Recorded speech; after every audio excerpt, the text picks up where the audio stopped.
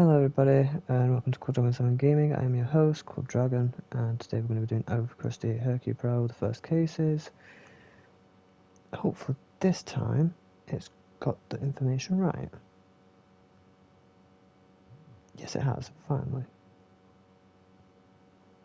You know what, let's leave it as it is for now.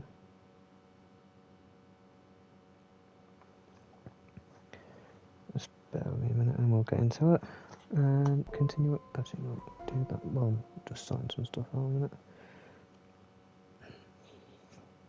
Not to self, don't try and change,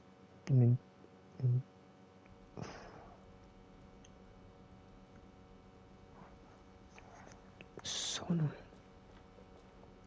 What can I do for you? Do that. Yes, he has been I here for just some know. time now. Lady Van den Bosch has been very good to let him stay so long. Would you say he has become part of the family? He's always been very vocal about how he stands the ladies in high regards, and so he should. Merci. You have been most helpful.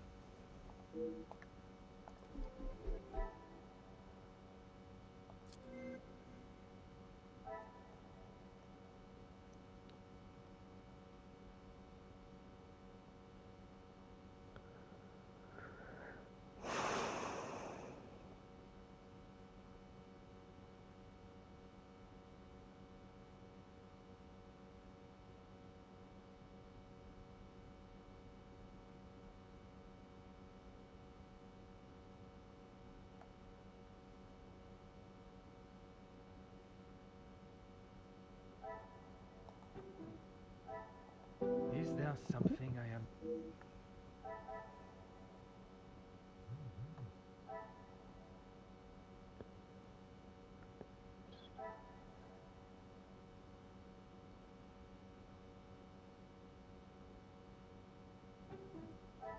Things are beginning to become clearer.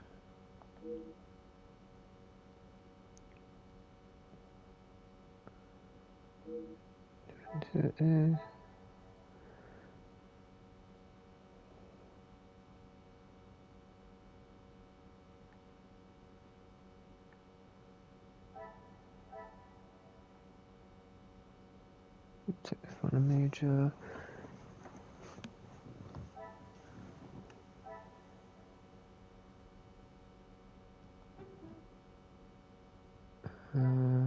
This will not get me Nope. any closer to...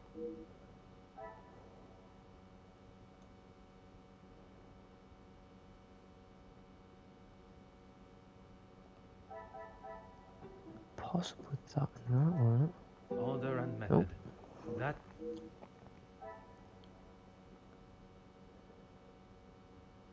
Doesn't like Gideon. Oh. That and that. I should not be surprised by my own skills of deduction. Let's say it to his face, but I don't think it's the... That's just my... Yeah. 10 to 1. There's something here. Possibly... this and this. What a revelation! Should and could be marrying into financial gain.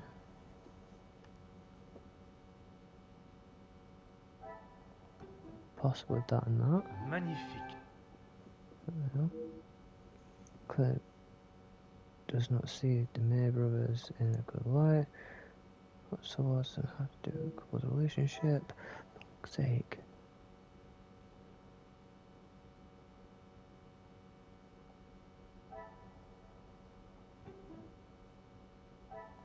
The pieces of the puzzle are finally coming together. Yeah. Clearly doesn't. Well, the major clearly doesn't want the wedding to go ahead. Joe Gunner's reason for punching it against the wedding. Okay. So that done. There's not much to do there.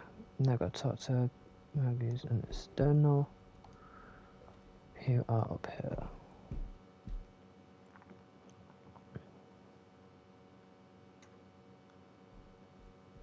Major.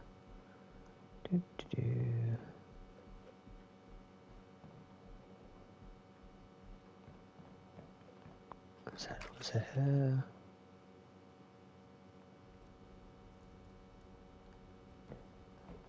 External. Is there something else you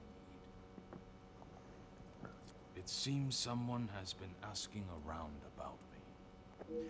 Only polite curiosity, I can assure you. Well, you would be right.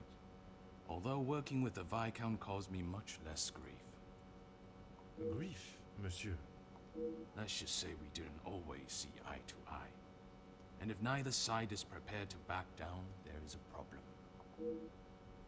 There's obviously more to learn about the goings on between Monsieur Silver and the Major.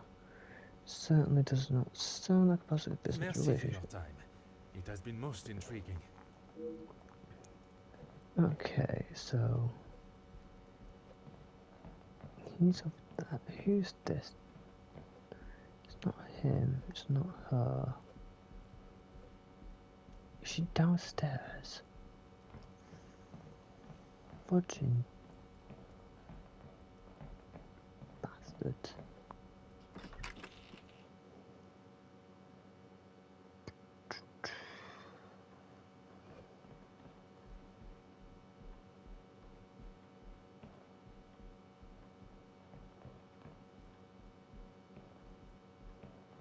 Let's just wander around here, down here.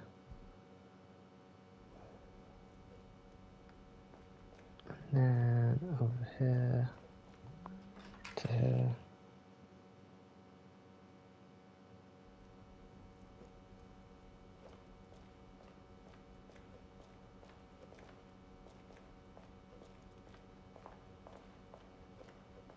I am all yours, detective. You are quite inquisitive, aren't you? I believe it is called small talk, no? There is small talk, and there is prying.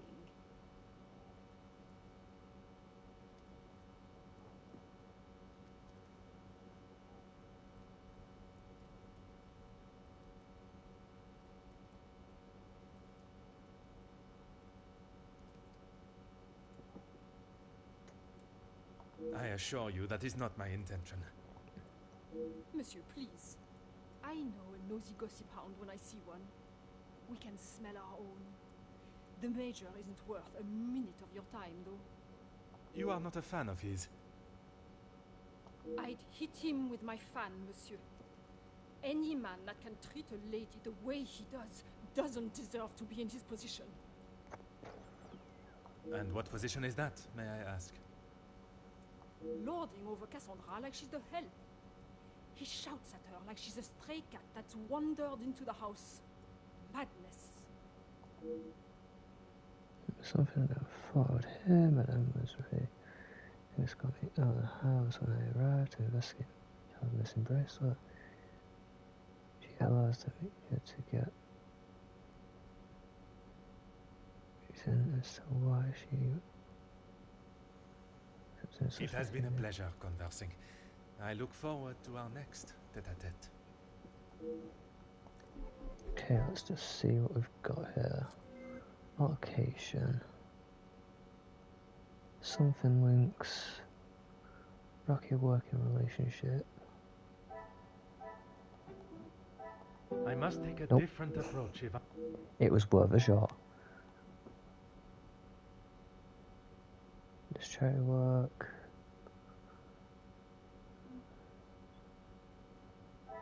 And Jackie had a discussion.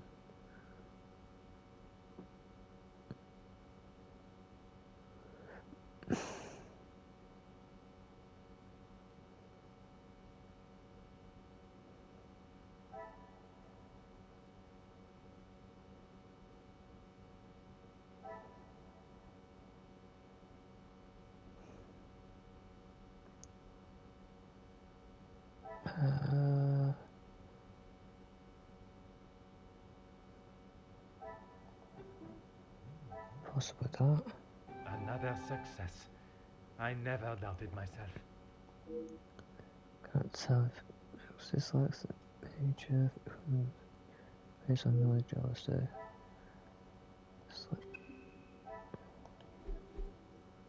Okay, so now what do I do?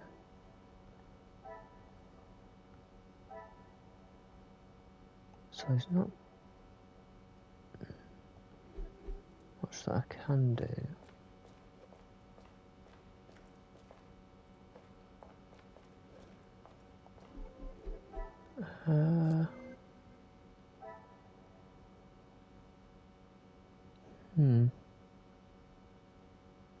Something doesn't add up. Okay, that's done. Let's take the blackmail. Who items?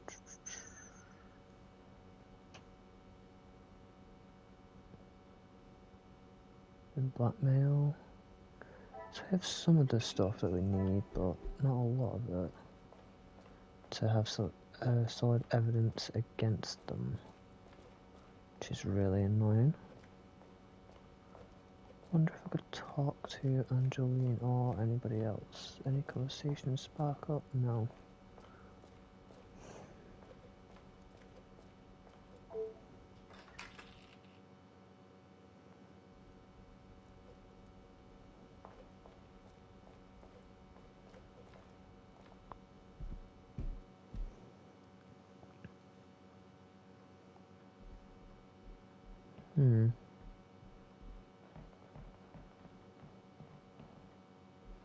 Anybody else though? I think it's time to join the party.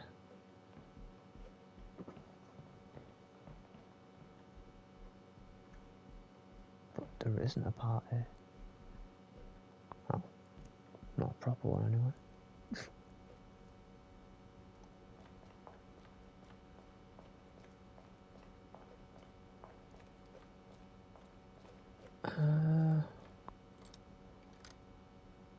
Dinner is ready. It's not too long.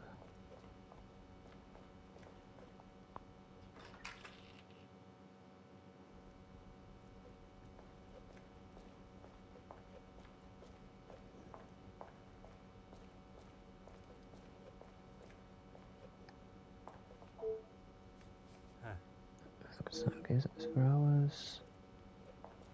There's nothing much I can really do till it tells me that I can finger. You know. Attempting to show myself the embarrassment.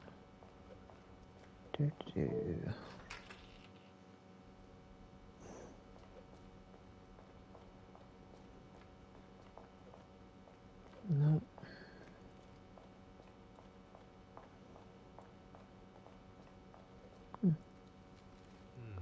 For this evening, 4 people are assigned tonight's event. Have I just... Yeah, I've just seriously just found some clue now. The staff live and work in this house with the Vandenbush family. It would not be surprising for them to know more than want to. Inspect the butler's pantry.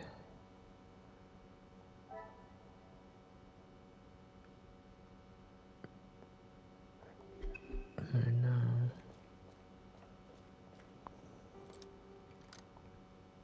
I would have thought. Scheduled. I don't always want to remember her.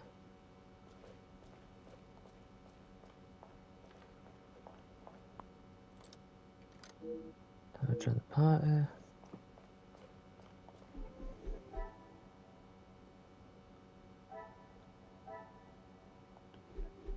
Right, so I can't exactly inspect that pantry for some stupid reason.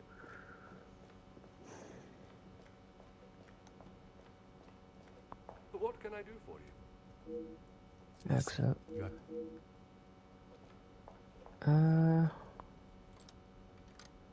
The informant is too long. That's really annoying.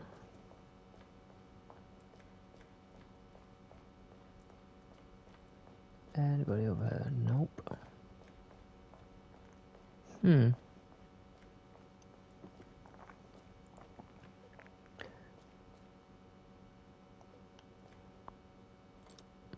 I was having thoughts of the staff. Who's supposed to be in? Staff wrote for this for people. Lunch dinner party.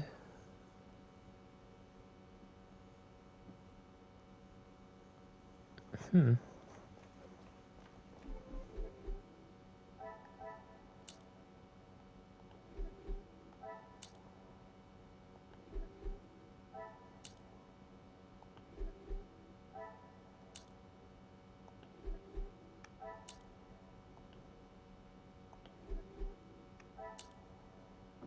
Let's just take the time doing this a minute.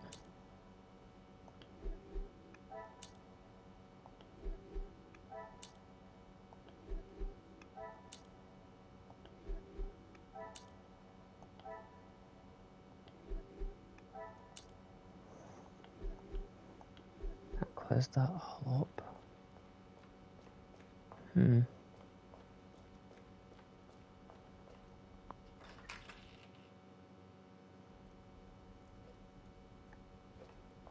Why there's not a single member of staff?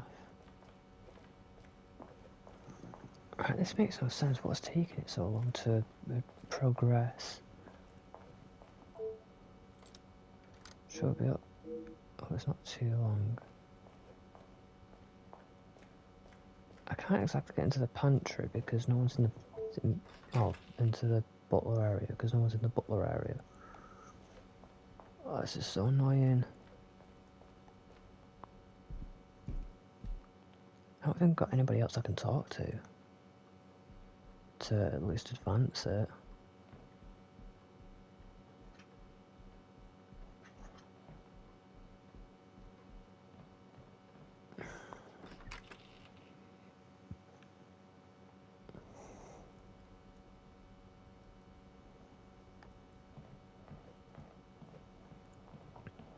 Can't talk to Esther, can't talk to Jackie, can't talk to Hugo. Has to be something I'm missing.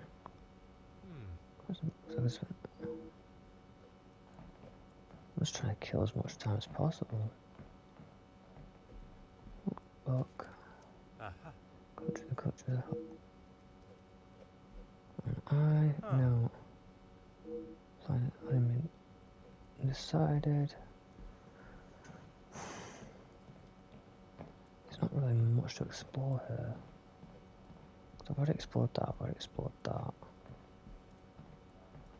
Yes, okay, fireplace. There we go. That's been explored now. Look.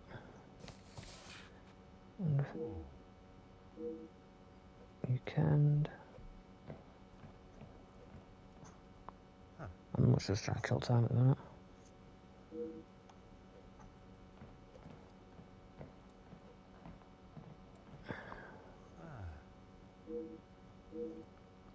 There it is. There.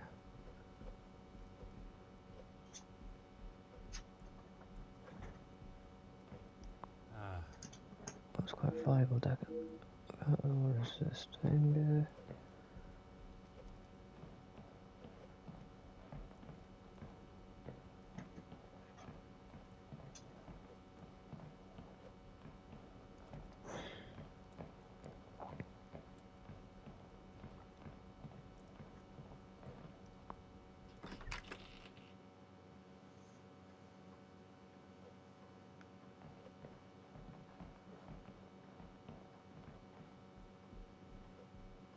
What's that? Can't go in there.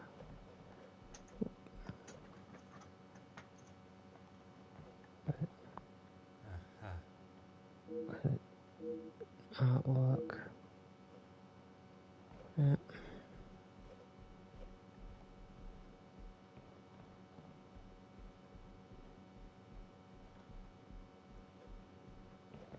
Plant.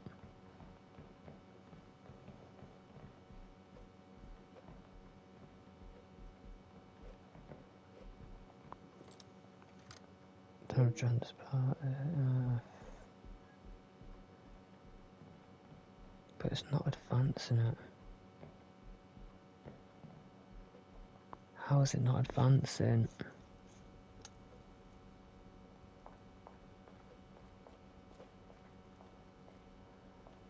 Book.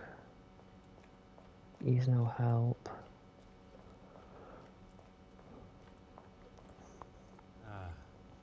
Quick Bible there. Okay. Fire I've already seen. Oh, What's viable? Nothing like that. Nothing there.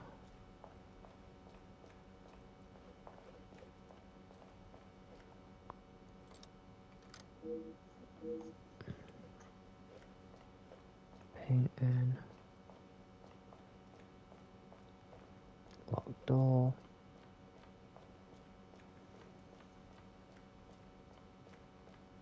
I wonder why it isn't actually advancing it. It should be advancing it by now.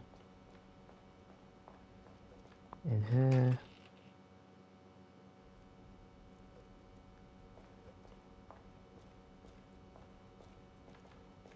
Anything else? No.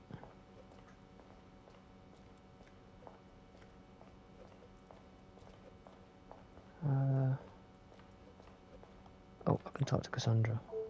Let's make this quick, Detective. Locked? That is absurd. They should be constantly coming back and forth from there if they are hiding from their work again. What is it you want in my staff area, anyway? I only mention it as I was hoping to speak to some staff members. But if they are busy... Be a good fellow and make sure they aren't slacking off in there. It shan't take you long. May not mission I was expecting, but I shall take it nonetheless. I shall pantry Merci. again. An enchanting conversation, as always. Oh, okay. So that's all I actually had to do, just talk to her. Really? Okay, Poirot, you know what to do. Kick the door down.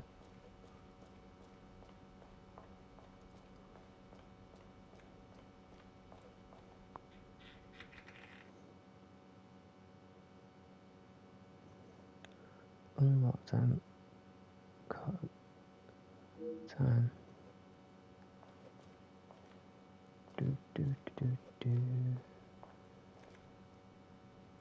There's not exactly really much I can do here. Oh, no. Take this order, dismissal of a staff member for accessing room to open mission. Curious. Odd. Photograph. Photo showing to members of staff. The house which... Something there.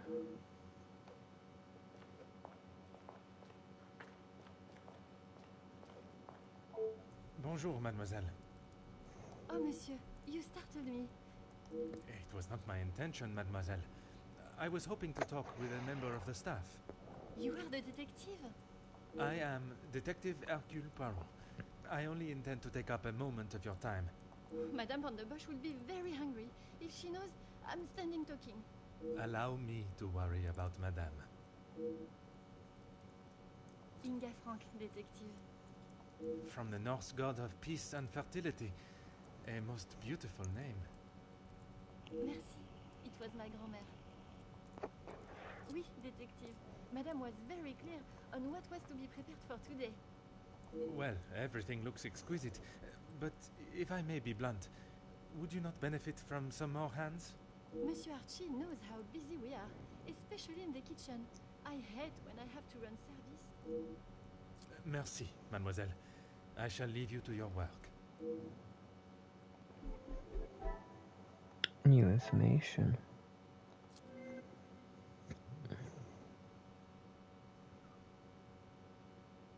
Head to the kitchen.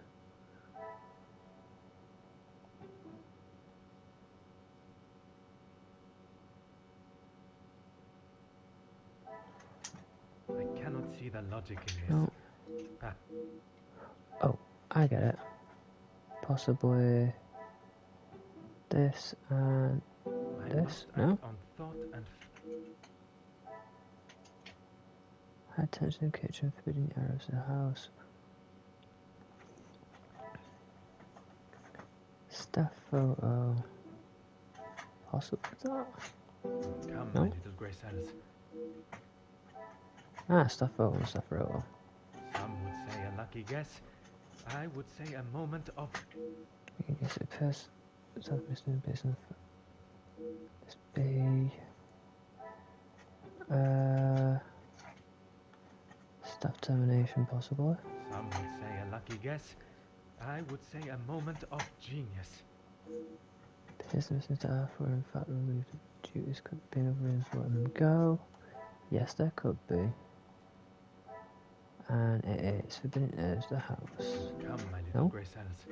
We... Found taking care of the money, possibly? If that's not that one. What a revelation! Yeah.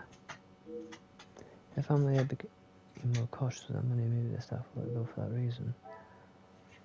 What's the issue? Talk to Archman, talk to... Who? Oh. You didn't talk to Cassandra. Oui, detective. I am at your service. That is not for me to talk about, detective. If Monsieur Archie found out I had said anything out of turn... I am not asking you to betray your fellow staff or the family. What is said between us remains that way, mademoiselle. It's only whispers. But the last servant was caught in areas of the house they shouldn't be. Apparently, they saw something they shouldn't have. Please, detective, if Monsieur Archibald found that I was talking like this with a guest... My lips are sealed, mademoiselle. Merci, mademoiselle. Okay. Is connection. Well, yes, many issues.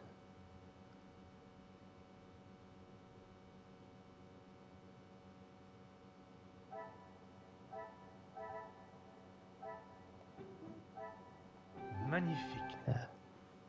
And your conversation appeared for a moment at least that the family had organised their financial situation. Okay, that's set in stone.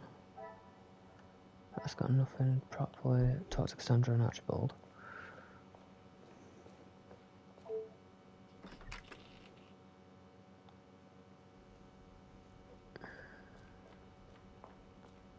Let's just see if I can piece some stuff together.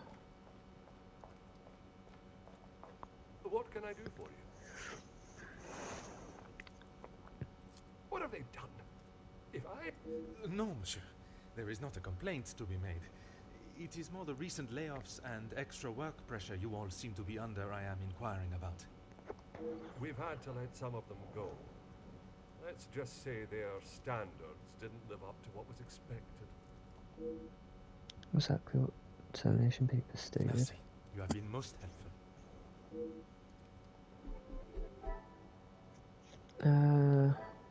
Nothing there. Right, there's a link. Staff know family's hiding something.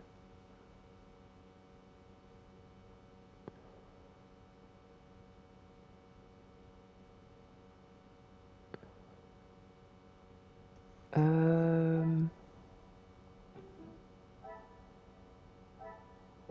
must No. act on thought and...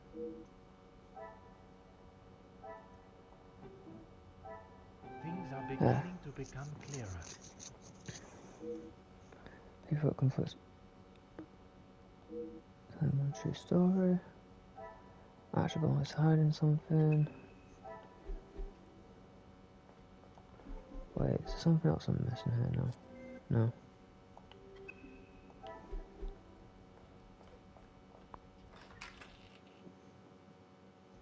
Now I have possible more suspects. I could probably crack the case soon. Let's make this quick, detective. Detective. So, you're not seem to...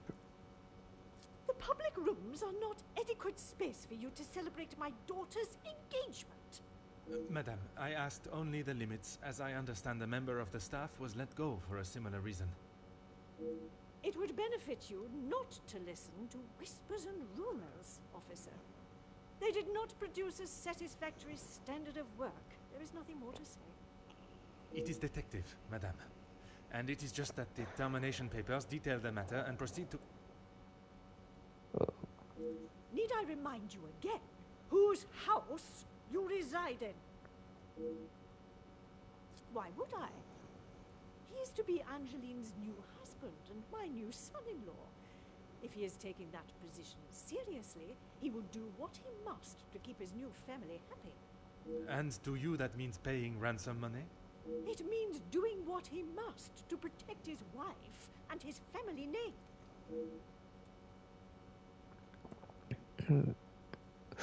I see you have still not learned any sense of tact or subtlety. I see no reason to beat around the bush, madame. Until you are pricked by a thorn. And until that day, I shall continue with the method that best serves me. Now, Monsieur da Silva. Yes, he has provided some financial support when it has been required. I assume that was the answer you were looking for. Merci. An enchanting conversation, as always. Okay. I thought it was only Madame van den Busch that was concerned with her appearance. So my mind that although I'm still not sure how he fits into the family dynamic. Boom. One done. Altercation. Okay. Does that now mean that I now have to talk to what's the doodle face? Talk to Cassandra. I think I've already talked to her, haven't I? Yes. Cassandra dismissive about forbidden areas of the house. Ah, here we go.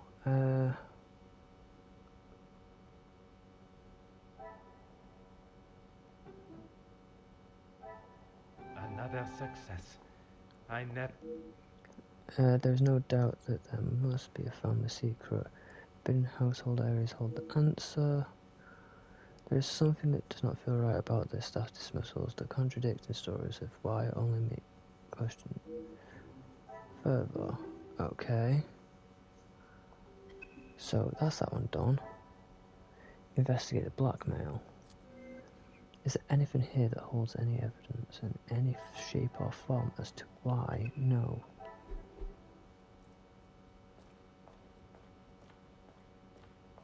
Which possibly means do I need to talk to the butler again? Yes. What can I do for you? Some of the kitchens are going almost... Ah, perfect timing. I was about to ask that everyone move through to the dining room. Très bien. Hallelujah. Yes, Maman. Perhaps Turkey. I would love to see my beloved's homeland. I'm sure we will decide on somewhere. Perhaps where we are both yet to have visited. It was my crowning achievement. I am not so sure you workers would agree. Are you sure? I've definitely seen your face somewhere before. I do not believe there is another that resembles these features, or brains, at least. I've always liked the idea of sailing the West Indies. In that heat? With your complexion? Okay, but you lived in the capital at one time. Oui, mademoiselle. I spent much of my working life there. Maybe sleeping off half a bottle of whiskey. Let us not be so blasé with our opinions, brother. If you ask me. I don't believe anyone did.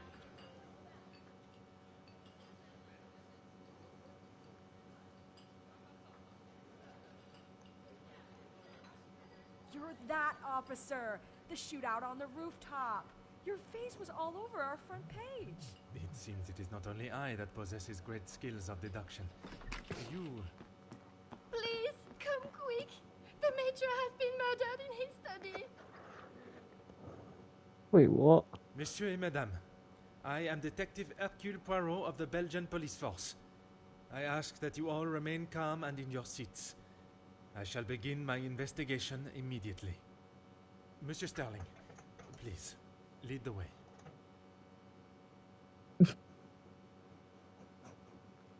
Well, I didn't take one to kill him.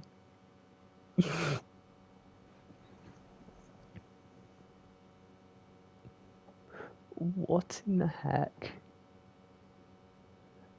A noticeable, almost instant chill can be felt upon entering. This is Mr. Hagen's study, Detective. Would you like me to stay? I understand if you are not comfortable with such a scene. Don't you worry, Detective. I've seen much worse in my years. I am thankful to have someone of your resilience by my side. I just can't believe someone could have killed him in cold blood. Is that what you think happened? I admire your faith in your fellow man, but you will be surprised what someone will do when they feel there is no other option. Mr. Hagen does not allow any staff into the study, and they were all present in the staff quarters, or part of the dinner service. And everyone was accounted for? Everyone. It is my business to know all my staff's whereabouts.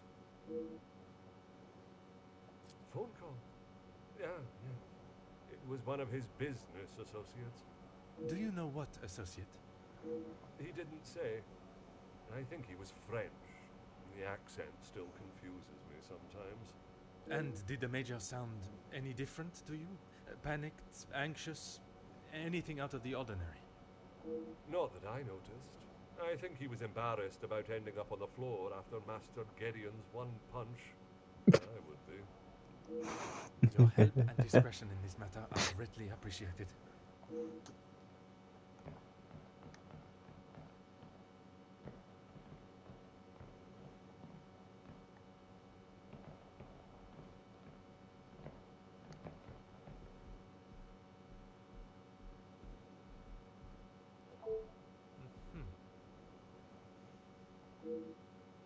Single stab wound, I would expect to see him. Punching into the culprit head. Here with the intention of murder. Sort of confrontation with a bruise on his face. Deductive skills and experience here, besides the stab wound gone from his body. I was brought here to find a blackmailer, but discovering the truth behind it. Okay. I just found this. Right, but, quite severe. It's quite severe, such a shame to see such a beautiful wound. Surprising. Surely quick and easy fix. But for safe made with security in mind, it's locked tight. It's on top.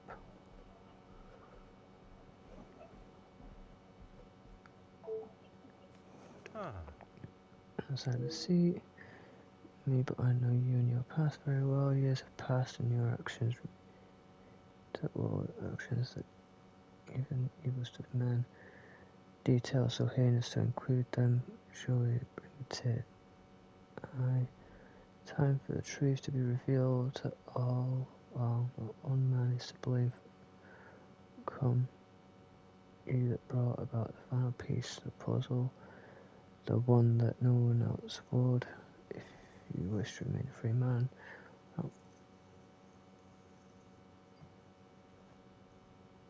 before closing this Wednesday, consider your next move. I would not ponder on it. Ooh. Blackmail letter written in similar manners, addressed to Mademoiselle Angeline. His own letters.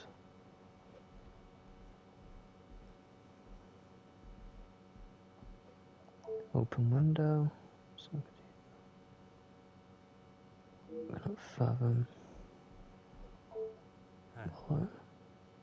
So is it missing from it? Okay, that's it. Out of water. Agatha.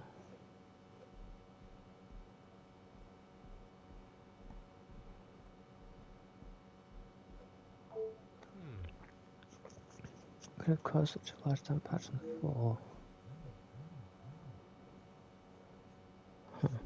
Ooh, the pieces of the puzzle add up.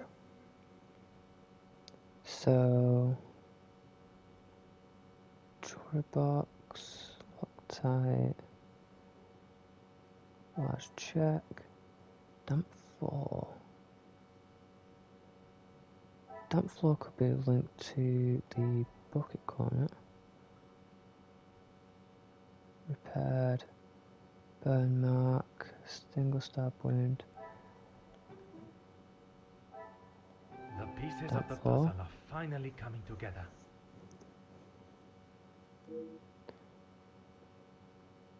Okay, then repositioned. Besides the major, bucket was overturned. Single stab wound, unrepaired, burnt carpet. Possibly this? I cannot see the No. logic in this.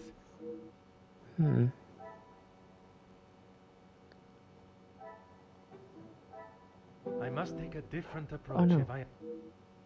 Wait. That and This will not get no? me any closer.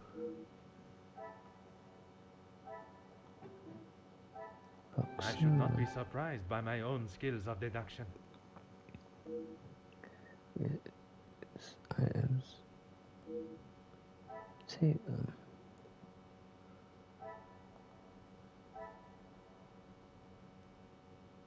Fallen snow open window unrepaired. Order and method. No. Single stab wound.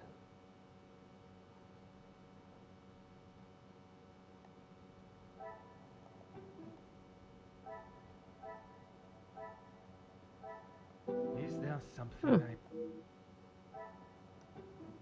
Maybe that and that. Some would say a lucky guess. Silence.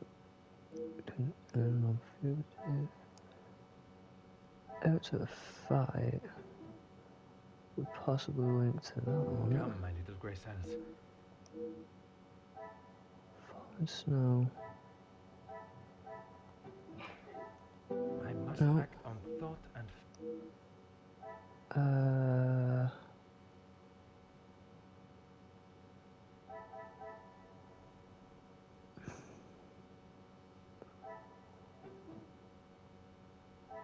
I cannot see the logic.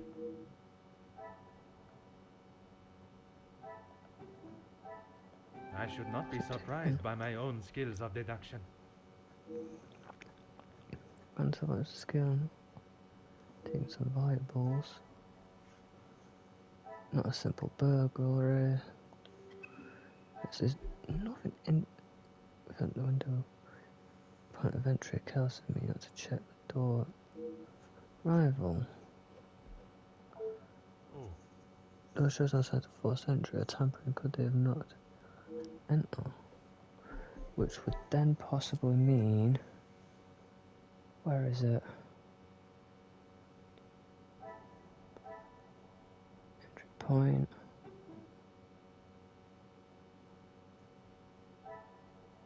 What a revelation!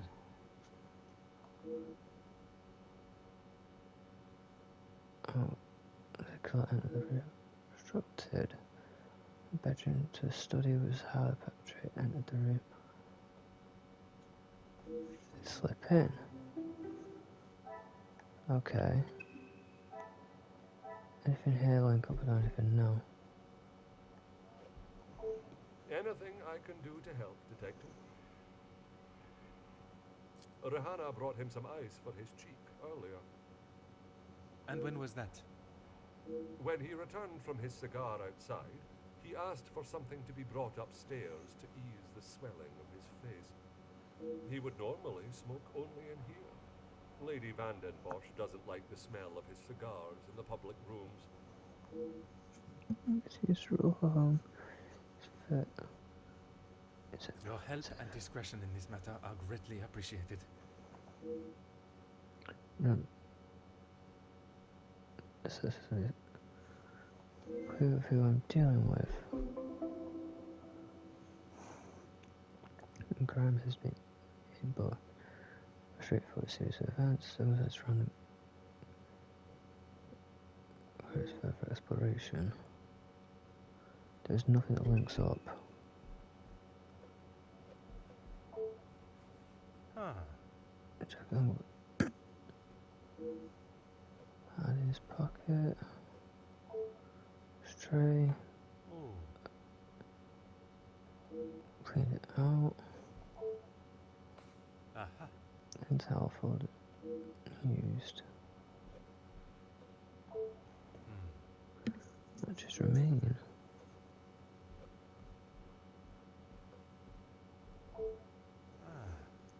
Our organised desk contains what looks like important documents.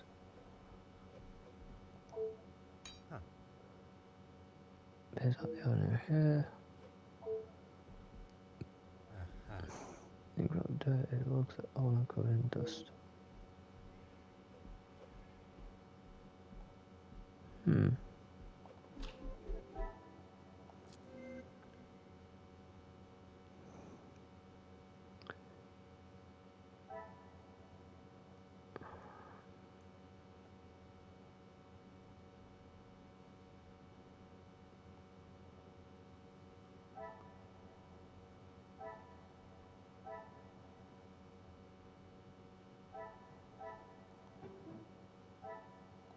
Is there something No? I have? Order and method. That is the... Wait.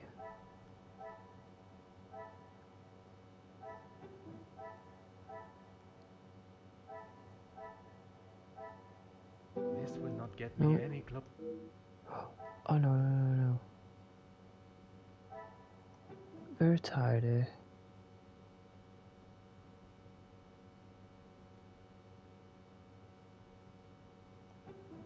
Wait, no. That links to that. Things are beginning to become...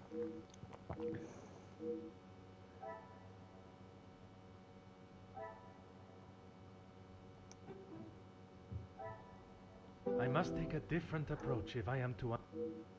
Hold on one.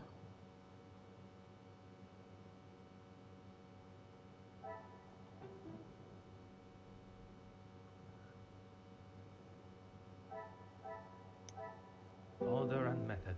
No.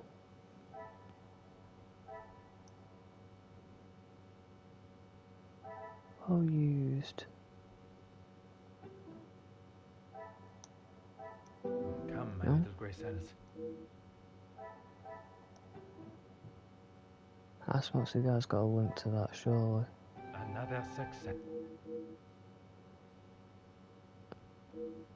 Dropped his evidence of smoking. I cannot see the logic in this. Perhaps... Maybe... Moldy logs.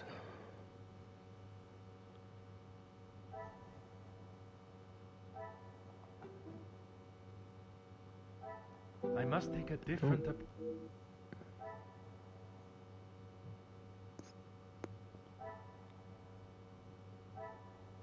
It's obstructed. That opener. I must act on...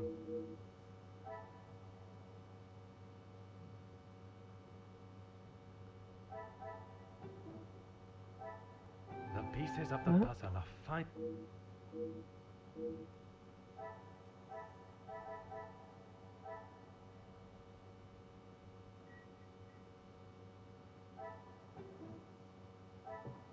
Magnifique. There we go. Tampered with the killer, clearly. The tracks. Crime scene was compromised.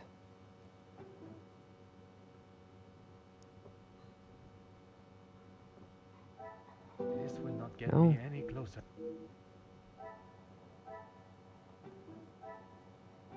beginning to become clearer. Can't know where to roll. He uses a murder weapon.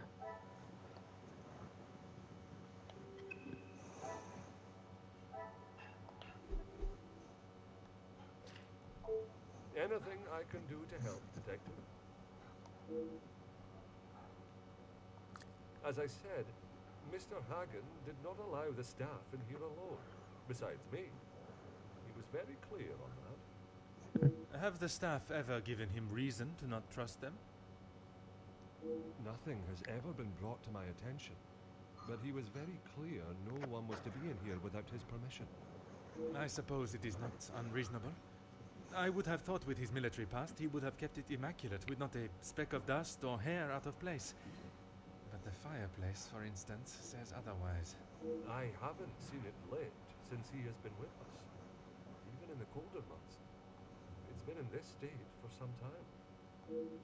Your help and discretion in this matter are greatly appreciated.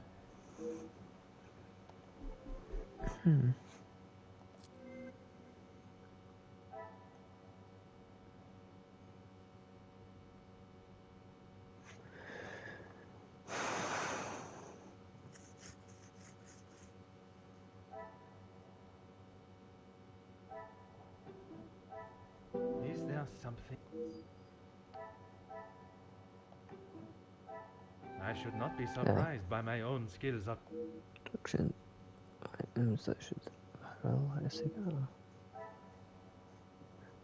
No fire source. I must act on thought.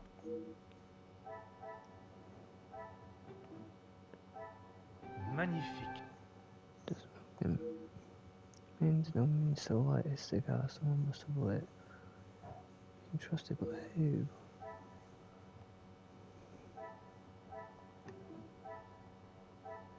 Some would say a lucky guess. Kill. I would say a moment of genius. Cigar fragment. So ruthless. Killer.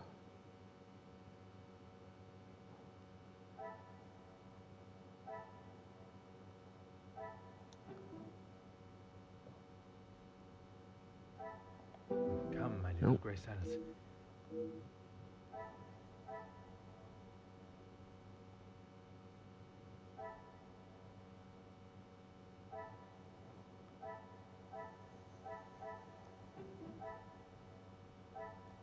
Is there something? What am I missing?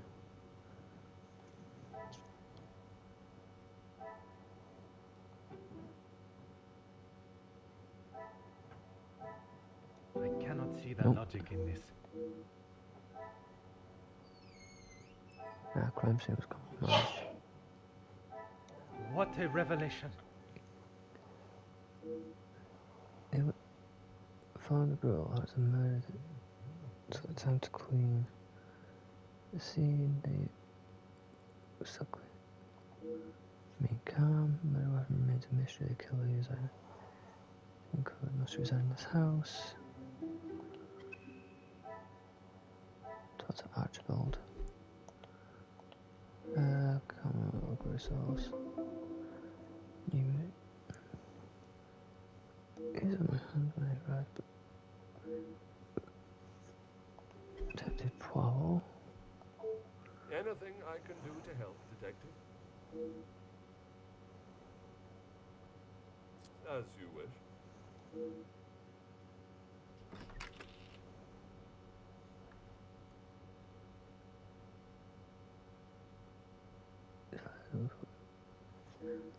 Sorry. See, Detective Tracks. Something. Feel good.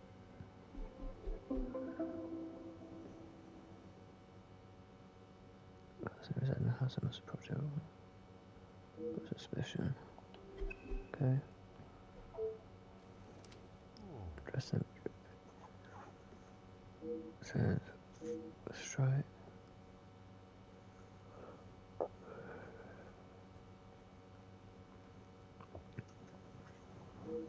There's Arthur, which I'll do in a minute. No. There's nothing there. Fine. What's that?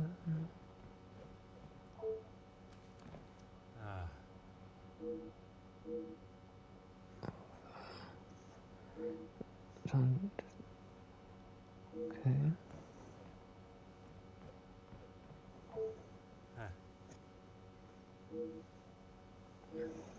Laws.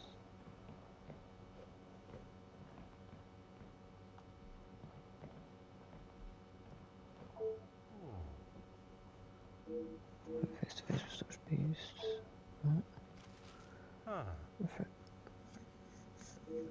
Okay.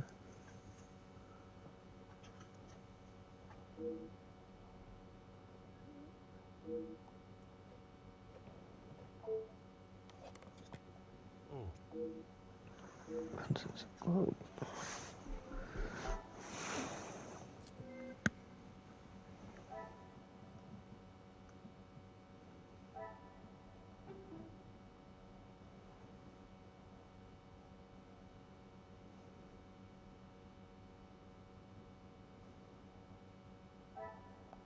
Another success.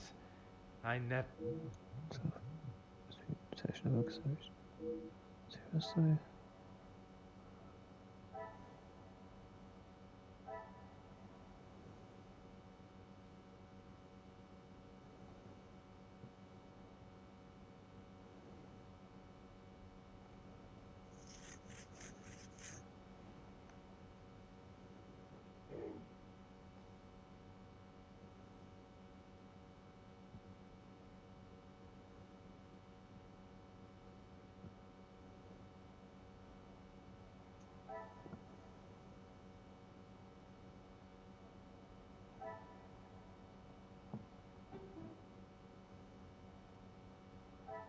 Order and method.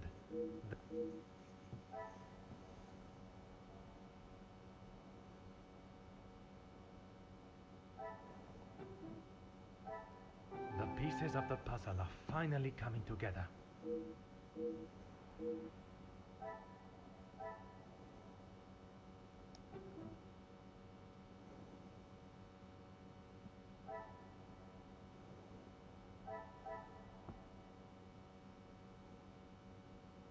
I must take a different approach if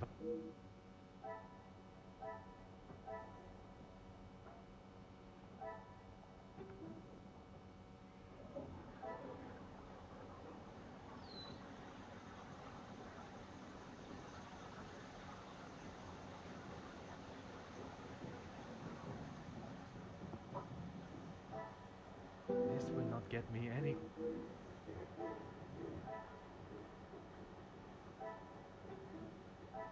What a revelation!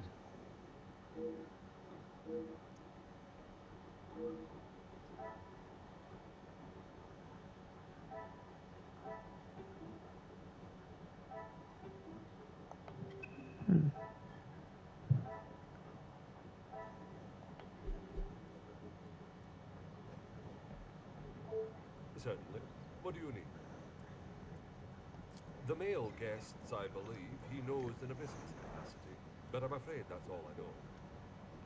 I will add, though, he has not always been the easiest man to get along with. You are talking from personal experience of working for him. I am head butler to the Van den Bosch family in their home. He has made himself comfortable, but to me he still remains a guest. There's not much I couldn't tell you. As soon as he found out my father was in the army, his stories never stopped. I am sure an officer of his rank must have many a tale. A tale is a fitting description. Not so much a pinch of salt, more like a bag is needed listening to them. You've lost me, detective. I struggle to believe they were both helping her out of the kindness of their hearts. Could they have been fighting for the madame's affection?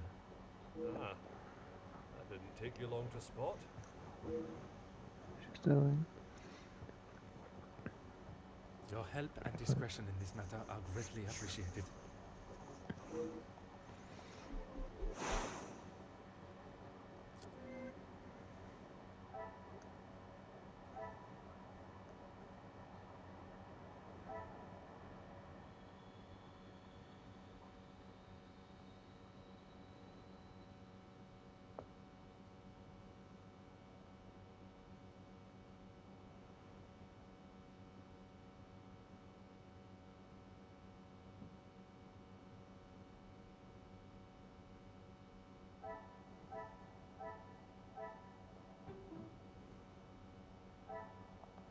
Come, my little grey cells. We must think logic. It's fabricated accomplishments. Is there something?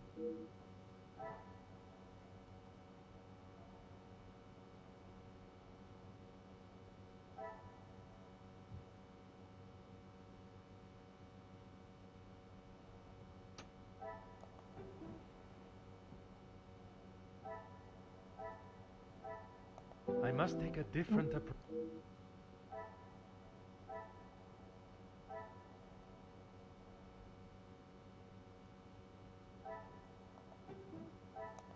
Another success. I never... Some would say a lucky guess. I would say a moment of genius.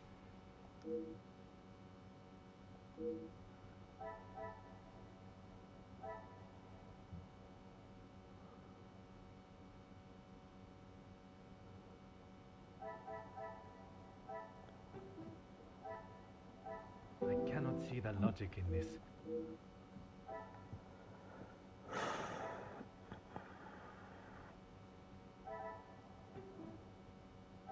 This will not get me any closer to my goal. Maybe... Magnifique. that one. That's what I guess is behind the ornaments. Let's see.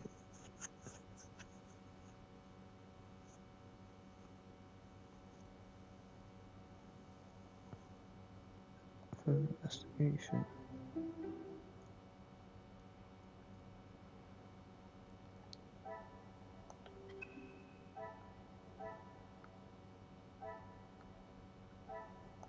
So Tartar Archibald. Certainly. What do you need? As you wish, Detective. Seems there is no simple explanation for what happened here. Very high. That needs to be asked.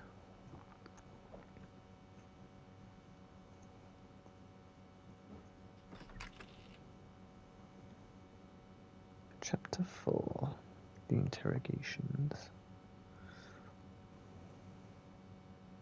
The guests are waiting for you, Detective. I informed them of what has happened, but divulged no details. Because my opportunity to catch one of them off guard. More than a weapon in my I am memory. most grateful. Madame Vandenbosch is here also? She's in her room with Miss Angeline. It may be better to speak with them privately tomorrow. Oui, merci. I shall come find you again once my questioning is complete. Guess that wasn't right. What about this evening? I concerned who had an opportunity. Okay. Maya leads suspects from evidence that perhaps the danger has been some awful. Okay. Archibald, you're going to tell me everything in a bit. First things first. I am afraid our conversation is of a more formal nature this time. So the Major was murdered? It appears so. You can't think that I did it, though. I will be questioning everyone over the course of the evening, and your cooperation will certainly speed up that process. I was here in the salon, minding my own business, enjoying my own company.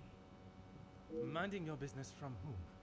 Comtesse, what's her name, and my brother.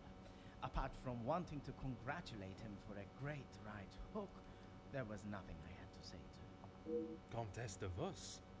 And they will both confirm you were here? If she had taken a moment to notice anything besides herself, she will tell you I was here the whole time. I think that is all for now. Take your time. Bonsoir, Monsieur Beckers. Merci for speaking with me. Monsieur Poirot. Or should it be Detective Poirot now? Detective Poirot is perfect. Merci. I would like to begin with a few questions. Go right ahead, Detective Poirot. I took great pleasure in seeing the Major's ego as well as his face take a bruising. And then I made my way to the library. Well, you spoke with Mademoiselle Conrad. And yourself? Yes. We were the only two that you spoke with. One of the servants bought me a drink and I was telling her about the benefits of joining a union. She didn't understand what it truly meant to be a part of something. Something bigger than just her. I was trying to explain to her how... Monsieur. Oh, yes, it was just the two of you and the servant. You see, causing self in the library. And you are sure there was no one else present? I'm not sure what you're getting at, Detective. You were there. Merci, Monsieur Beckers. It has been a most enlightening conversation.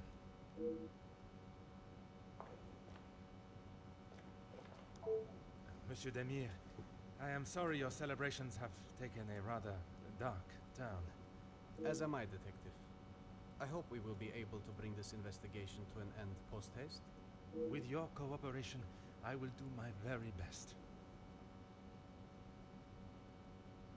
I was here in the salon. I thought I would have a moment of peace to calm myself. But the Comtesse and my brother followed behind. Did they inquire into the reasons behind the fight in the hall? I think they both saw it as some light entertainment, more than anything else. The Comtesse does not strike me as one to enjoy violence. And not so much violence, but karma for the Major, perhaps. You did not hear how he spoke to my wife-to-be. She is still rather upset about the whole thing. If you would be so kind as to stay here, I may require your help further. Comtesse, I am sorry our next conversation must be under such formal circumstances. It is not the first time Felix has ruined a good party. The current state of tonight's celebrations is the least of my priorities, Comtesse. Well, it's at the top of mine, Detective. I did not come here for a wake. Perhaps then we should proceed with my questions and you can get back to celebrating. It would be my pleasure, chérie. I did. I thought by staying in one place, it would be easy for the staff to bring me my drinks. How wrong I was. And who else was present in here? The handsome groom-to-be and his brother, although Zachariah, is it, made a rather sharp exit at one stage. Did he say where he was going? He barely said two words to either of us. I think he was more concerned with his drink. No one seems concerned. Merci, Comtesse. If I have any further questions, I shall be sure to come and find you. Mademoiselle Conrad, I am sure you understand the delicate nature of the situation. I knew I had seen your face before. You were just an officer when that story hit the paper. You have a très bon memory, mademoiselle. That was a long time ago. You can't escape the past, especially when you go and do something like that. That is very true, but one can learn from it and create a better future. What would you say to an Please, mademoiselle. Catching the Major's killer is my sole concern right now. Now, if you would be so kind, I have some questions for you. I arrived, unpacked my bags in my room, and made it downstairs just in time to see the Major take a right hook from Gideon. And then I went to check out the library.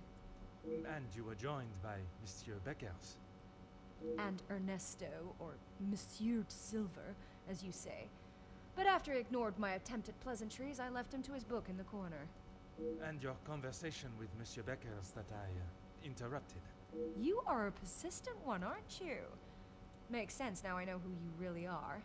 You'll just have to wait and read about it in the paper like everyone else. Means that Becca's got a hint about it. You have been most helpful. I request you do not go too far. Merci.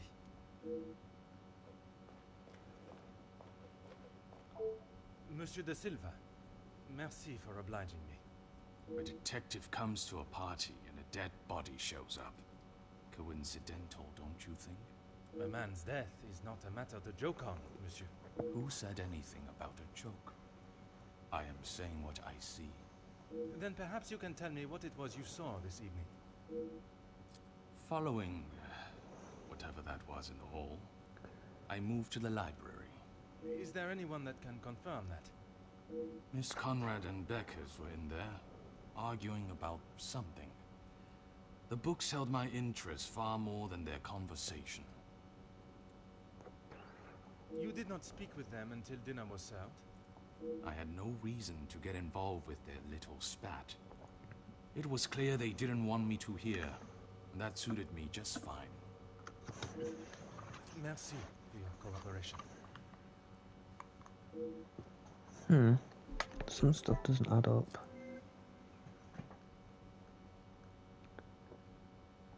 Jackie was talking to Hugo.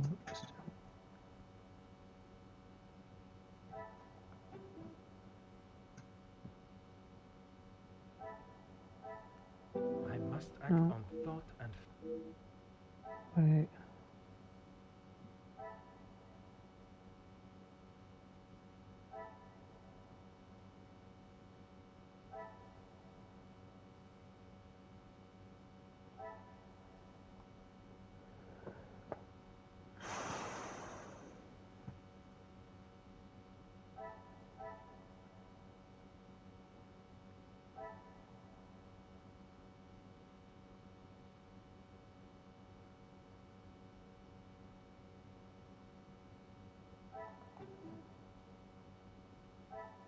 Order and method.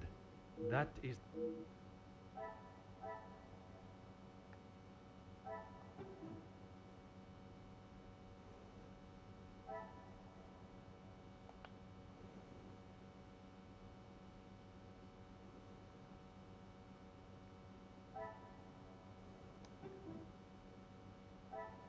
Things are beginning to become clearer.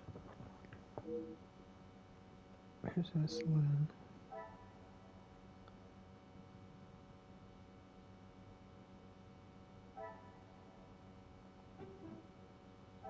Order and method. That is the... Oh no.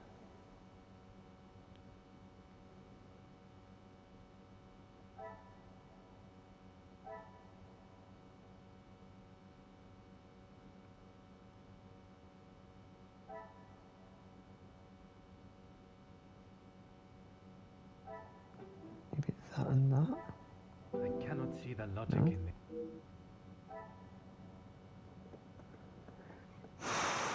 I need to talk to Archibald, don't I?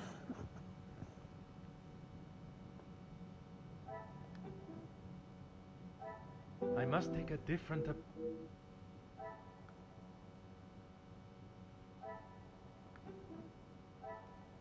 pieces of the puzzle are finally coming together.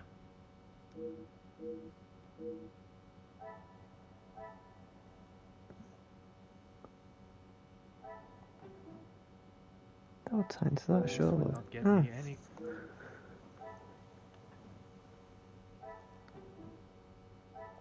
I should not be surprised by my own skills of the... Information of his appearance in the library.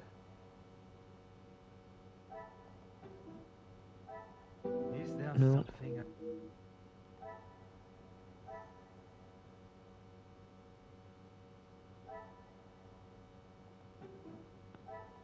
The pieces of the puzzle are finally coming together. So they confirm appearance and so on.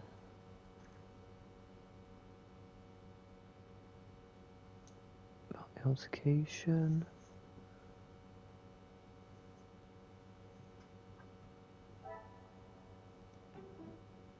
No, that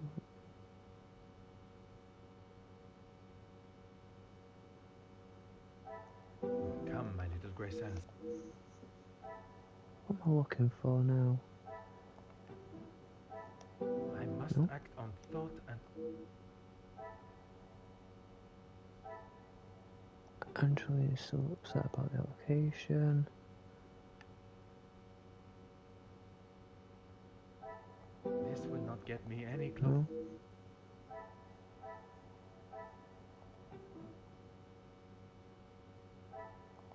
Another success.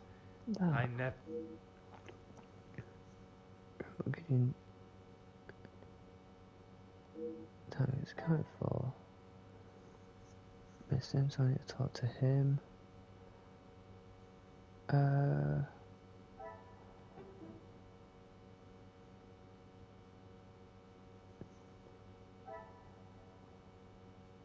Things are beginning to become clear.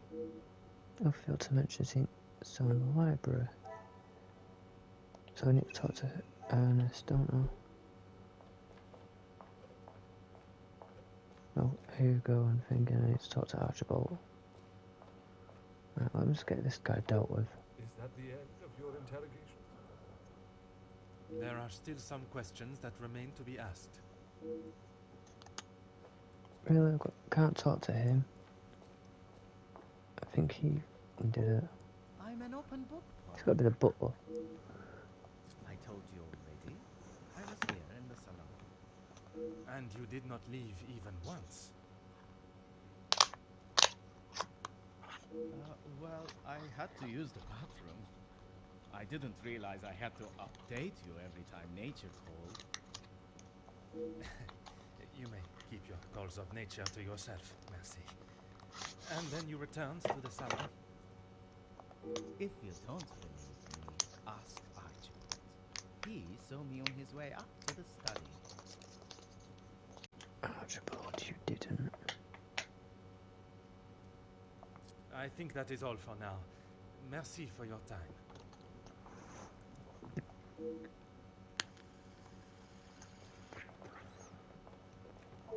Whatever you require, detective.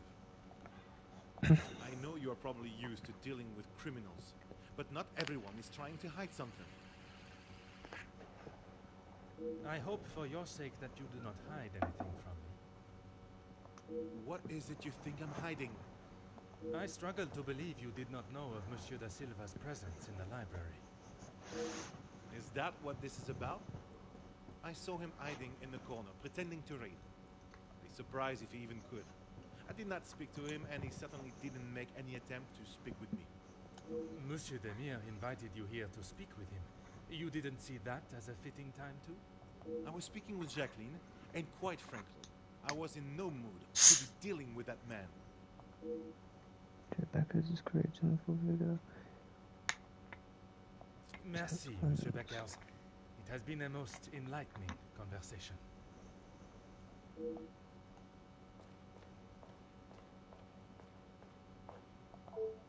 Can you confirm seeing Monsieur Demir in the hall this evening? Zachariah, yes. I was on my way with a bottle of whiskey to the Major. He shouted a rather ignoble greeting to me and asked for directions to the bathroom. I presume you showed him the way? Aye, detective. I showed him to the hall bathroom. I didn't think it was wise to attempt the stairs, not in that state.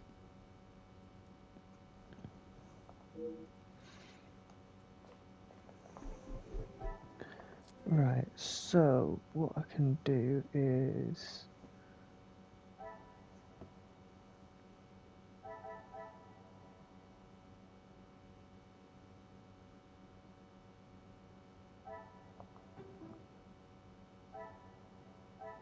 I must act on thought.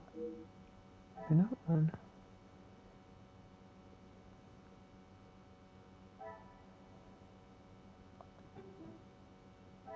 Come, my little grey cells.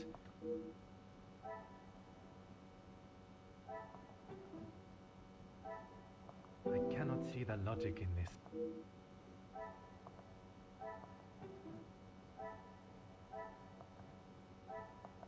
Magnifique. I was going to say... What a revelation. True's alibis, Hugo Stone and Jackie support True's versions of events. Responsible, surely.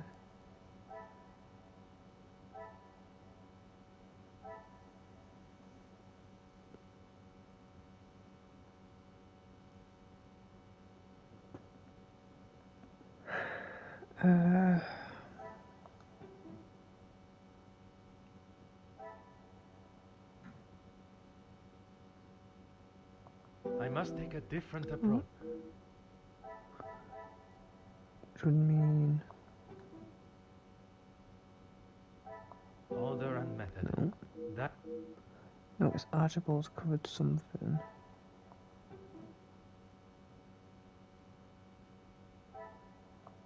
is there No. something Ah, I had the wrong way around. That one to that one. Some would say a lucky guess. I would say a moment of genius. William Zachary's movements out the sun, however brief. I should not be surprised by my own skills of deduction. Yeah.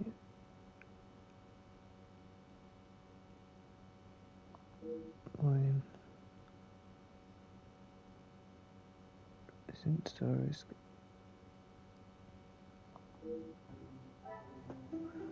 Okay, so they can all confirm.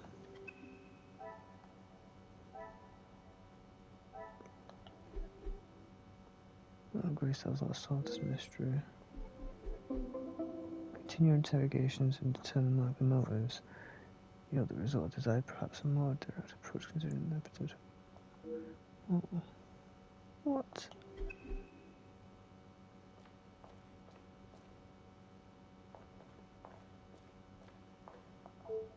I'm an open book, Poirot.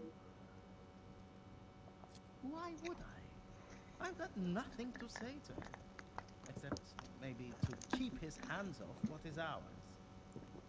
What is yours that he could want? Money, of course. Why do you think he has been suckling at the Fontaine Pochtit for so long?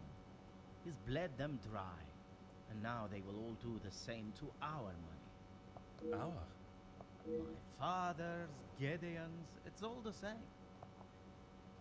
When you have not been on level playing fields for years, it's hard to have a family. I am afraid I do not quite understand. Yeah, because it's got to be the guess, surely.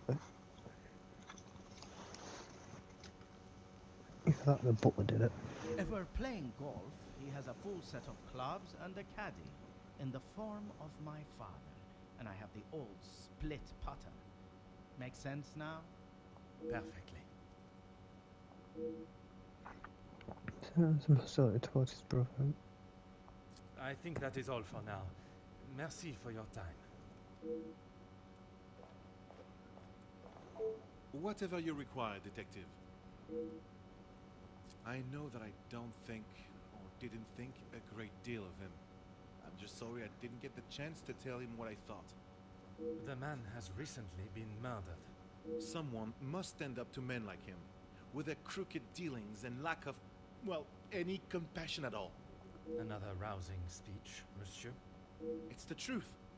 If you knew what I know, maybe he wouldn't be dead, but behind bars instead. Yes, Gideon invited me. If you will recall from our previous conversation, we have been working together and he thought now would be a good time to discuss matters. Hugo's a blackmailer, but he's not the To killer. discuss business at the celebration of his engagement. We're all here, so what better time? He thought Da Silva might even let his guard down, if he was in a more jubilant mood. It would be wise to not continue to ignore us any longer. And what business was it that was so urgent? We're trying to resolve the worker strikes. It has gone on long enough. Now is the time for him to listen to our demands so we can put an end to it all. Put the violence and upset behind us. Anger, yes, but that's all. I wouldn't kill a man. You must see why this leads me to have suspicions. You can't honestly think I did it. I am a man of peace. I make changes with words, not with violence.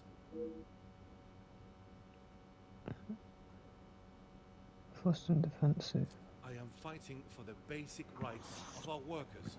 Yeah, Nothing not more. only is the blackmailer, If he he also can't killed see her. that, he is the lesser man that I already thought. And where does Monsieur Gédéon fit into the negotiations? And his brother? His brother?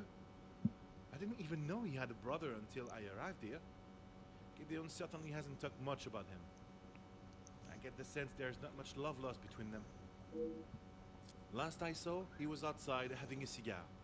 Oui, I spoke with him myself, but that was some time ago. He does love a cigar. You'd have to stand out in those conditions. I could barely see him through the snow. Merci, Monsieur Beckers. Let's see what I've got so far. Nothing lined up just yet. More questions? I suppose so. Felix, I didn't know him that well. We spoke a handful of times. I met him through Cassandra. I thought him to be rather pompous. But you remained polite, as any gentleman would. Of course. His opinion. What is there to say? She's a remarkable woman, and I admire her. Even after Edwin's death, she held herself with such poise. It sounds as though you hold her in the highest regard. And why shouldn't I? Women these days could take a leaf out of her book on how to present themselves. He had approached me about doing some business together. I like to know who I'm getting into bed with first. And you both went ahead with your business venture. Not so much a business venture, more security related. But there is no need to discuss that any further. Is there something you wish to remain hidden about your partnership, monsieur? It was far from a partnership. I hired him to run security at my factories. If the workers were going to get violent, I wanted to make sure I was ready to protect my property. That is correct. And the reason for your support was always of a purely platonic nature. If you're trying to insinuate that I was expecting something in return, you can remove your head from the gutter. I meant no offense. I'm only trying to understand the dynamic of your relationship. I need to approach this in a different manner. Perhaps I should speak to Merci for your cooperation. No trouble at all. How can I help? I knew of him more than actually knowing him myself. In the past, he made his feelings towards my brother and I quite clear. And that was not in a positive way. I certainly wouldn't call trying to get Angeline to postpone the engagement positive. What do you mean? I do not mean to pry, only I imagine the whole room was aware of his celebrating with a bottle. You must be mistaken. Neither my brother nor I drink. No. No, is this it? Then perhaps one does not see. We aren't the closest, but what brothers are? I would argue that many are. We've lived very different lives. Our priorities are different. He does not see things the way I do. There isn't much more to say. It's going more to uncover here. I shall return to the matter when I have lent my voice to some discussions. I have tried to facilitate meetings. Just positive support. Does that positive support include sending letters to those on the opposing side? Detective Poirot, I'm not sure what you think I have done. Monsieur, a letter has been found threatening the Major of what might happen if he does not act promptly, and now he has wound up dead. You think my sending him a letter, warning him not to get involved, means I murdered him? At this time, it is certainly reason for me to be suspicious. I have been funding the strikes, Detective. These men deserve fair treatment, and a wage that fits the hard work they undertake every single day. The Major didn't see that. All he cared about was the money for his services, and that is all I care to discuss. Here's Monsieur sorted. Noble intentions, but If you would be so kind as to stay here, I may require your help further. I am all yours, detective. Why would I actively choose to speak to that wretched man? You were quite adamant of your protection of Madame. If he was as awful as you portrayed him to be, there must have been some words spoken, or perhaps written? He was quite aware of how I felt towards him, and the lengths he has gone to remain close to the family. That is all that needs to be said. I must admit, I would not want to be on the receiving end of your tongue's wrath, Countess. Wise thinking, detective.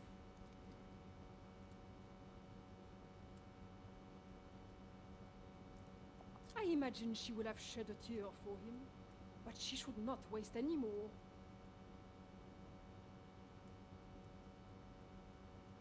You don't think she would?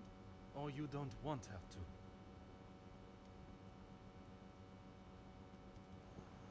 I have made it quite clear what I think of that man, alive or dead. I would not want her to waste anything further on him.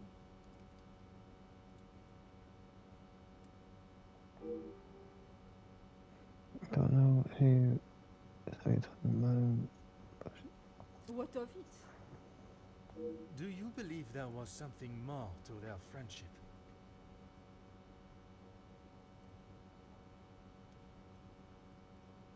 As I have said, detective, I am not one to gossip.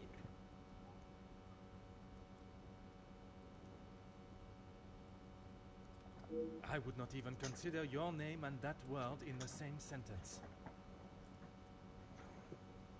Because it is not gossip when it's the truth. Not sure that is exactly correct, but it has made a bold attempt to justify it. Why else do you think he would stay around for so long? Yes, he was a friend and partner to the Viscount, but it is plain to see it is Cassandra's partnership he longs for.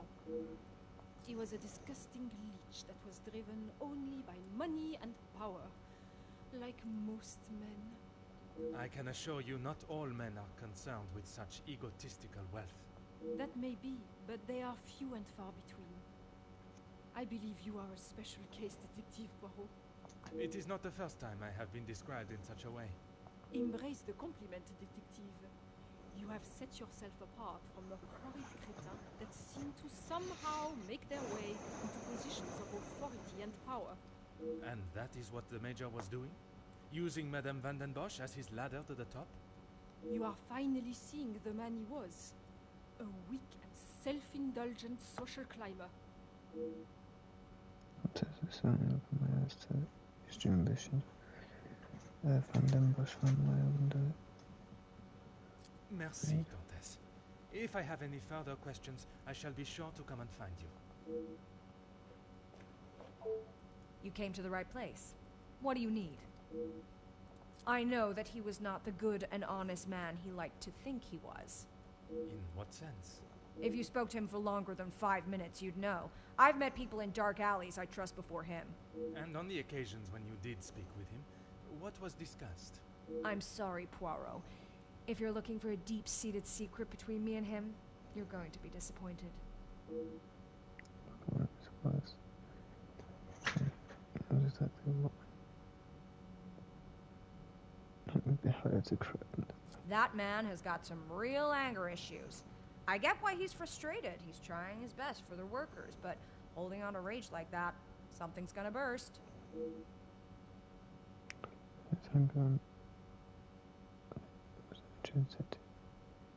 If you think you can use me as some sort of gossip machine, you are sorely mistaken. I can assure you it is not a case of gossiping. At this point, everything may be relevant to my investigation. So I would be helping you potentially solve a crime? You should have said that off the bat. To say he's smitten is an understatement. I reckon he's been wanting her for years. I see.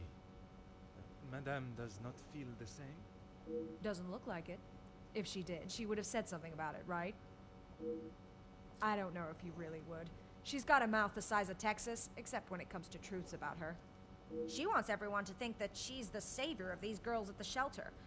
But there's a side to her I don't think anyone gets to see. And what side is that? One that she is keeping tucked away under her very expensive dress. Let's see. You have been most... I am all yours, detective. Countess, you gave me the impression the Major and the Madame were close. But there were times where he acted rather aggressively to her, n'est-ce pas? I am sorry, detective, but I did not mean to give you such an impression. Already built. I think it's the now. Continue her charm.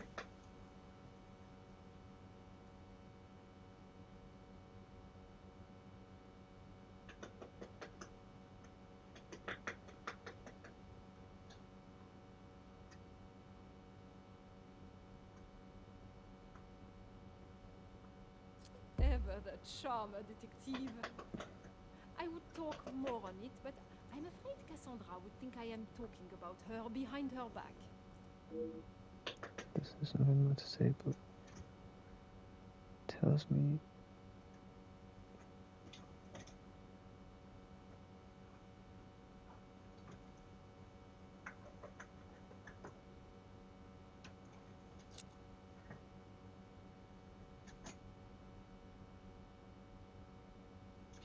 It is not often I am swayed so easily.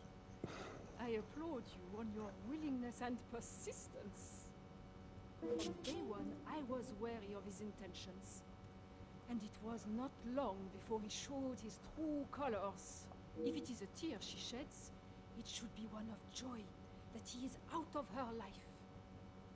I understand your feelings towards the Major, but perhaps there was... He was a bully. He took his shortcomings out on her, and she sat there and accepted it. I never thought I would see the day. Perhaps now she will be able to see the man he truly was. Karma will always catch up to you. Merci, Countess. If I have any further questions, I shall be sure to come and find you. okay. This new information I need to talk to Sakure.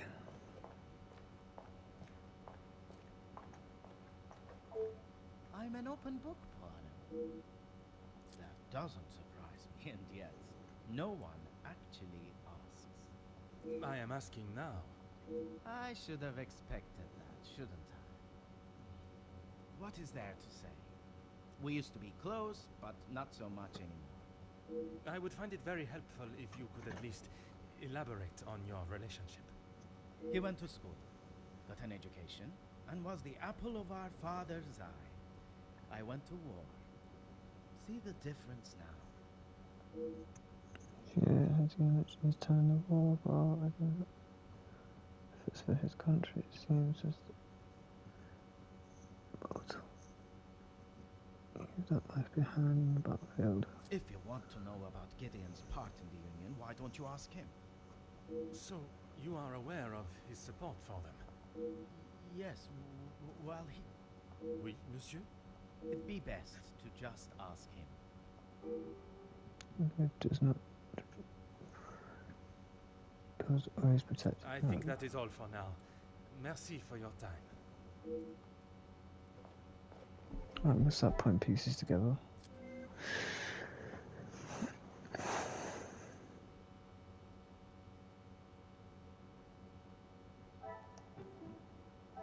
This will not get me any closer to my goal. Tots Gideon.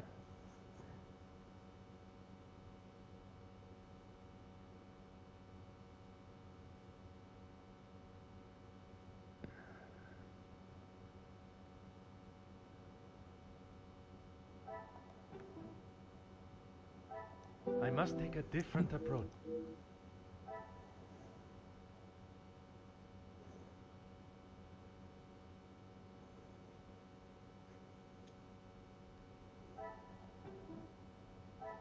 Is there was something.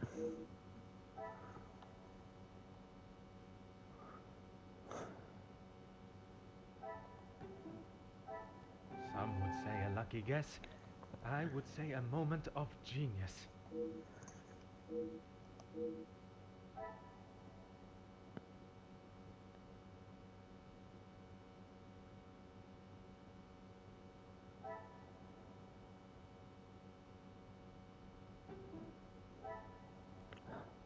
Oh no. What a revelation! That and that.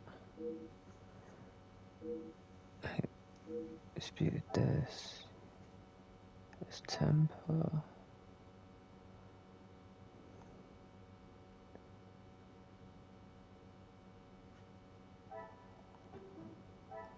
Things are beginning to become clearer.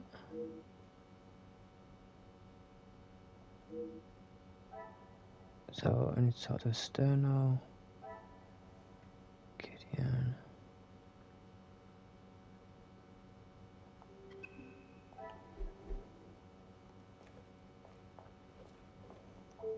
More questions? Mademoiselle Conrad was quick to talk of your hidden feelings towards her. Perhaps only hidden to Madame van den Bosch herself. What has this got to do with the Major's death? Does Cassandra know you have spoken to others about this? I have only tried to help her. There may be some feelings there, but Madame van den Bosch does not know of them, and I trust that it will remain that way. Merci for your co-op. No trouble at all. How can I help? I believe there are more important. The murderer is in this house, and by holding back Monsieur Demir, if you continue to withhold information, I can only assume you are hiding something, and must treat you as a prime suspect in the Major's murder. I have nothing to hide. If you must know, we have not been on the best terms for years now. As I said, we are different. He does not see the importance of planning for the future. And as much as my parents tried, we could not make him see that. I suppose that is why he sees me as their favorite. He still believes that now? I assume so. We barely talk anymore. I was hoping we would be able to sit down and talk, leave the past behind. This evening has not panned out that way. If you would be so kind as to... Okay.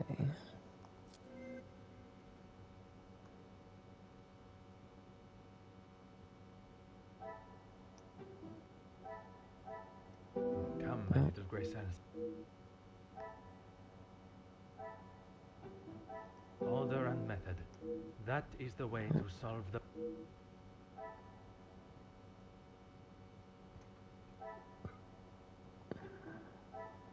The pieces of the puzzle are finally... Another success. Damage of the process. And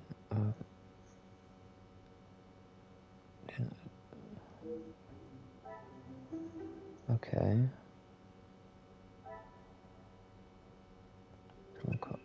To cooperate.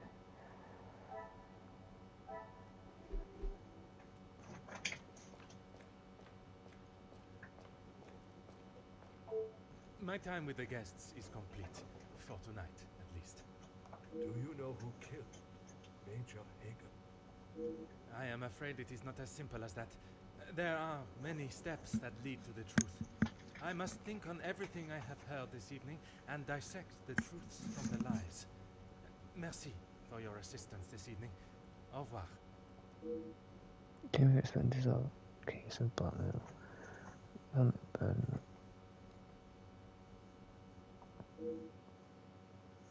Operation. I have never been in a operation where a death is taken center stage before. The guest alibis confirm each other's. Public one of them is being involved in a major death, or relationship between some of the guests and I know what here. But enough to drive someone to murder. This is now perfect.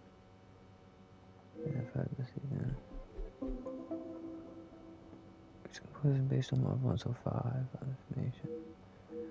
Like who the culprit is.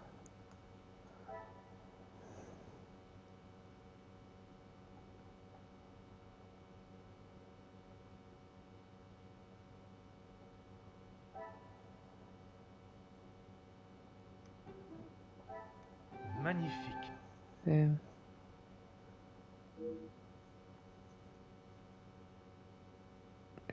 How to determine the secrets.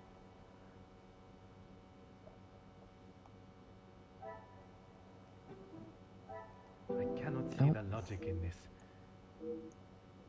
Alright, let's see what else. Jackie knows a lot about the guests. Jackie wants information from Hugo. Hugo has done the major. I should not be surprised by my own skills. We've had a conversation with his friend.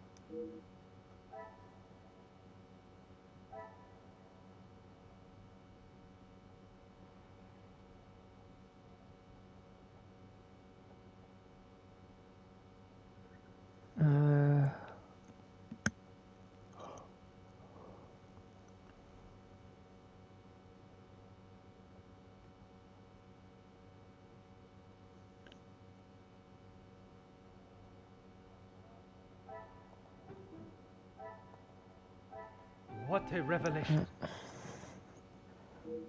Bind it back over, read, position down. Friends.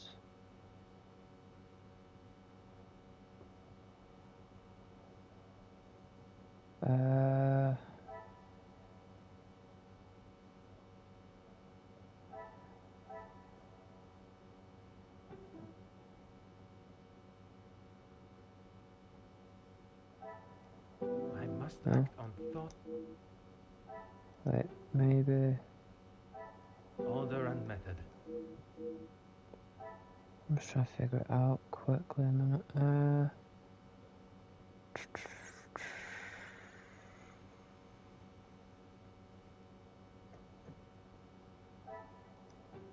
Possibly that and that. Is there No? something?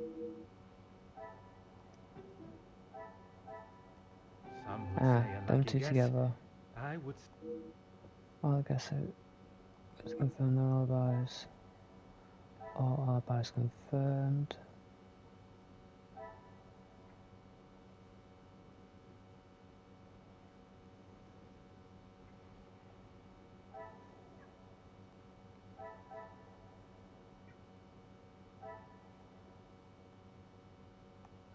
I'm just trying to figure something out.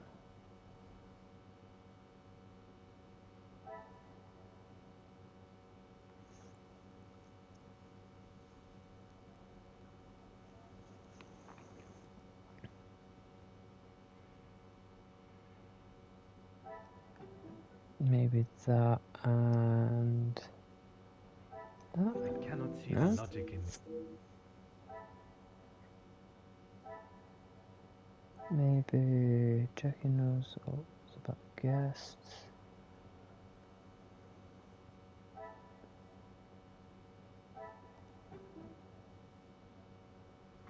I don't know what I could. Maybe that and This that. will not No? get me. Something missing.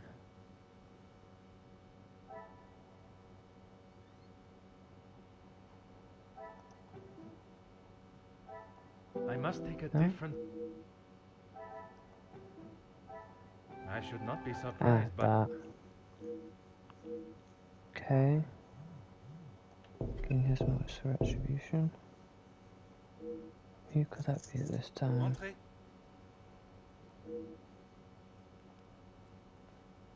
Detective, I'm sorry I did not join you in the salon as requested. Please, mademoiselle. There is no need to apologize. I was with Maman in her room. She would not allow anyone to see it, but I could see she was terribly upset. Most understandable. Do you have any suspicions as to who could have killed him?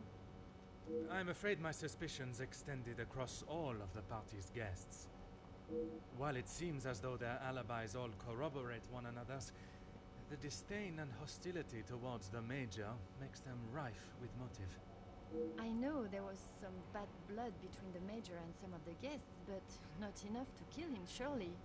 She may seem tough on the exterior, but she's really quite kind when you get to know her. The Countess? She is a formidable force I would not want to come up against. Don't be silly, detective. She wouldn't hurt a soul. Jacqueline, I mean. I assume that's who you were talking about, detective, after what happened between them. That is a story I have yet to hear. She must have told you about the piece she was writing on us, about Gideon's work and our marriage. Somehow, that was the only thing she did not mention. That's strange. I thought that is what she would have started the conversation with. Well, she had come to the house to interview me, and when I entered the library, she was there with Felix amid a rather heated conversation. Do you know what this conversation regarded? I'm afraid not, but Felix was quite enraged. He picked up an envelope from the table and stormed out, slamming the door behind him. And Mademoiselle Conrad? She was equally heated in the moment. She had a few choice words for him that I wouldn't care to repeat. Better, thank you, detective. She's resting in her room. It is the best place for her. And you, mademoiselle? I'm not quite sure. It is a rather surreal feeling. I did not think I would miss him lately. It is understandable. He has been a close friend to your maman for many years. And to me, detective. We had grown close. After father's passing, he was always there for me. And now, he's gone as well. You must try and not think on it like that. It is easier said than done, detective. I have no doubt, but you can be assured. The culprit will not remain at large for long. You have my word. I'm sorry, but I just can't imagine any of them committing such a heinous crime. It can often be hard to look past one's personal feelings for someone and see their flaws. It's not that, detective. It's just they have known each other for years. Why would any of them act now? I was under the impression the Major had merely a business relationship with some of the guests. That's true, but those invited know each other, some of them for years. They may not seem like it, but some are even friends. I should return to my room now, detective. It has been a trying day for us all. Oui, mademoiselle. I am afraid tomorrow may bear a resemblance, but I will not stop until I have found his killer. I am certainly glad you are here, detective. When and where a detective is required, that is where I shall be. Bonne nuit, mademoiselle.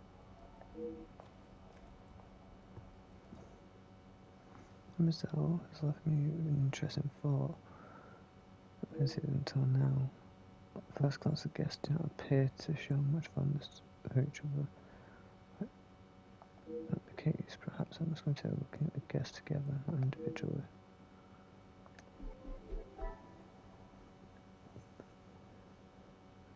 Reach a conclusion based on what you've learned. Heads for the Major.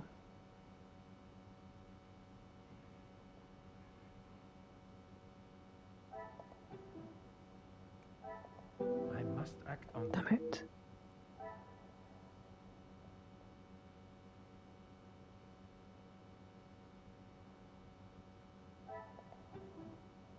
Come, my little Grace. Come on.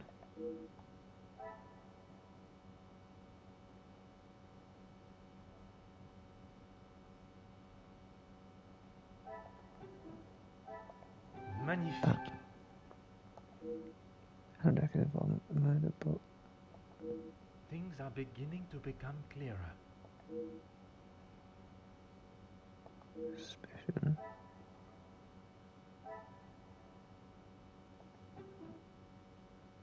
Come, my little Grey cells. Wait.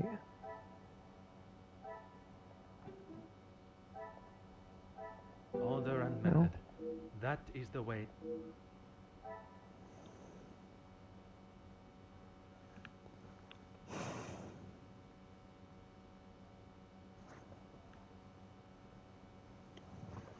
Can Here's my way for retribution.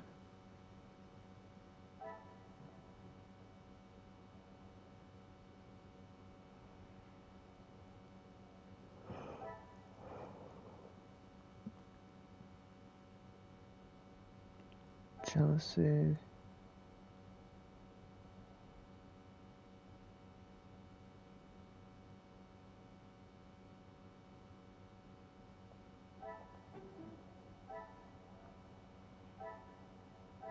I must take a different... Something's missing. What's missing? Wait, The pieces of the puzzle are finally coming together. Who's the boy? It's innocent.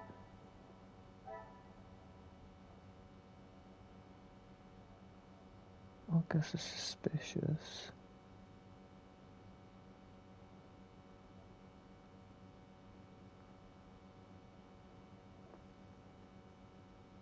Could be one.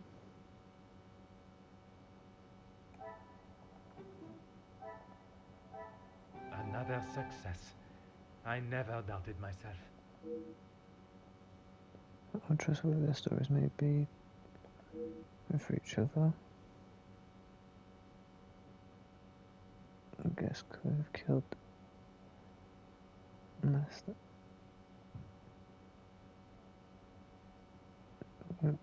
Multiple.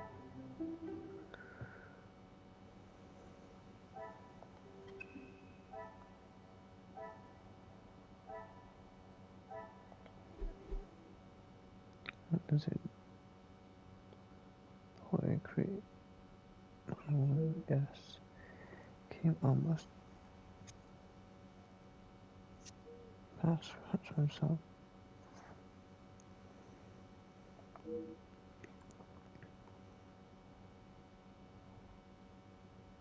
Yeah, if that's another perhaps.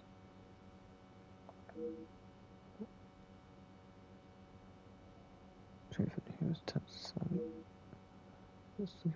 Alright, no sleep. Sure. Okay. Same idea.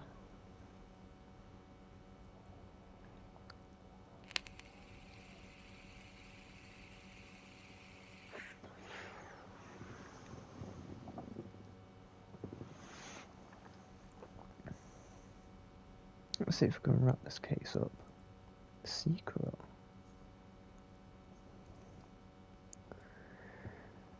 Restless sleep combined. Eerie figure in the snow.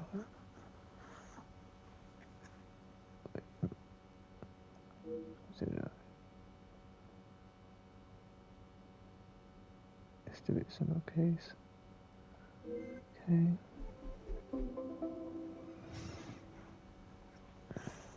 Cousin to me. Recipient. Investigation.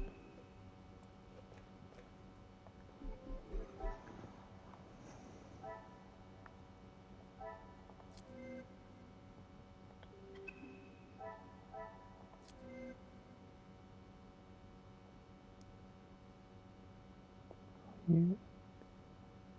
Angeline.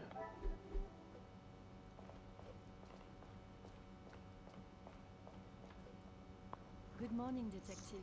I hope you were comfortable last night. Bonjour, mademoiselle. The room was more than pleasant, merci. I'm afraid my mind was not in a state to enjoy it to its full potential, though. I can't imagine any of us slept soundly last night. Hopefully, guilt will be weighing heavily on someone's shoulders this morning. I'm sorry if I was not much help last night, Detective. On the contrary, your inside knowledge of the guests was of great help to my investigation.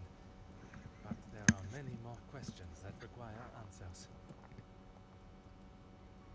His position? You mean about him living here? Oui, even in a house this size, you must see a lot of each other. I enjoyed having him here. When I was away with Gideon, it was comforting to know Maman was not alone. Although his work with Mr. Da Silva has kept him away from the house of late. What can you tell me about their relationship? There is not much to tell, only that there is no love lost between them. private about his work. I know that he was helping Mr. Da Silva with some safety matters. I found a check addressed to the Major from Monsieur Da Silva. It noted security consulting. Ah, that's right, security. With his military training, he helped Mr. Da Silva prepare for any trouble with the strikes. A development? Oh, detective, I knew I could count on you. It may not be the news you had wished for, though. Another letter has been found. Addressed to me? I don't know how much more I can take of this. Pardonnez-moi, mademoiselle.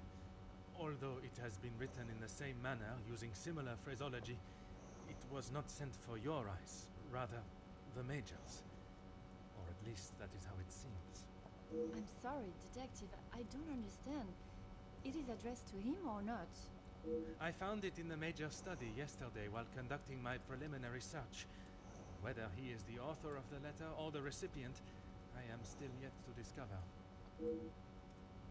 Heavens no, he could not do that.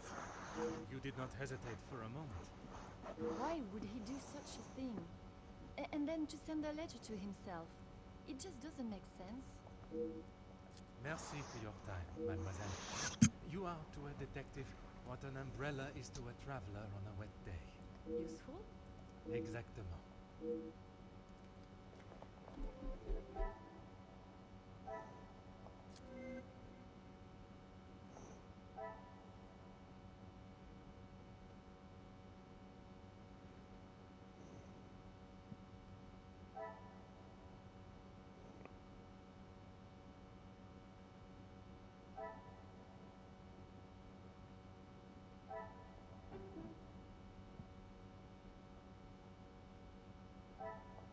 I must act on. It's not this, then it's possible the. Is there something?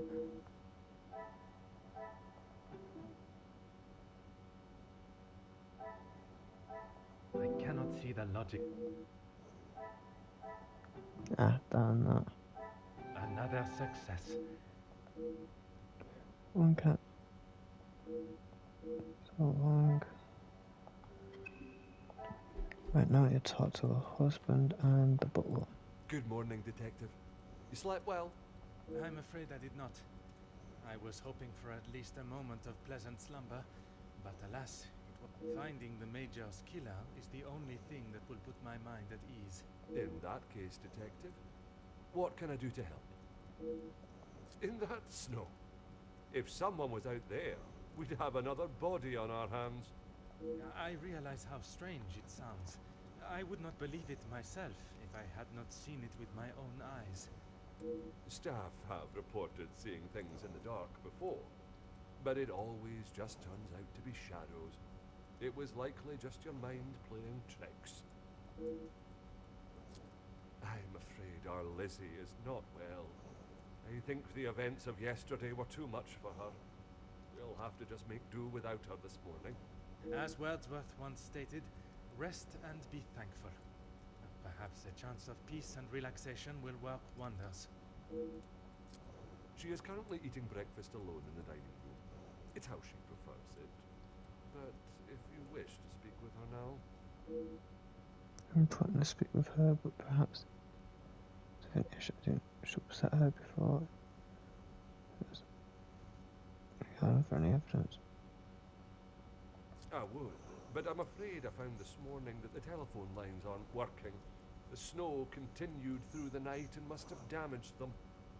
Even if we could use the telephone, I don't think anyone would be able to reach us. In that case, it will be up to myself alone to solve the case. I'll let you know if anything changes. But until some of the snow clears, enough for the carriages to arrive, we are snowed in. Though I'm not able to call upon Lisa House to find help. It was later.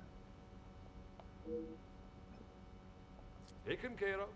Master Dremir and his brother, after sobering up, helped me move him into the cellar.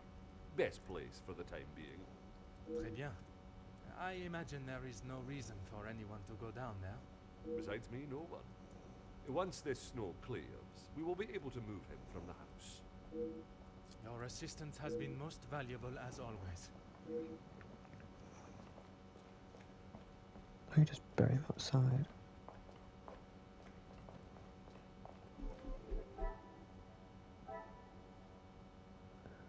Talk to Cassandra. Right, I'll investigate the garden first.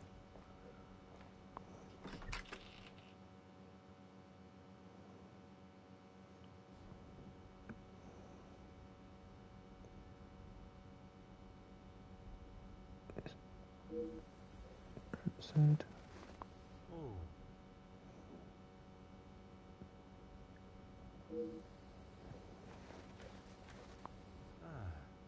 Small trail footprint.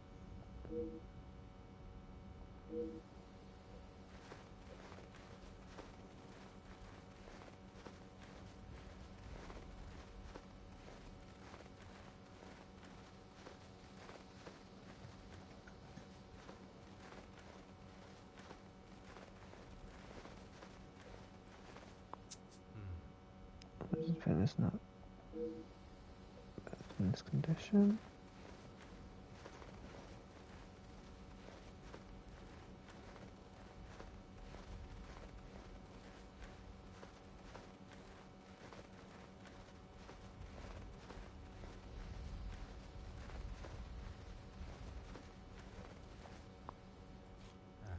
Doors have been left up to snowfall.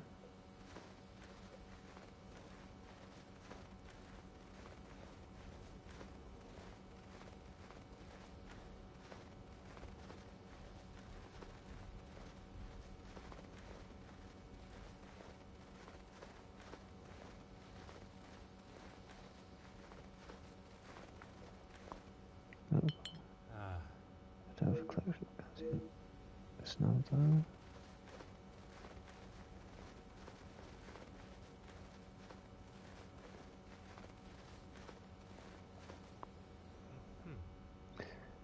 House is snowed in. Anytime soon.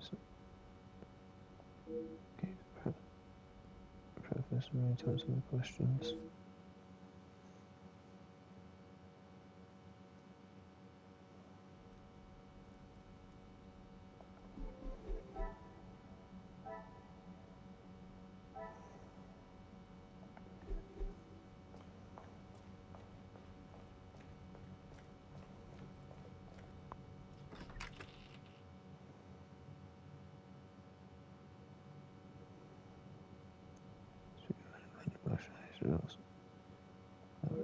Kitchen.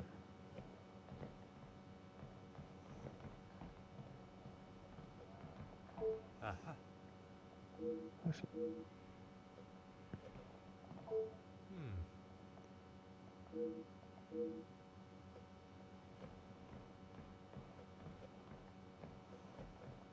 Huh. Okay.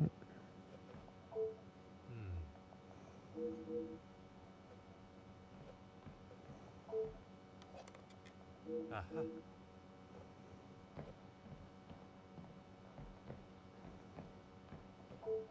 Bonjour, madame. May I offer my condolences for your loss? Thank you, Detective, but they are not necessary. What can I do for you? I was hoping you would be prepared to answer some questions. If I must. I'm sure you're aware he was not the easiest man to get along with. His hot temper made him a number of foes. A hot temper is reason enough to kill a man. His mouth often acted before his brain. Perhaps someone had grown tired of dealing with it.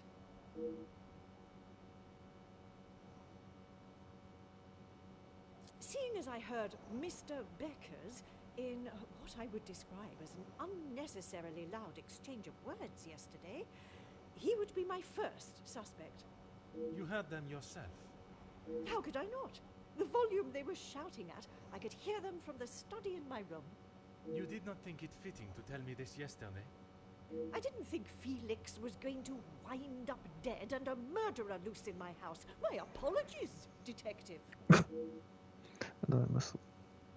Well, So I can use not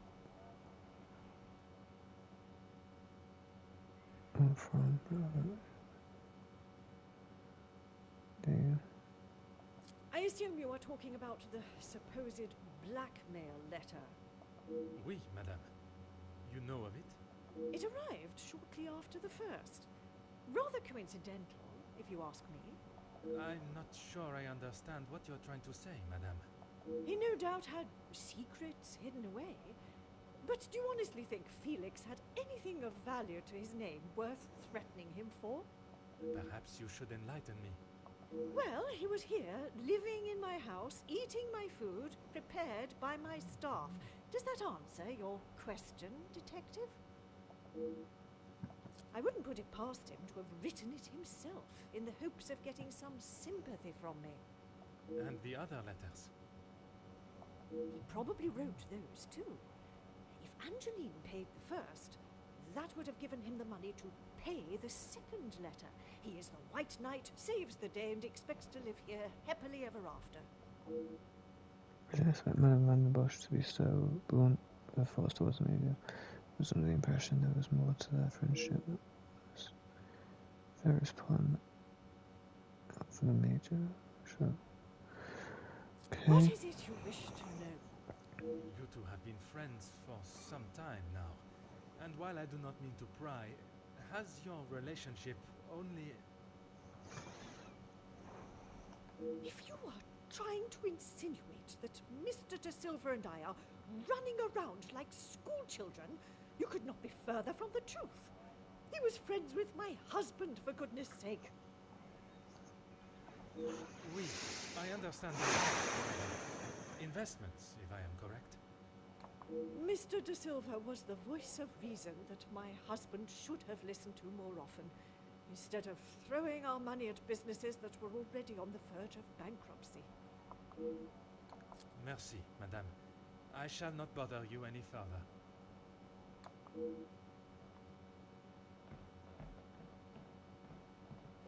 Let's go talk to what's the doodle that's in the kitchen.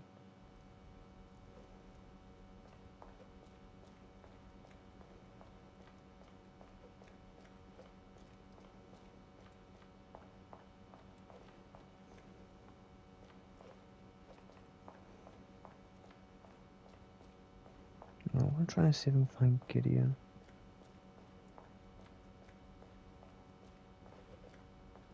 Ah, here you are. Bonjour, Monsieur Damir. Detective Poirot, how are you? The truth, monsieur. With each step towards uncovering the blackmailer, I am thrown 2 steps back as to the identity of the Major's killer. Is there something I can help you with? Archibald came to me and asked for my help in the matter. My brother and I dealt with it. Merci for your help. It is a job that only the professionals should have to undertake. It's a job that had to be done, although it may have affected my brother more than I. How so? At the sight of the body, the color drained from his face. Once we had reached the cellar, Zachariah took himself straight off to bed, without even a good night. Felix and Madame Van den Bosch are the only ones with keys, as far as I'm aware. Oh, and Archibald. I'm sure I heard Felix asking him to return something to it once. Major Son didn't mention this. I have not seen him since last night. I'm sure he will have been fine after a good night's sleep. Well, that's it. Sufficient sleep. He does not need his younger brother checking in on him. Perhaps that is exactly what he requires. I'm not sure what he told you yesterday, Detective, but he's a big boy. He can look after himself. I worry that may not be the case, monsieur. His time in the war came up in conversation more than once during our conversations. He's still talking about it? I thought talking to the doctor would have stopped all of that. Merci. Comtesse, I wonder if I could ask you some questions. That is it, detective? No small talk? No inflating of one's ego? I am afraid not, Comtesse. With the murderer still loose in the house, my mind is rather preoccupied. Well then, detective, perhaps I can be of some assistance. Comment, madame? I thought you might like to know what I found on the Major's body. That certainly piqued your interest. A man has been murdered, and you find it acceptable to fool around and joke. Oh, please, detective. Do you really think so little of me? Archibald asked for my assistance. He knows of my medical training from my days as a nurse, and I thought I would be able to help. Even if it has been some years. It was not his place to grant you access to the body. I shall remember to keep my assistance to myself next time. A single stab wound, which you no doubt already knew. The knife was held in their right hand. I would say their predominant hand.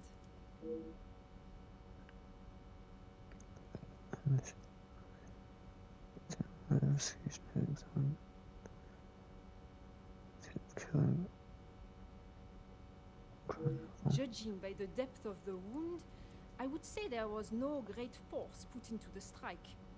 More a sign of defense than attack. If I had to say what weapon was used, a small sharp knife or dagger. I understand it may be difficult for one to keep such information to yourself, but I ask you to try. Your involvement has already tainted my investigation. You are welcome, detective.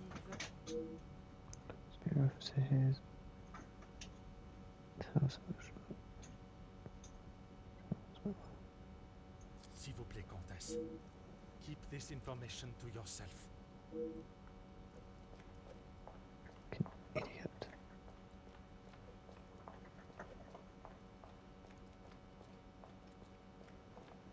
Whatever you need. Damn it, Your can't talk assistant. to him.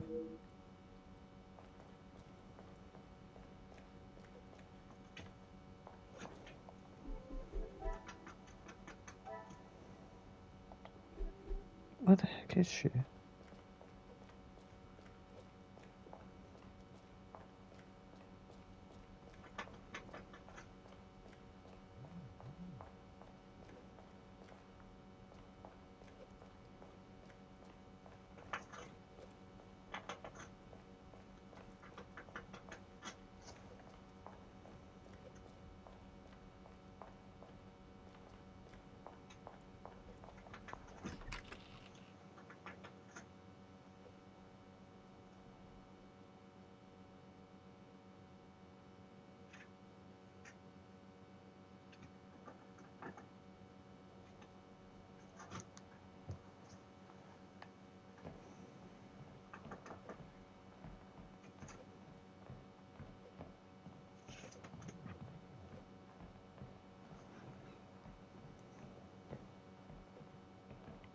Trying to find this busy. Ah, here it is.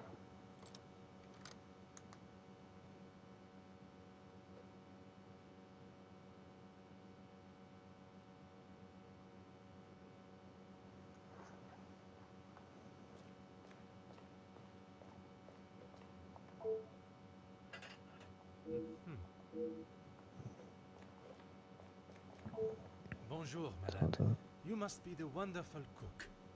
Wonderful and modest, sir. I am Rihanna. My taste buds thank you for the ravishing meal last night. It has been some time since I ate so well. Glad to hear it, sir. S'il te plaît, madame. The detective is fine.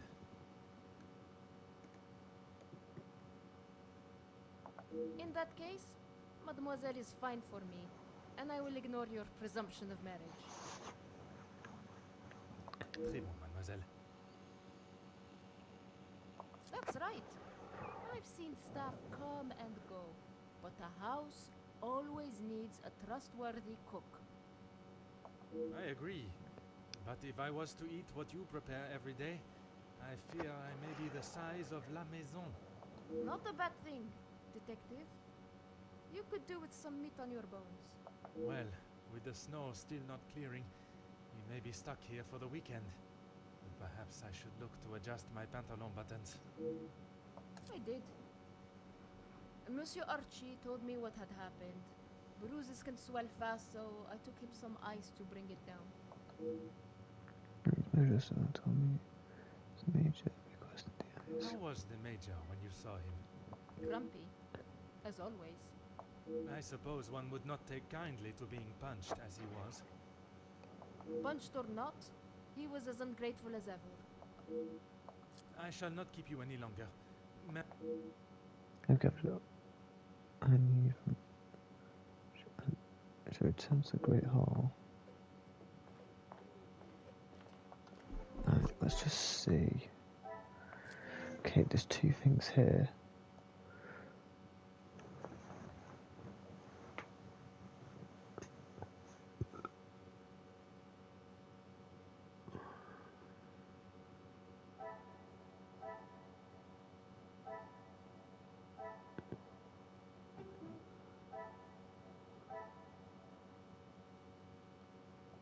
This will not get me any closer to my...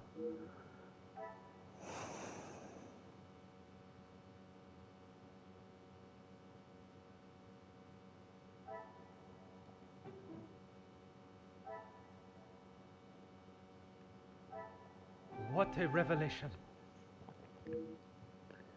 Different impressions.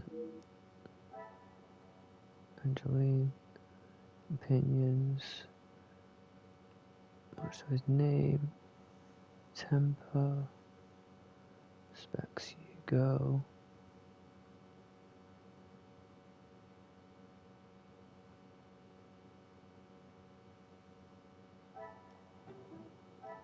The pieces of the puzzle are Yeah. finally coming. Battlefield. Been shell-shocked. Talk to Gideon. And I need to talk to Cassandra as well. Oh, Angeline and Gideon.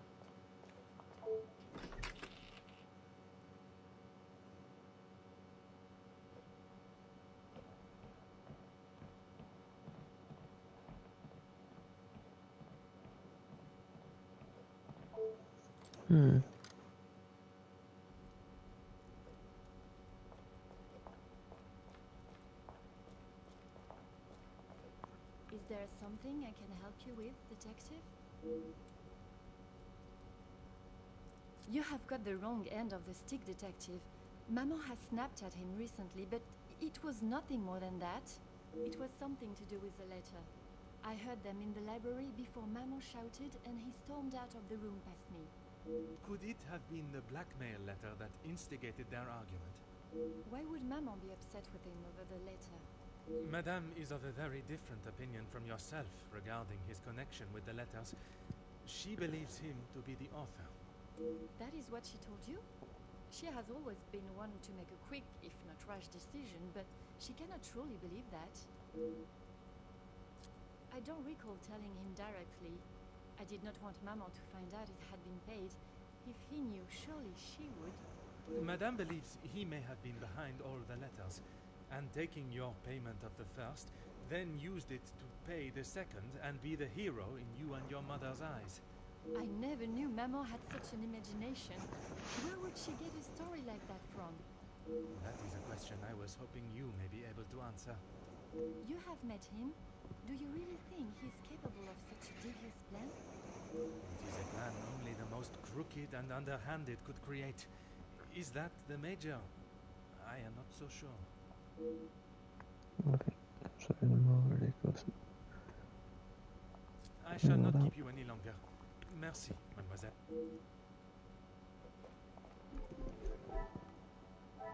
Right, let's open one thing up.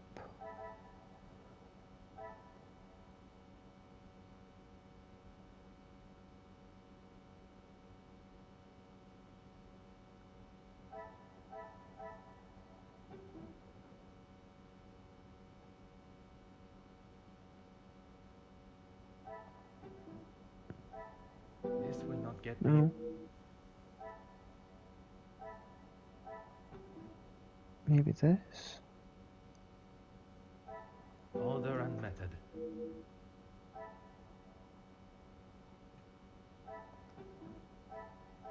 I must take a different...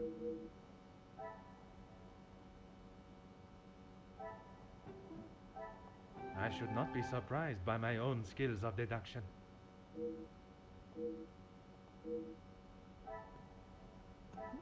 Dr. Angeline.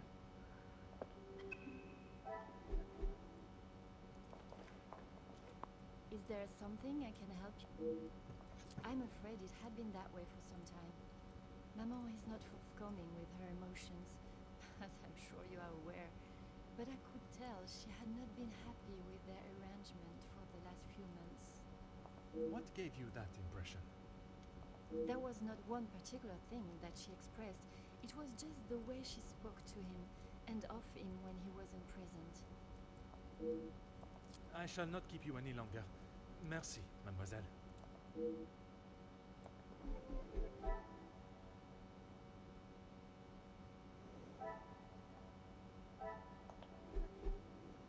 I think Gideon might hold something.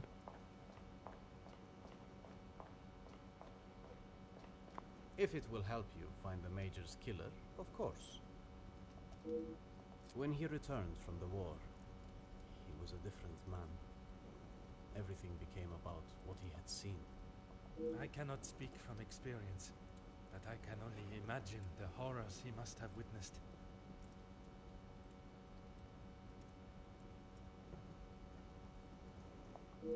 The first weeks he would wake in the night, screaming. I found him one night, cowering behind the desk in the study. When I tried to help him out from beneath it, well... That is not why you two are no longer close? And not at all, detective. We were always very different in nature. While I had always wanted to follow an academic path, Zachariah was more of a free spirit. Or at least as free as our father and the laws would allow. And yet, he ended up in the military. Quite the contrast. Our father demanded that he at least try to do something with his life. And when some of his friends joined the army, he signed up with them. It wasn't long before he moved out from the family home after his return from the army. I always assumed that he had put the war and everything that came with it behind him. He was moving on. Now I see that is far from the truth. We've covered everything that required. Assistant. Let me just study. Match the board.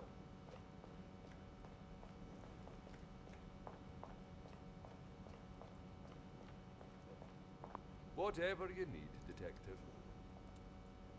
Certainly, detective.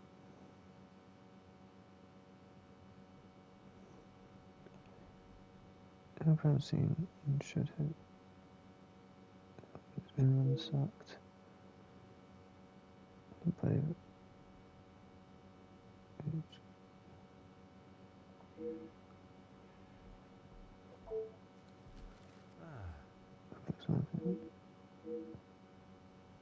take out what on.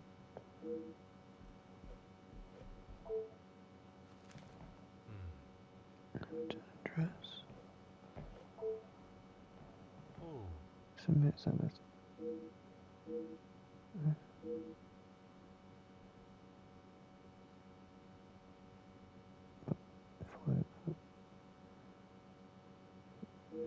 Discount. Ah.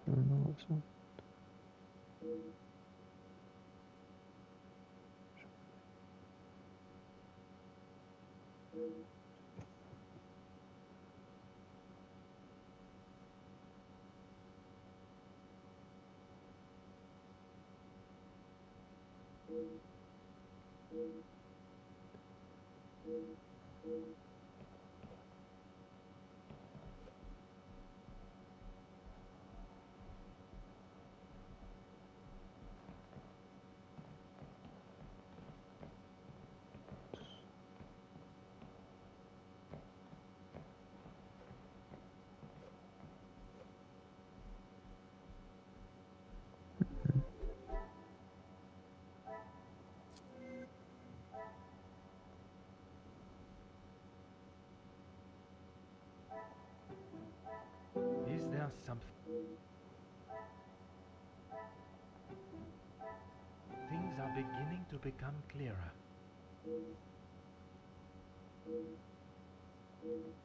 Public.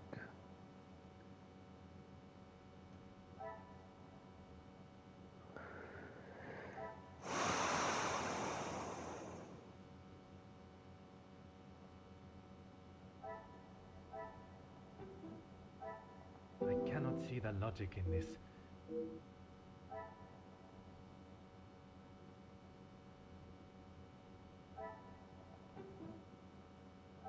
I must act on thought.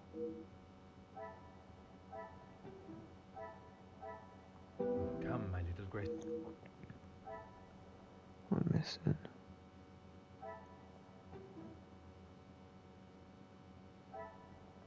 Magnifique. Okay, that.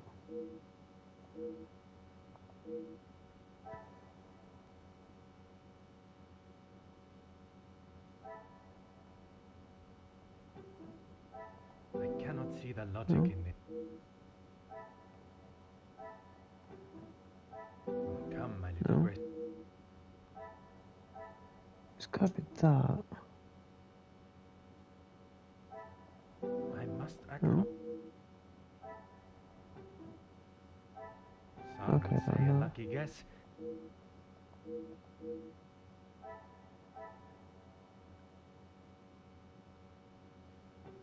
Blackmail. I must take a different. No.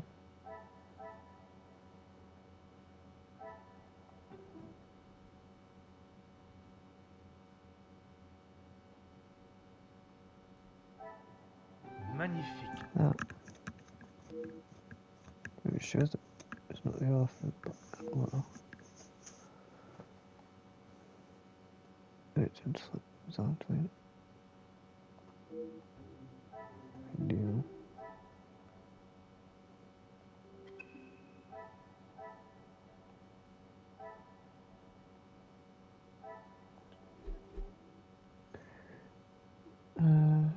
That's what's in his hand. This results like.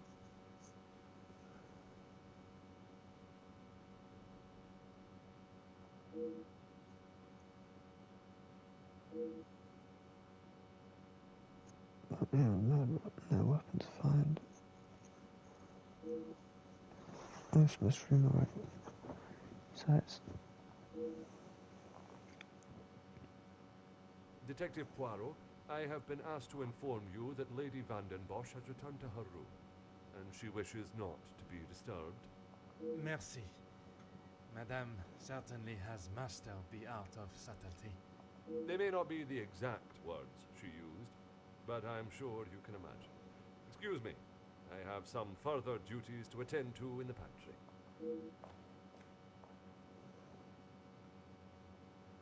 There's opportunity to search top floor. Who's particular interest? Rare opportunity.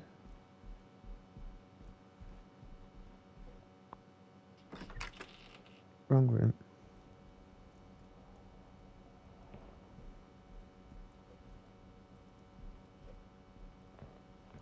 Sorry, Cassandra.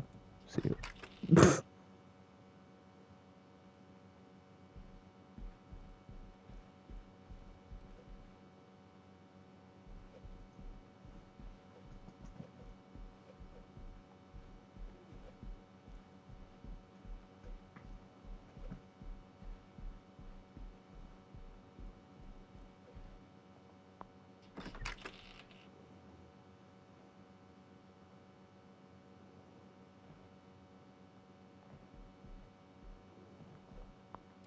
Ah, Seems sort of way.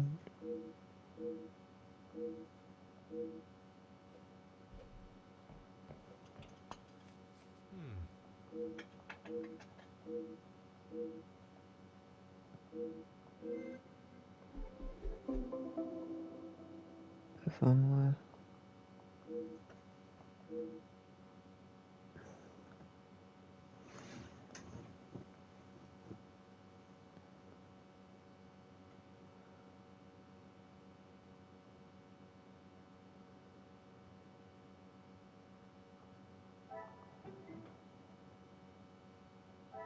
Order and method. That...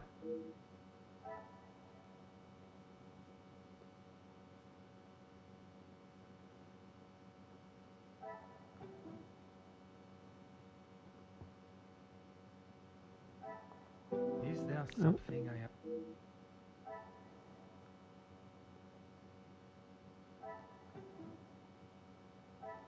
This will not get me any... Things are beginning to be... High interest rates in the last many years.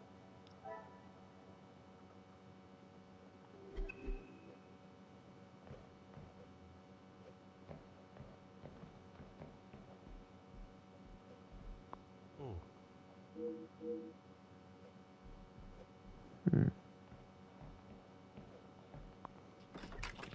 We will solve this case.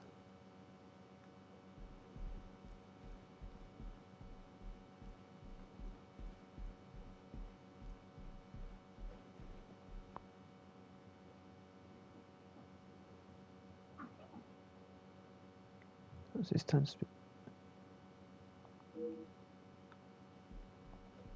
Detective Poirot, are you any closer to uncovering the truth of Felix's involvement with the letters?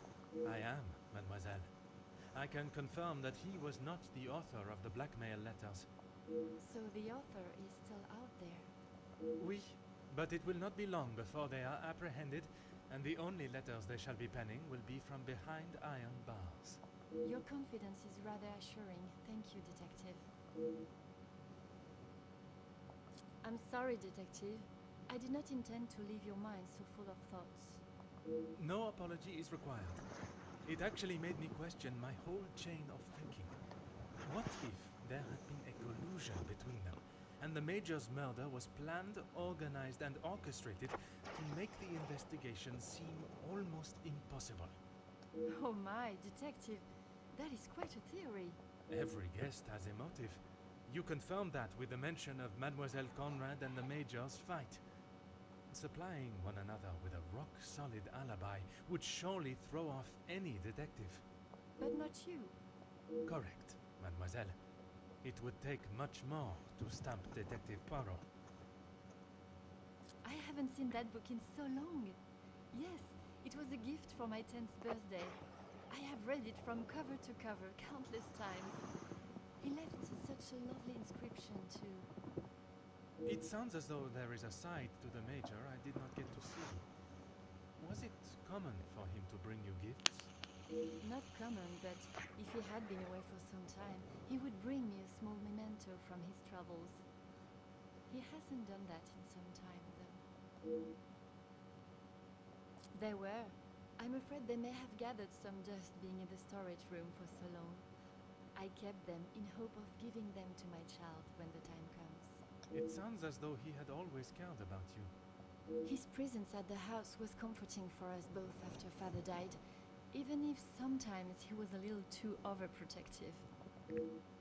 That's right. Ever since I can remember, Felix has been around. It seems as though she has a number of support networks. The Major, her friendship with the Countess, not forgetting Monsieur da Silva. Maman has many friends. I know how she may seem to most, but once you break the hard shell... There is a further shell waiting to be broken? Oh, very good, Detective. Forgive me, mademoiselle. I only jest. It's quite all right. You are not the only one that feels a raisy tongue. She's grateful you are here, especially now, whether she shows it or not. I'm so glad to see this version of Madame. That result into disputes. They have often come to blows when it concerns Maman. They are both trying to protect her, but they themselves cannot seem to get along. She spoke of his desire to join the, how do you describe it? Social elite. This isn't the first time she has vocalized that concern. She thinks the Major was just using our family name to make his way to the top.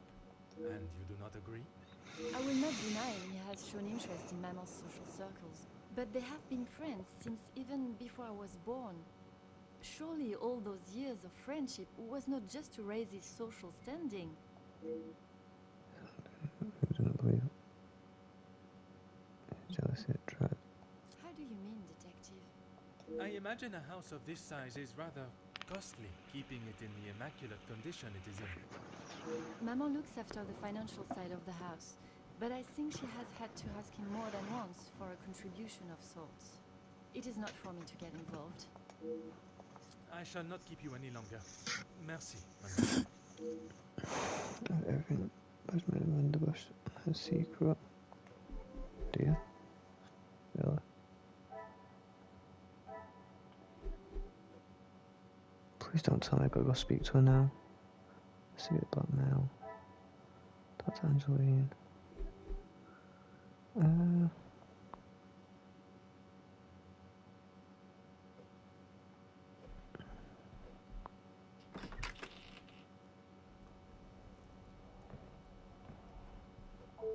Detective Poirot, what do you think you are doing in here? I have something I wish to discuss with you. Well, I hope it is important enough to justify barging into one's bedroom. I assure you it is. Good, because this has gone on far too long. We are snowed in this house while a murderer runs amok. I can understand your frustrations, but it is not as simple as... You were once an incompetent officer, and now it seems you are just as incompetent as a detective. If I was not being lied to and misled at every turn, perhaps the murderer would already be in custody. I hope you are not suggesting I had something to do with Felix's murder. I am suggesting that if I had the support that everyone claims they are offering, we would be in a very different situation.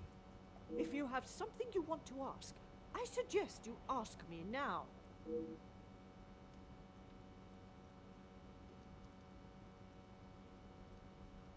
We met before Angeline was born, so he was often at the house when she was growing up. And where was it you two met? I was attending an event. Felix was also in attendance as a serving officer. A conversation was struck. So it was not through the Viscount that you two met?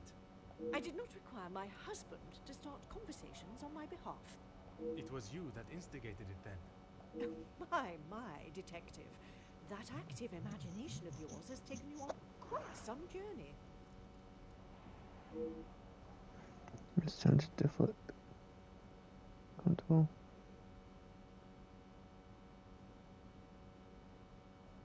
Edwin spent much of his time away on business before Angeline was born. Felix was a welcome distraction from the loneliness of the house. You were alone in the house? The staff continued their duties, of course, but trying to get any sort of sophisticated or cultured conversation from them was like drawing blood from a stone. And when Angeline was born? Edwin remained at home. It was his duty as a father. And the Major?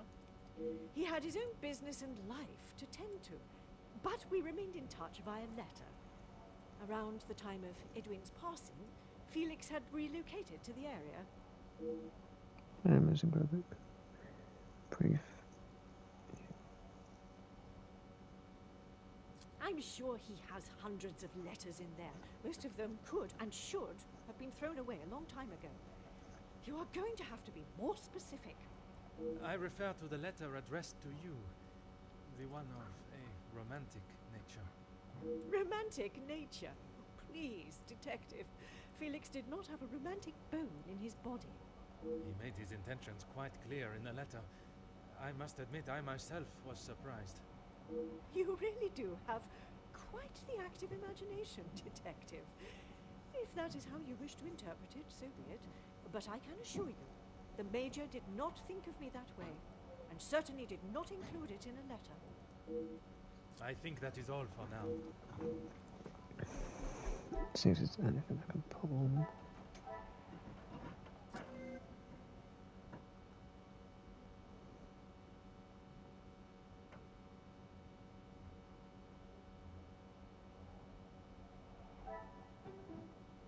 I cannot see the logic in this.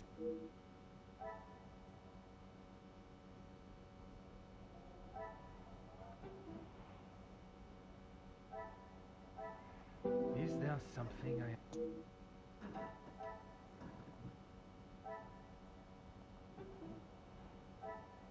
I must take a different... Oh, something I'm missing.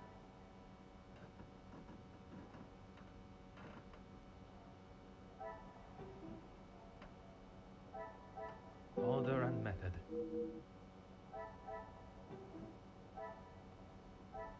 What a revelation! The figure.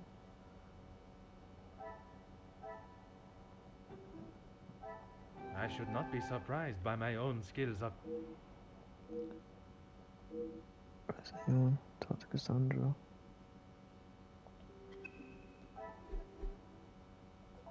Is this really... He may have stayed in my home, but Felix was a grown man, detective. What he kept, hidden or otherwise, has nothing to do with me. But it does not surprise you that he had such a photograph? We have been friends, and he has been there for Angeline for many years. But you find it strange that he keeps a reminder of us? Perhaps that says more about you. What I do find strange is that if he did hold a flame for you, why he would never express it. If he did, it was not reciprocated. I have not even considered another since my husband's passing. Not that it is any of your business. I think that is all for now.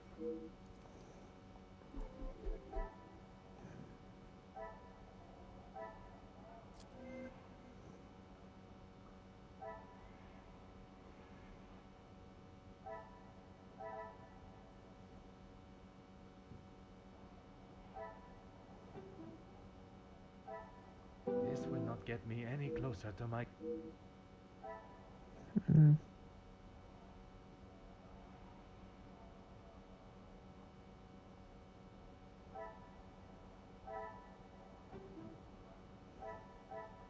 I must act on thought.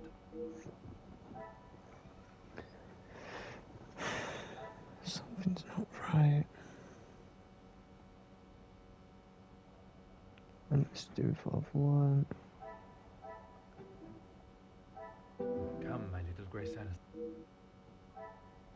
Ah, that. Another success. I never doubted myself.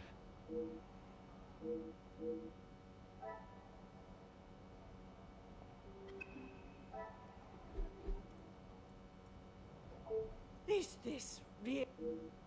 Who I allow in my house is none of your business. I do not have to explain anything to you. I did not think you were one for charity. I would not expect you to think much of anything. There is no need to talk on it any further, but I'm sure you will remember that, financially speaking, we have had our issues. I need to confront them in the bush. Approach the question I must consider should.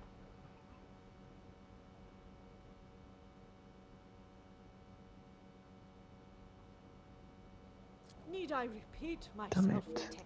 Men and women.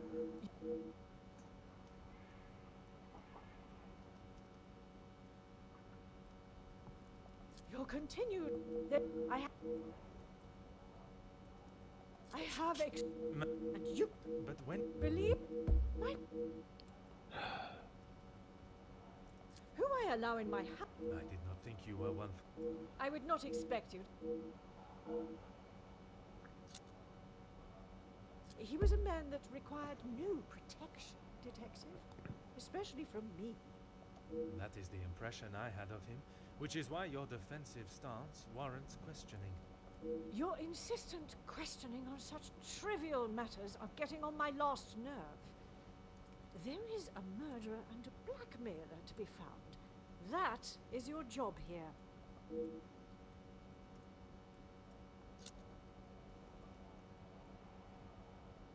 How many times do I have to tell you?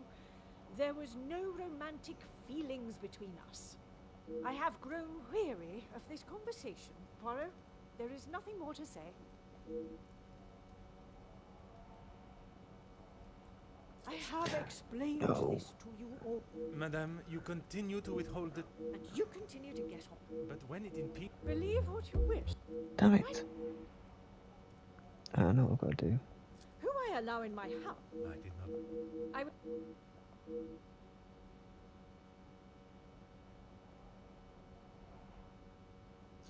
He was a man that required... That is the impression... How many time. I have... Madame, you continue to withhold the truth. And you continue to get on my last nerve. I am not obliged to tell you every detail of my private life. But when it impedes my investigation... If only you were this focused on finding the blackmailer and... Madame. Very well. I did not lie about how we met. I was attending an event, raising money for... Oh, I cannot recall now. It had been some time since I had returned home, and was rather missing English soil. I was aware of Felix's invitation, or at least that there was to be several British officers attending the party, and that is where our friendship began. He was a warm reminder of home, and I enjoyed conversing with him. We shared walks in the park and read together. As I said, he was a welcome distraction from the days spent alone. I shall go no further with the details, but I will say, I had no intention on being unfaithful to my husband. It was never our plan to go that far. Once I found out I was pregnant, I knew it had to stop. The Viscount never questioned Mademoiselle's birth? In his mind, he had no reason to, and he shouldn't have had to. It was my mistake to bear. If he knew the truth, our lives would have been ruined. I told Felix that he was to stay away, but he had no intention to. He became an uncle figure to Angeline, and they grew closer after Edwin's death. I could not tell her the truth. Too much time had passed. The secret remained only between him and I. Until now. And what were the Major's thoughts on revealing the truth? He wanted to tell her everything. He wanted her to know exactly who he was. But I told him no. It would not have been the poignant reconciliation that he expected. She would not understand.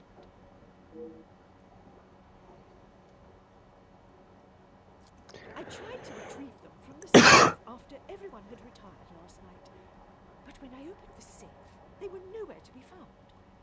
I assumed he must have hidden them somewhere else. When I entered the study this morning, they were as visible as a red notice on a police station wall. I would appreciate if you did not compare them to the face of a wanted felon. Pardon, madame. But that does mean someone else in the house has seen them. I don't understand. Why would they return them? A mystery that is still yet to be solved. It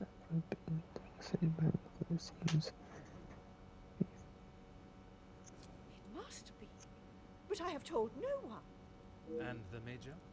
Felix promised me he wouldn't tell a soul, and I believed him.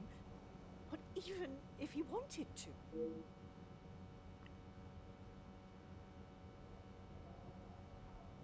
You did not think anyone knew, and that is why you disregarded the letter. If you bow to these criminals, they will only try to claw more from you. I think that is all for now. The instant connection between the Major and by his hand. The instant result is whether it's extortion and double rape. Blackmail and murderer.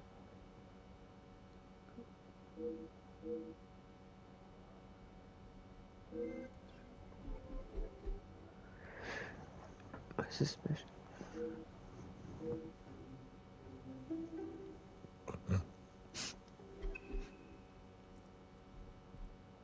I'm just going to leave.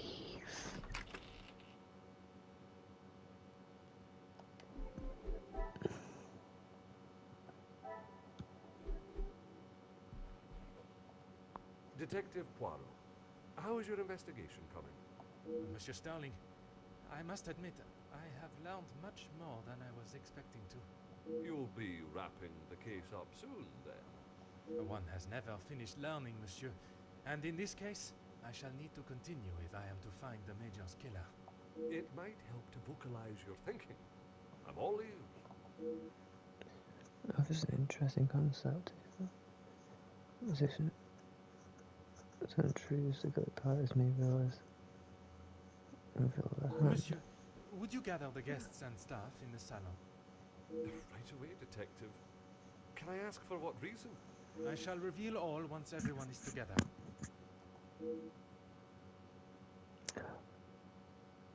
Oh no. This is how he does it. The search.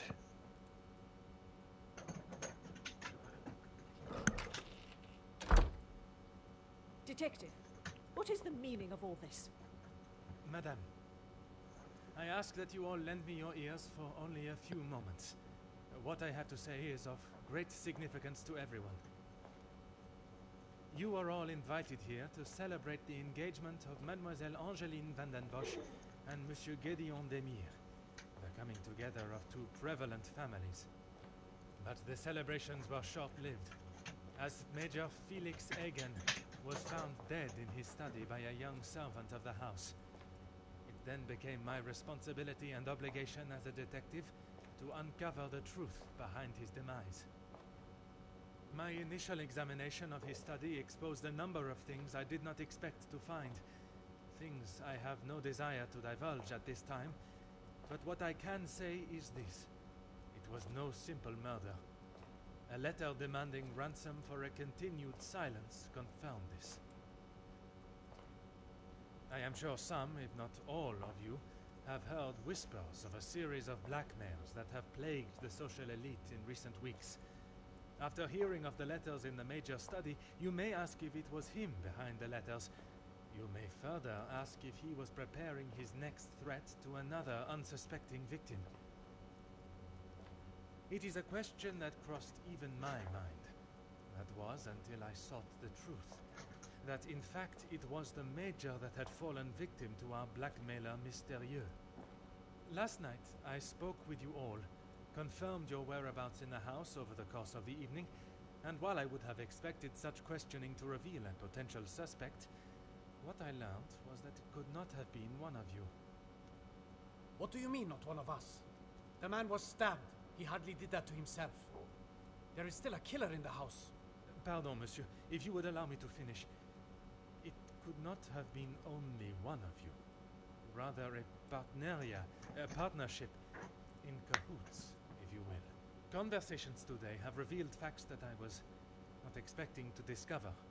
And although they may have muddied and complicated my investigation, what I must do to bring the guilty parties to justice has become clearer. Those of you that spun stories in an attempt to confuse and derail my investigation have made a grave mistake in underestimating my intelligence. Other detectives may fall for such deception, but I can assure you, Detective Poirot is no such fool. My investigation is far from over, and swift justice shall be dealt to those that have committed such appalling acts and have continued to mislead and lie to protect themselves. Now, I must continue mon enquête, and I shall leave you to consider that you may be beside a cold-hearted killer. Bonsoir. Monsieur Sterling, un moment.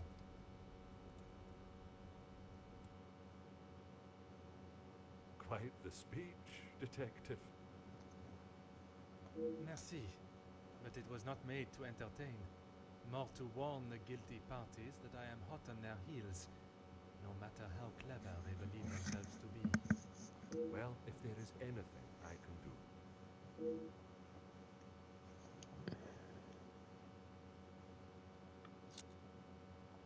Nothing. But I was so preoccupied with the Major. Sorry, detective. Should I have?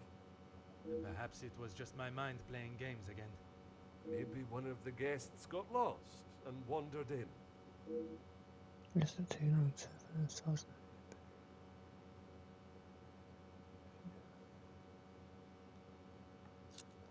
Master Hagen had a key, obviously, and Lady van den Bosch.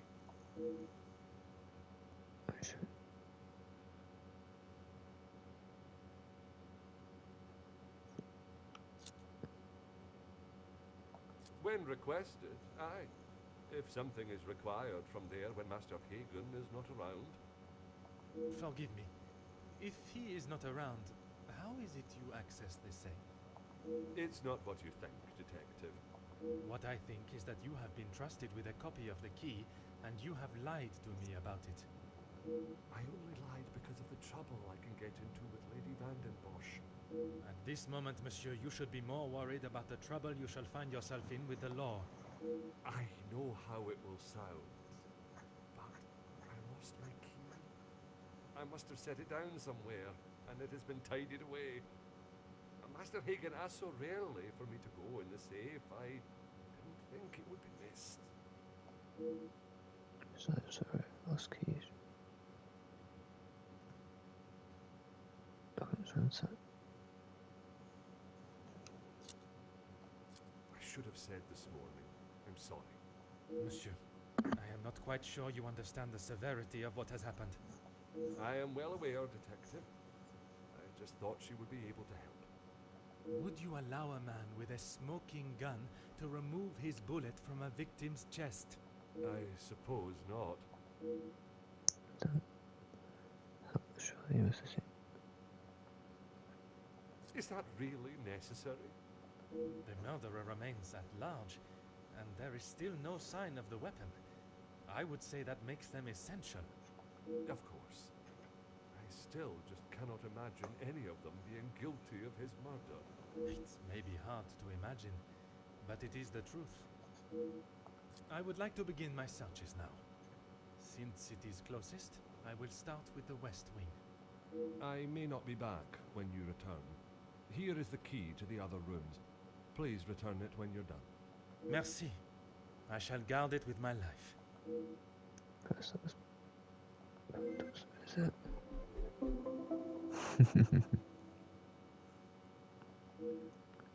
Visual.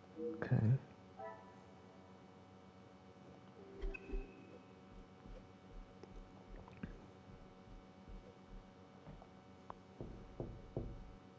Entrez.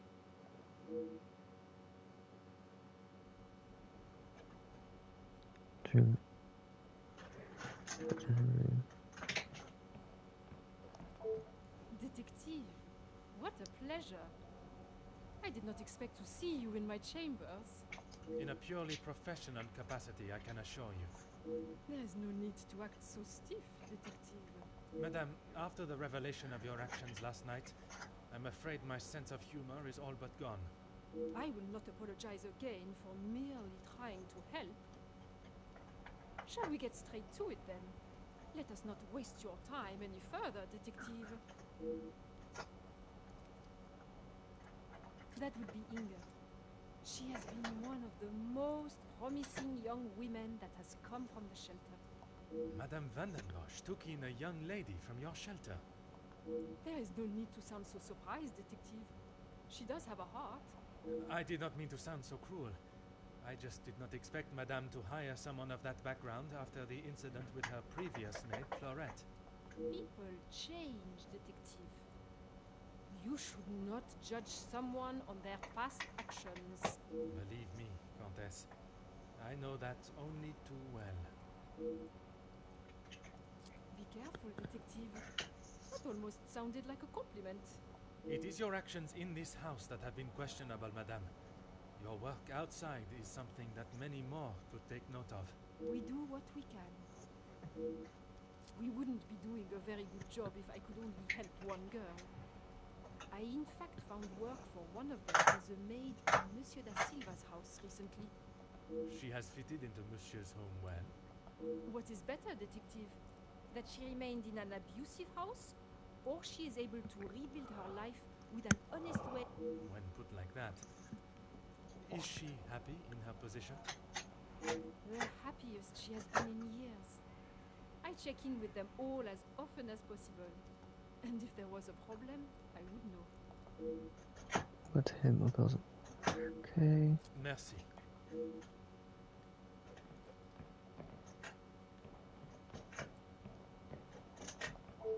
Huh. Oh.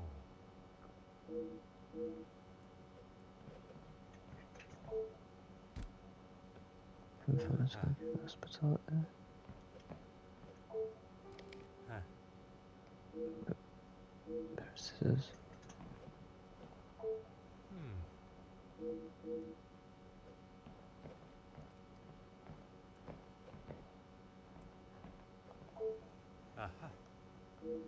Fire, which is irrelevant. Piano.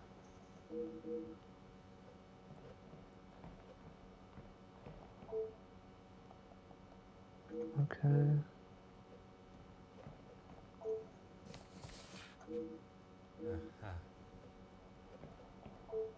Go ahead, detective. A compliment and now an apology. Well, detective, you certainly have changed your tune. There was something I was still unsure of. You mentioned that your training was some years ago. From my days as a nurse, oui. If that is so, why would you have brought several pieces of equipment usually found in a physician's bag? One must always be prepared, detective. Prepared? At an engagement celebration? If I had not brought them, I would not have been able to assist you last night. Perhaps you should be thankful for my precaution and not so suspicious. Merci.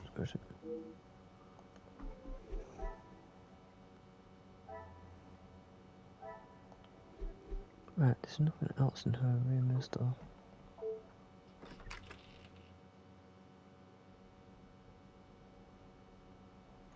Right.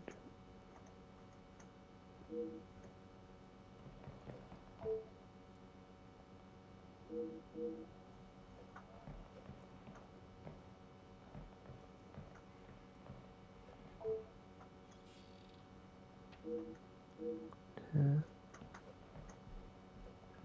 Fireplace.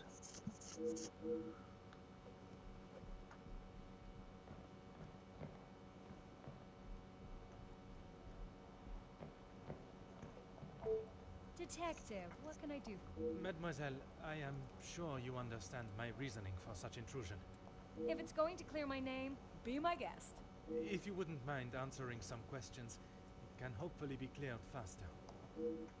Like I said, he's not the man he wants everyone to think he is. Oui. But how is it you came to that conclusion? You don't really want me to recount every conversation I've had with him, do you? There is one particular I had in mind. An argument would imply it was a two-way conversation. And that is not how it was? Here it is. I've been helping Angeline get exposure, her marriage to Gideon is big news, and his work is really paving the way for others. I saw the chance to get their names out there, and he didn't like it. What was there not to like? Your guess is as good as mine, Detective. But if I had to, I'd say he was jealous it wasn't his name at the top of the article. And his reason to storm off? Oh, you know about that. Let's just say I didn't accept his pathetic attempt to get me to stop the story. If you're gonna try and pay someone off, at least make it worth your while. What's that doing? Yeah. You've really got a fascination with that guy, huh? I would not say fascination. An interest, perhaps. Well, I'll save you the bother of trying to find out more about him. He's not that interesting. In fact, he's a bit of a wimp if you ask me. That is not the impression I got of him. That's because you've only seen the side of him he wants you to. He knows what to say in front of the right people. But behind closed doors, he's clueless. Let me guess. The first thing he told you was that he was a union leader. No, the voice of the people. A man that is proud of his work is not something to be sneered at. Don't get me wrong, he has a way with words, and he can certainly rally a crowd. But that's about it. At the end of the day, he's a representative and nothing more. He's got to play the part, not just learn the lines. Merci, mademoiselle. I shall leave you to relax. Sure thing, Detective. And if you... If I do change it... Okay.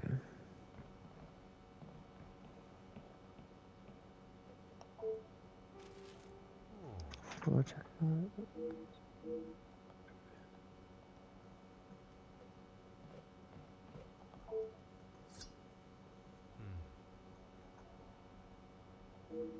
Scenarios.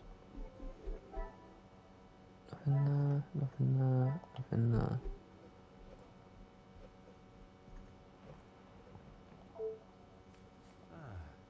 Each office.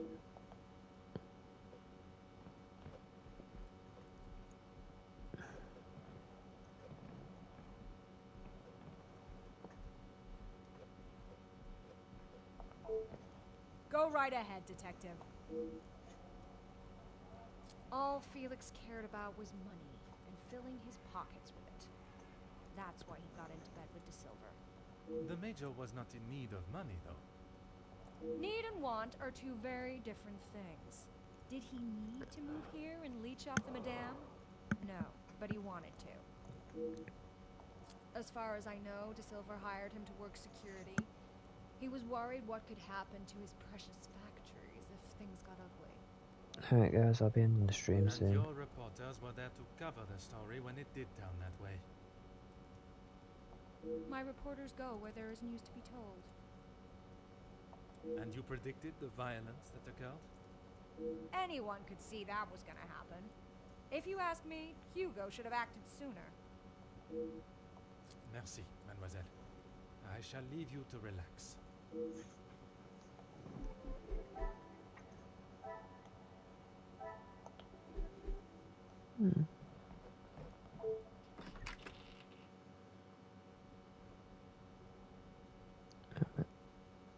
Window, shall find. Huh.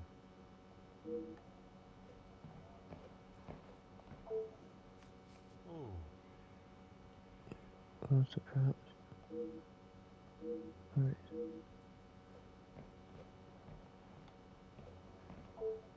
Huh.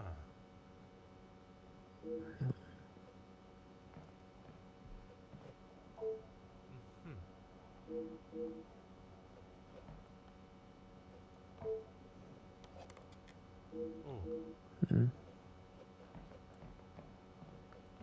There's nothing of use there really. Huh.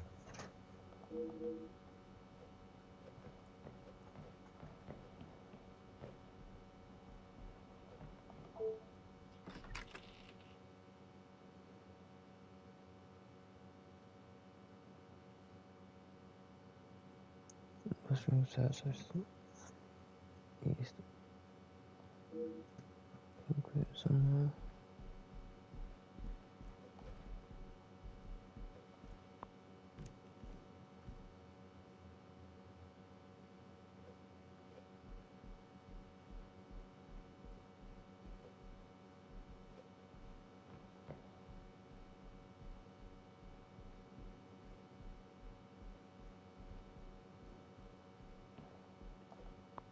Mademoiselle, we meet again. Bonjour, Monsieur Poirot. Pardon, Détective Poirot. Just a detective is quite all right. Bon, can I help you with something? I was taking him a plate of food, but he didn't answer to my knock. You then entered the study. I did. He wasn't moving. He just lay there. I did not mean to upset you again. Seeing him there would be troubling for anyone, and I'm sure it is not a memory you wish to relive. I suppose we're like a family. We argue, but most of the time we get along. You must all be quite close, then. Some more than others. You refer to whom, mademoiselle? Well, Maman Ray, sorry, Rihanna, she's been here the longest, and she's very close with Lizzie on account of Luc. Maman Ray is Luc's sister. You didn't know that? I thought she would have said. She talks about him all the time. It must have been awful, losing him in those riots. Apparently, he was right at the front when they were charged. They didn't stand a chance. If I had been the one responsible for his death, I wouldn't want Maman Ray looking for me. Mademoiselle Rihanna, Maman Ray, she has expressed her desire for revenge. Every time she talks about what happened. Oh, definitely. Oh no. I guess you wouldn't know anything about life on the streets. It is not an experience I have had to face personally, but I understand that many are forced into it, and the lifestyle that comes with it. The lifestyle of a thief, you mean? Put rather bluntly. You are the first officer that has not taken one look at me and pulled out their handcuffs. Mademoiselle, I can see you have turned your life around, and I commend you on your efforts. Without the Countess, I would probably be rotting in a cell somewhere. Merci, mademoiselle.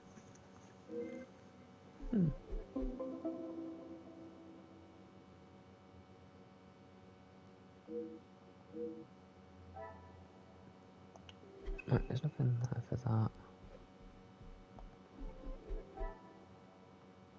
The jacket.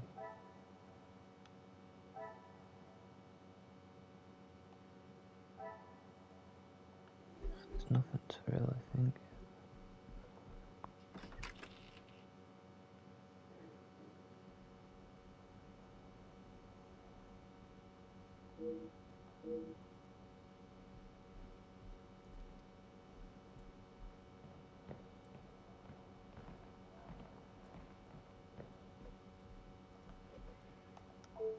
Monsieur Demir, I hope you are feeling better today. Nothing a good night's sleep couldn't fix. Très bien. I wonder if you would be up to discussing certain matters with me. Whatever you need. I lost my taste for death a long time ago, but it had to be done. I'm certainly in no rush to be carrying a dead body again, though. Most understandable. I shall extend the same gratitude to you as I did to your brother. You've spoken to him already. How is he? Perhaps that should be a question you ask him yourself. Yeah, maybe. I bet he had a lot to say. He always did have an opinion on the war. When I say your past, I refer to your past as brothers. Oh. Okay, well, what did he say? It seems you both had the same sentiment for this party. Perhaps the bridges that you thought were once burnt are in fact primed to be reconstructed. We'll see how probable that reconstruction is going to be. Until he sees my point of view, I don't know how we can move forward. What is there for him to understand before the bond can be repaired? He lost his friends in the war, the same as everyone. But somehow he has forgiven. I'm sorry, Detective, I can't. Gideon just doesn't understand that. Those two, close. They must share something in common to be able to hold the conversation for the time they did. If there is one thing I know about my brother, it's that he will not. No. He cannot be rude. He just doesn't have it in him. Was it not your brother that punched Monsieur Hagen? Ah, that's different. He was asking for it. If you put my brother in a room with 5 socialites like her, he would work his way around every single one of them, offering his full attention and finest manners. Merci for your assistance, monsieur.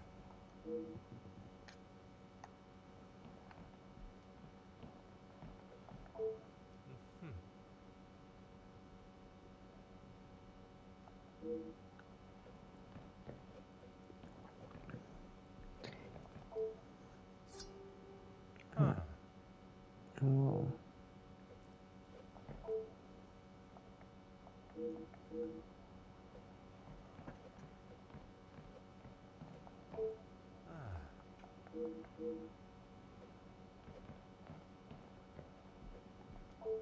Always got time for my favorite detective.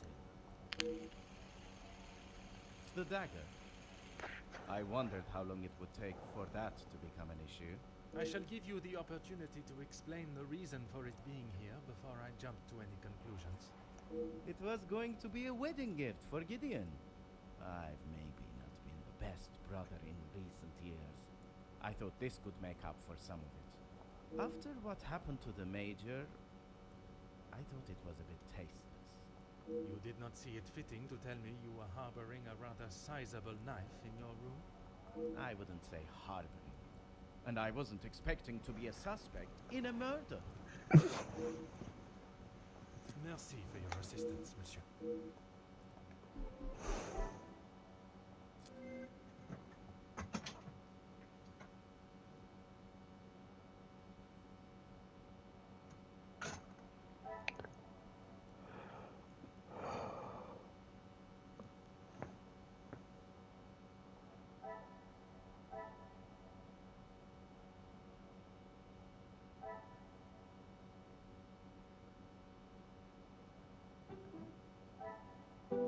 there something? Hmm.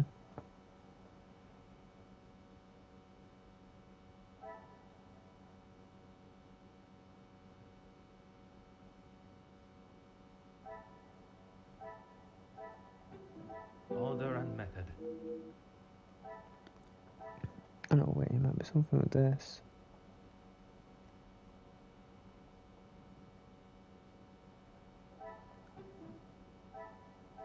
Come, my little grape.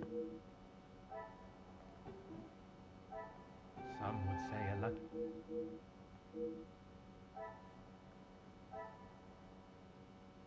Let's collaborate.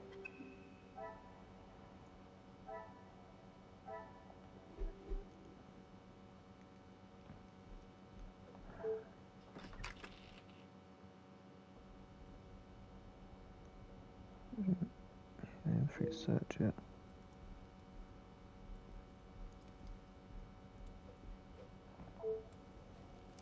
Aha.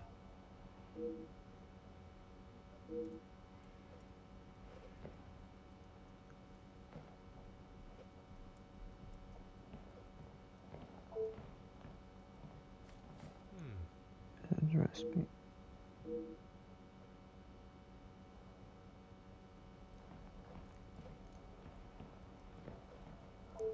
Oh.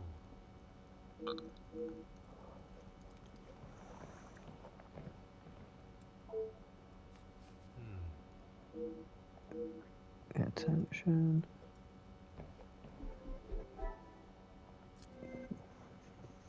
I've learnt something.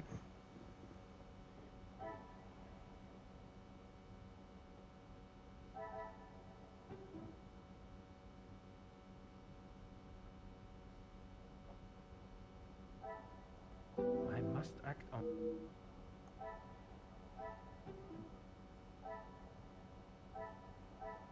This will not get me any.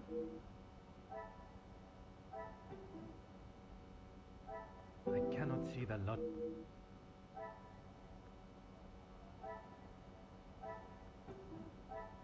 The pieces of the.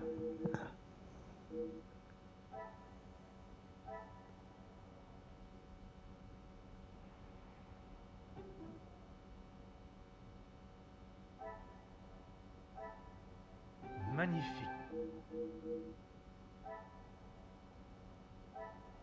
Human. Bit of a stun or...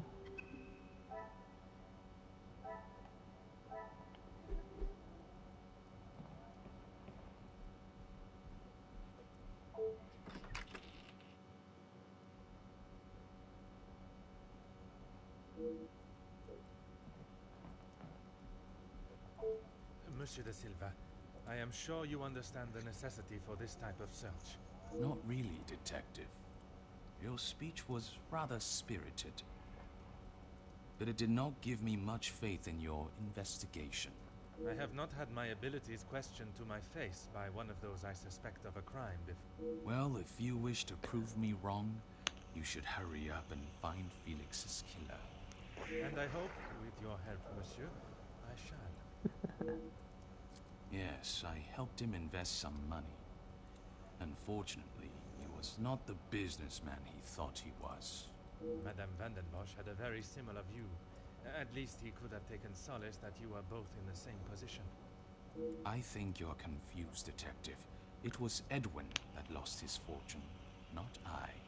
Forgive my naivete. If you were helping him make viable investments, would you not have seen the same opportunity for yourself? I told him about the opportunities. I did not tell him to put his whole family's wealth into it. The prospect of doing good meant more to him than his profit margins. He was bound to fail. The business declared bankruptcy. It did, until it was purchased for a fraction of its worth and made the new owner a small fortune.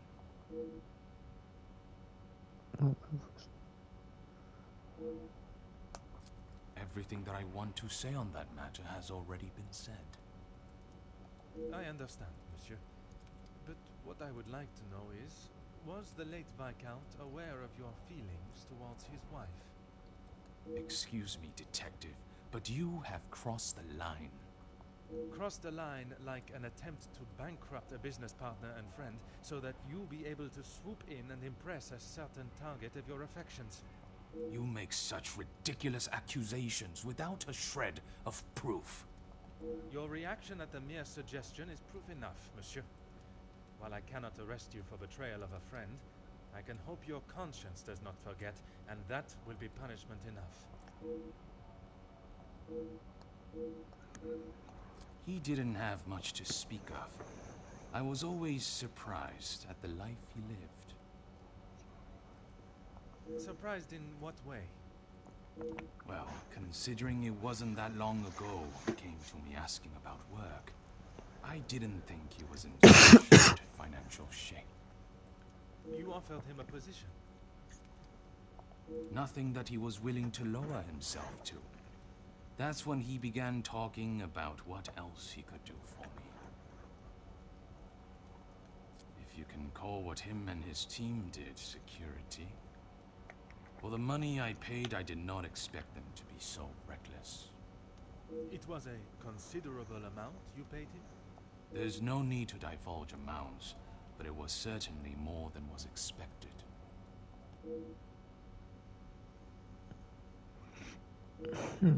He said they were all professionals, but I saw nothing of the sort.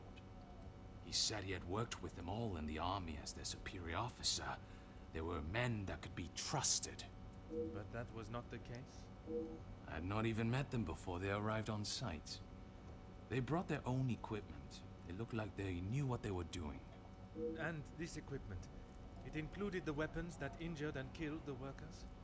It was not much of a choice, Detective. I said they didn't need them, but Felix said it was essential. He said he knew better. He's doing it. Sound. That is all for now.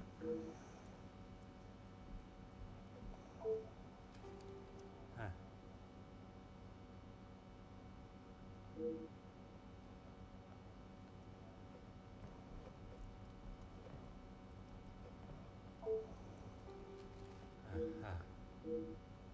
Signature.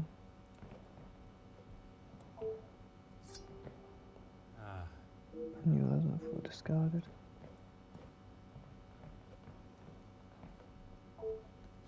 What is it now, Detective? I have spoken of a potential blackmail ring, and yet you still kept your letter to yourself. It is none of your business. And it is nothing more than a cheap trick to have me admit something that is not true. If that were the case, it would be strange for you to have kept the letter and brought it with you, would it not? Your persistence is a trait I do not enjoy.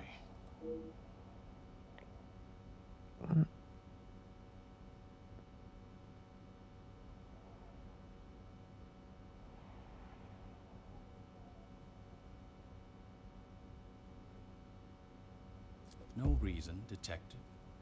Merely saving you from wasting your time. I will be the judge of that. I would like to know about any and all evidence that may help my investigation. I trust there is nothing else you deem a waste of my time. Of course not, officer. It's not as though you think I'm harboring some illicit secret. The letter was a pathetic attempt to intimidate me. Nothing more.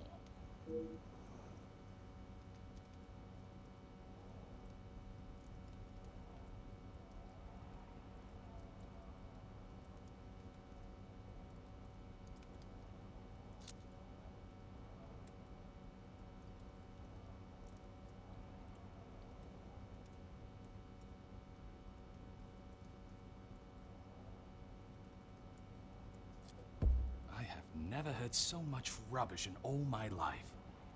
I value those that work hard and deserve it. That suggests there are some that you do not respect. Yes, well, why should I praise someone for doing a poor job? You make me sound like some monster. Monsieur, the letter does not only discuss your questionable business dealings, but also cases of abuse against your staff. Both accusations that must be taken very seriously. Detective, there is a difference between telling a member of my staff what to do and abuse. And it is you that decides where that line is drawn? In my house? Yes, it is.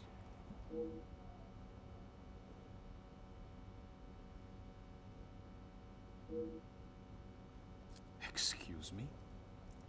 Detective, I think you are beginning to lose your mind. I do not think it is unreasonable to question why you would feel the need to bring a letter opener with you. Really, Detective? If I had stabbed a man with it, do you really think I would have left it lying out in my room? Yes. Yes, and no one asked him to. But surely it is beneficial to both parties. Your profits must have been affected. There are barely any profits to speak of. Why have those talks not taken place and a deal arranged? Monsieur Beckers has made no attempt to speak with me and offered no counter-offer. The ball is in his court, Detective.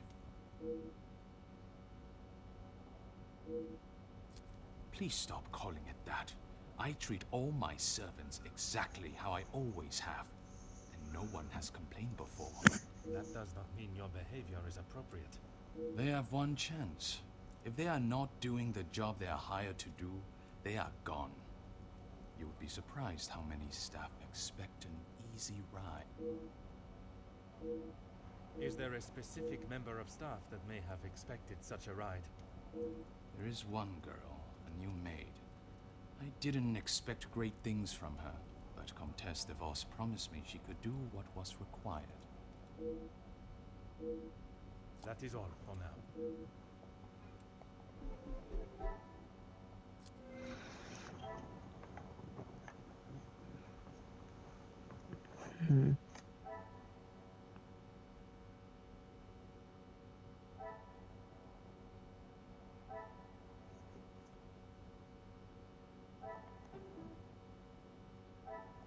I must take a different approach if I am to uncover...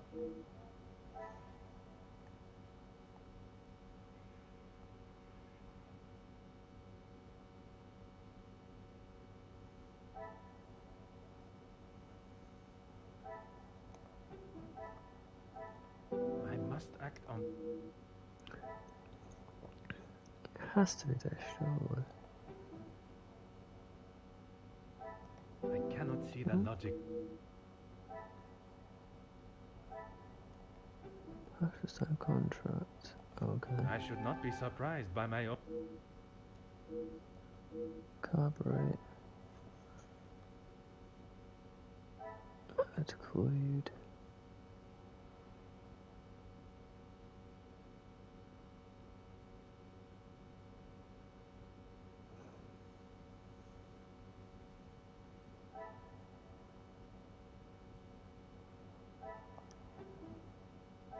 Order and method. No.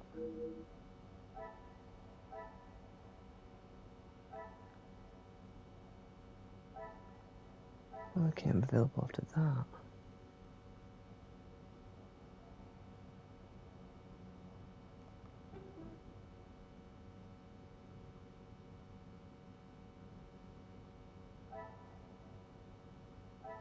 This will not get me in.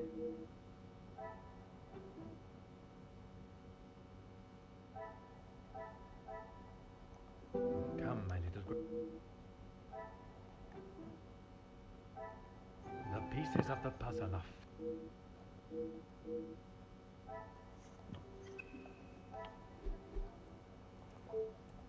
What is it?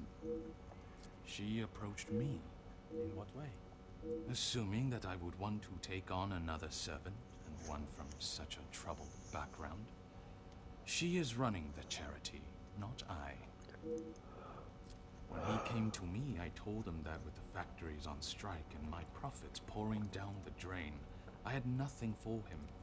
But he said he could help me get them all back to work and the factories earning. His rates were steep, but he said he knew what needed to be done, and he was prepared to do it. A week passed and they were all still on strike. In fact, even more had joined them.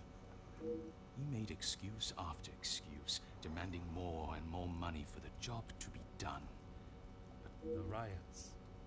I had no idea they were going to charge them like that. How was I meant to know? And even following such a tragedy, he continued to demand money from you. He said if he wanted my silence, it would cost. Do you have any idea what it could do to my livelihood, my name? If it got out that I had paid the so-called security that did that. I have every idea, monsieur. You hired a militia to take action against your own workers. You deserve whatever name is chosen for being so morally bereft in your decision-making. I didn't know that was what he was going to do. You must believe me. I have to believe nothing but the truth. And the truth, monsieur, is that it is not only the Major that has the blood of those men on his hands. That is all for now.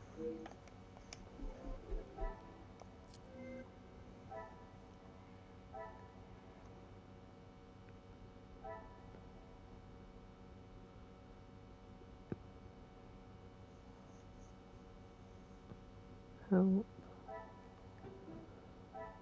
I must take a different approach if I am to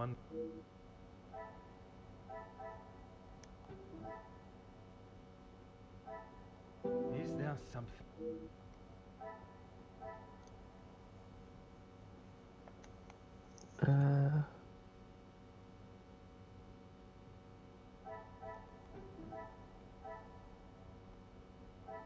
I must take a different approach if I am...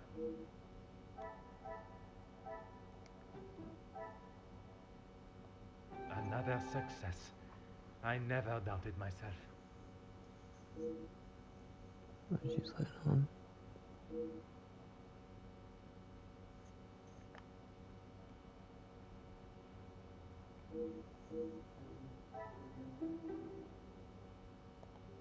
I need to talk to the finger.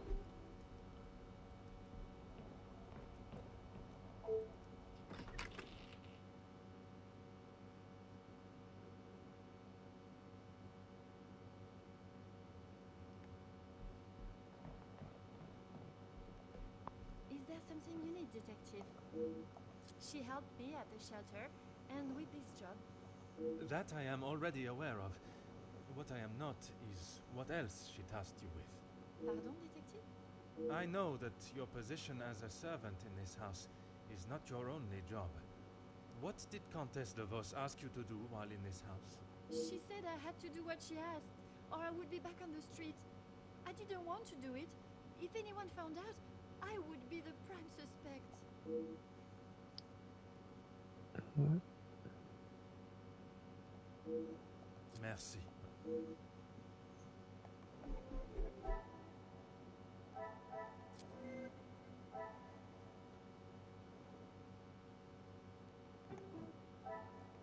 Some would say a lucky guess.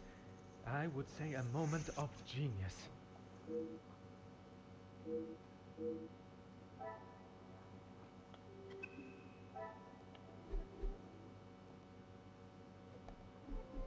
Is there anything else?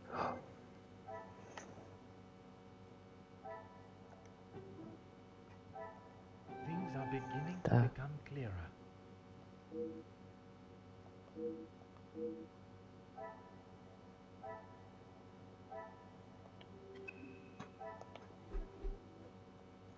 Is there something you need, detective? Nothing. She said I was to take nothing. If it was not something she wished you to take, what was it? She wanted me to find out information about the family and Monsieur Hagen. Why did she request that? At first I didn't know, but when I heard about Mademoiselle Angeline being blackmailed, and then the Major, I knew she had used what I found.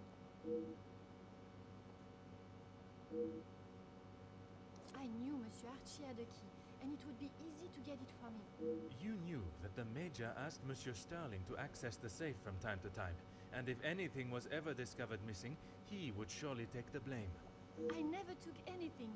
I only told the Countess what I had found. And that was?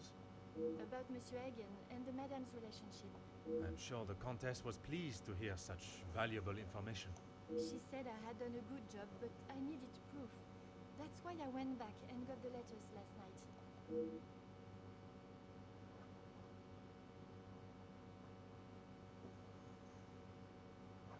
I I fetched the letters again and took them to the Countess last night. But she shouted at me and said what a stupid girl I was. You were only doing as she requested. She said it was too dangerous for her to have them with you around. That's when I returned them to the study. I thought I heard someone on the stairs, so I just threw them back. It was dark, as I dared not turn the light on. Someone would have seen it.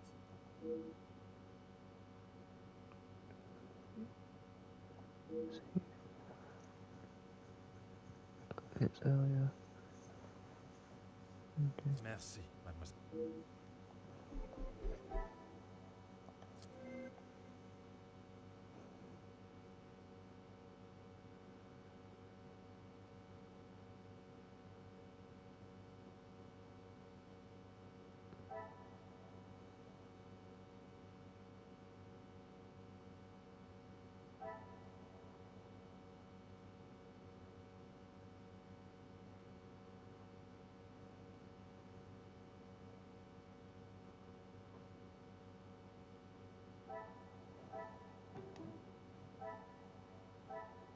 Possibly that one. I must act up.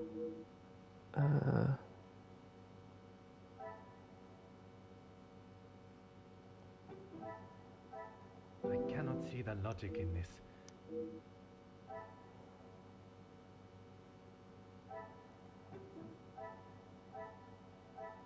This will not get me in. What a What was it?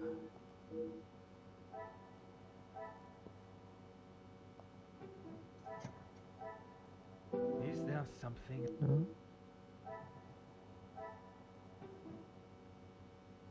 Possibly that. Come, No. my little. I should not be surprised by my Let's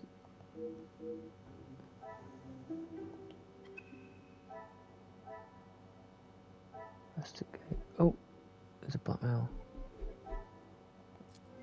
But let's see.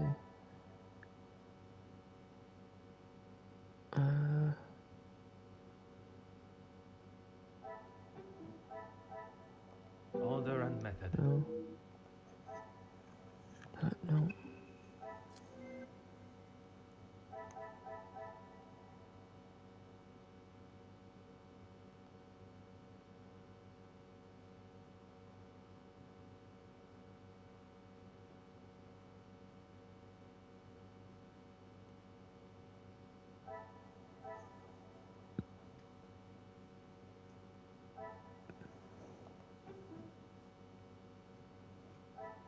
I cannot see the logic in. No.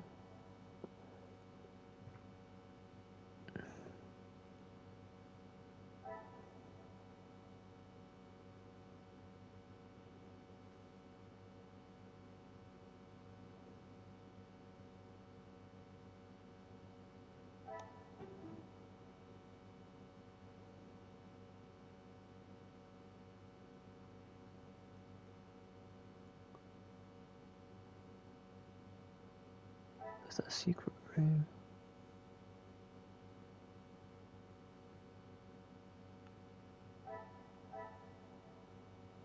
Order and method.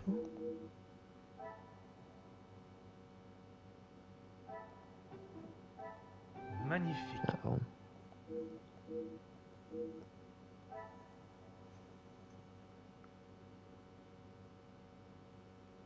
Maddox is the blackmailer.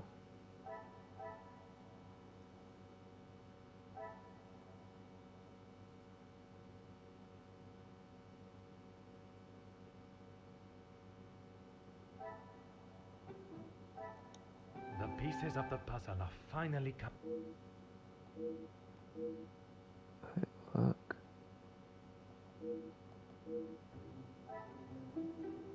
So we've got that blackmail sorted out.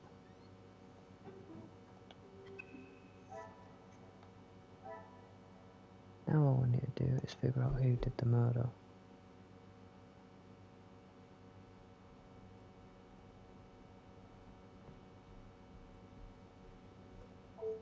Mademoiselle, merci for coming. Have you had a breakthrough, Detective? I have. Finally, I have the news you have awaited. Please, Detective, don't hold me in suspense. Oh my! I feel faint at the thought of knowing who could have done this to her. It is said to keep your friends close, but your enemies closer. It is Countess de Vos that is behind the letters. I don't believe it! What about the Major's letter? Not only his, but a letter to Monsieur da Silva. She was blackmailing him as well? Detective, I just don't know what to say. Take a moment, mademoiselle. It is a lot of information to take in. I just don't understand why she would do such a cruel thing. She has never been particularly forthcoming with it, only that she was homeless for some time and that she was at the women's shelter before here. And it is there that the Countess abused her power and manipulated her to uncover secrets of the family. All this time she has been working for Margot, doing her dirty work? I am afraid so, mademoiselle.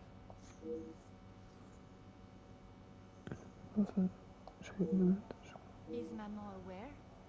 You are the first I have told, mademoiselle. Next will be the authorities. I'm afraid that we'll have to wait. And we will. I want to see her punished to the fullest extent of the law. But we cannot telephone anyone, as the lines are still down. Monsieur Archibald informed me earlier. I had hoped they would be working again. Last night's snow must have caused more damage than expected. Last night? They have been done all weekend, Detective. Detective? Are you okay?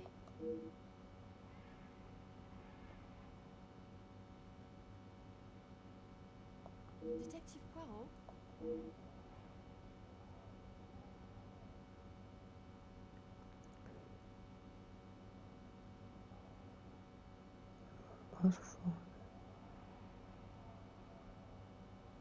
Would you like me to fetch you a glass of water, Detective? My apologies, mademoiselle.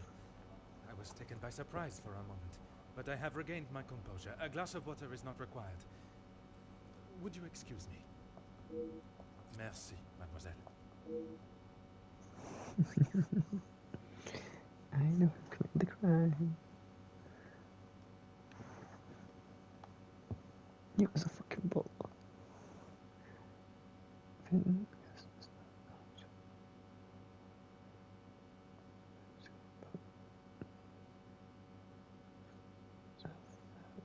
Pressure.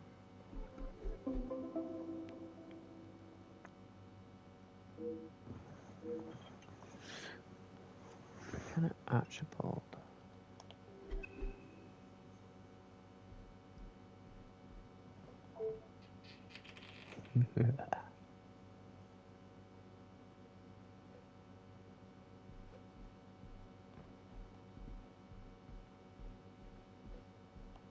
I don't need to search his room, do I?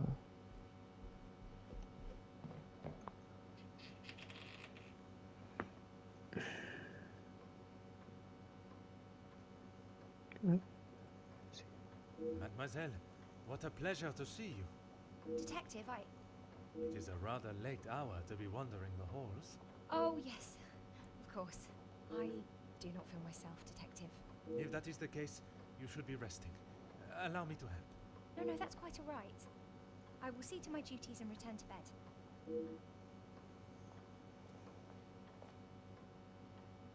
Lizzie, excuse me, Elizabeth. Lady Van den Bosch has been waiting for some time now. Oh, yes. Sorry. Detective Poirot was just... I'll see to the detective. You just head on up. Off you go. Good night, Detective. Bonne nuit, mademoiselle. There's something I saw.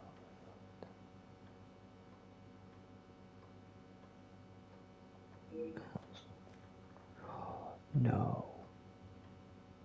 I'm sorry about her, Detective. As you can see, she is still not back to her usual bubbly self. This weekend seems to have taken quite a toll on her. She'll be right as rain in a couple of days. Now, what can I help you with? As if by magic you appeared when needed. I would like to speak with you and the remaining staff. If you could gather them in the staff pantry. At this hour, Detective? Is that really necessary? Yes. I shall be the one that determines what is and what is not necessary, and this is very much the former. As you wish, Detective. I'll see if Inge is finished preparing for breakfast. And Mademoiselle Rihanna? Yes, of course. I'll fetch her from the kitchen. Elizabeth may be some time with the lady of the house. Perhaps you'd like to start with us? Very well. I shall speak with Mademoiselle Elizabeth when her duties are complete. While I am gathering the staff, Mr. Beckers is in the library. If you wish to join him, I could bring you both a nightcap. I wish to keep a clear head, but there is something I wish to discuss with Monsieur Beckers. Mr. Beckers.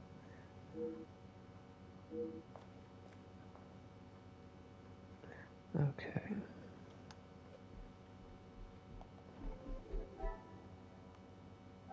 Dig deeper.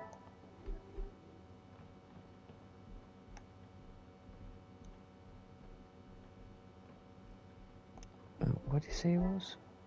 That was Hugo. So he was in the library down there.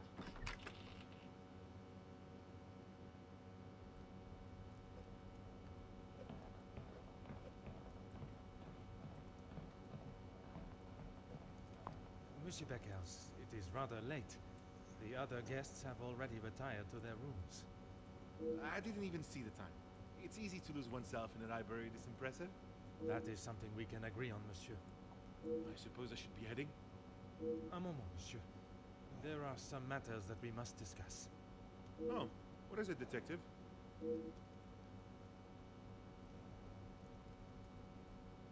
I'm not sure what you mean.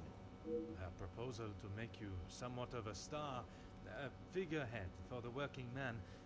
What would you call that? There was certainly no talk of making me a star. That is not the type of man I am. She wanted to write a piece on my work with the union, and I was happy to oblige. My speech? I'm not sure what speech. You may save your false ramblings for your next audience.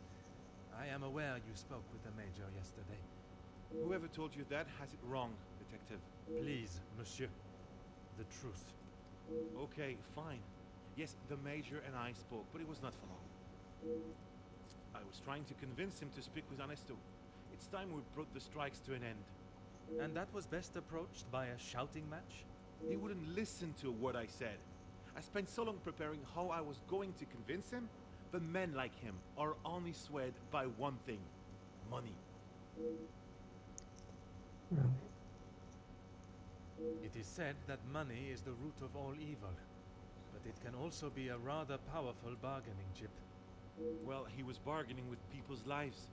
If he had acted sooner, none of those men, my men, would have to die. He has motive. A deal? It was an insult. Oh. And that is why you did I not know sign who it. might have done it. I'm thinking Hugo. I didn't sign it because the workers deserve so much more. Not his pathetic attempts to get them back to work. Elizabeth and Lucas' sister. Did you think there was a chance for a better Or deal Luke's to be sister. made? I know there was. He's a pompous swine that cares for only himself and filling his pockets.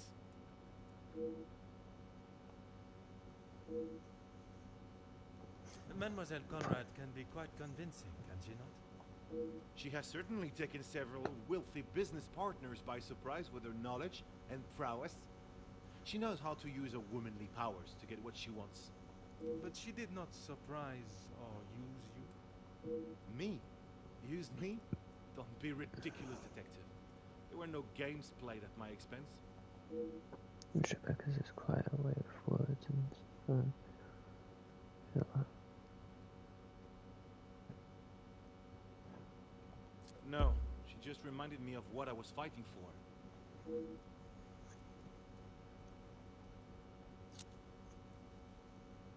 And I stand by that. It was an insult. A rather bold move to make such a decision on your own.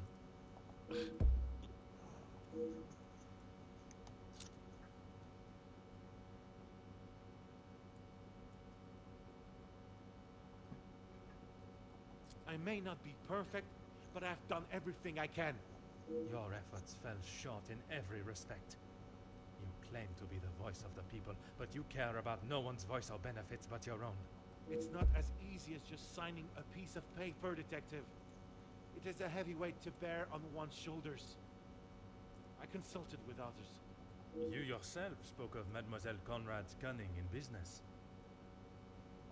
And I told you, I was not one of her targets. Tell me then, what was it she reminded you of?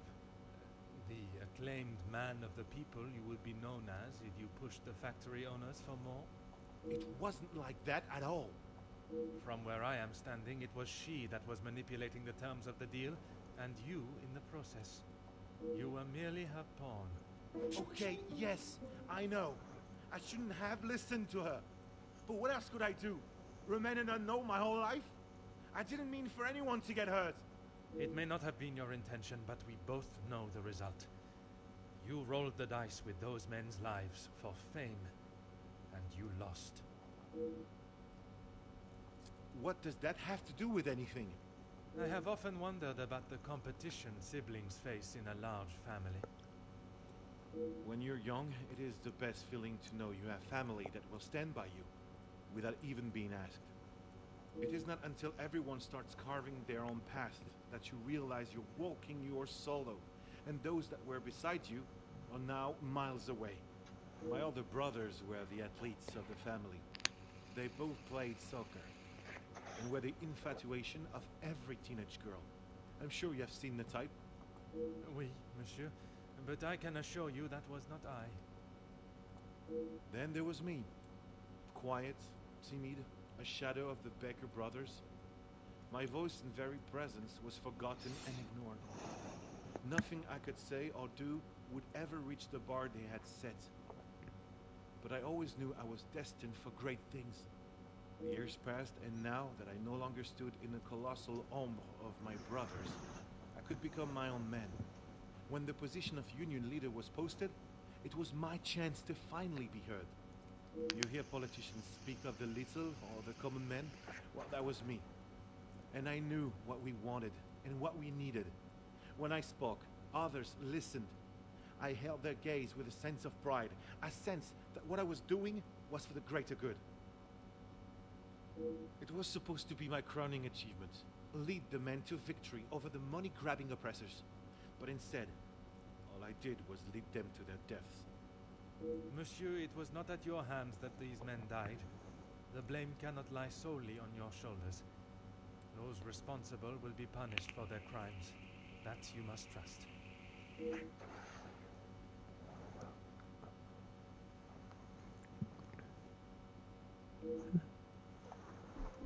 Let's have a look, shall we? There's nothing else that really sticks out.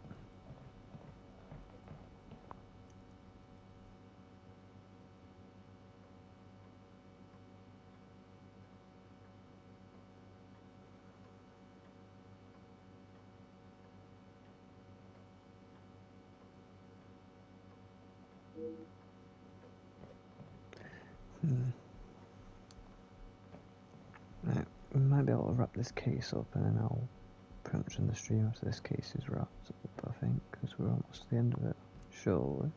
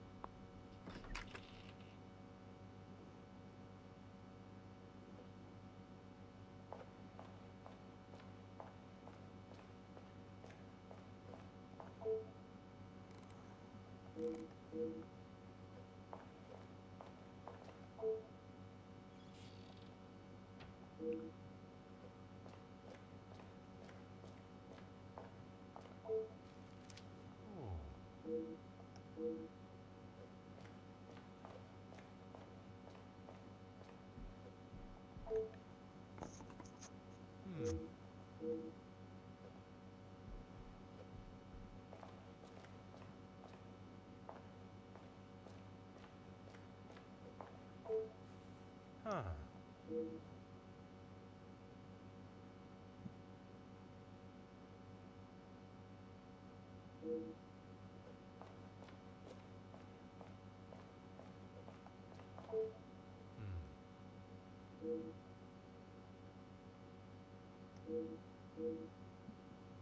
Detective, what can we do for you? You can help me by telling the truth, and in the process, help yourselves.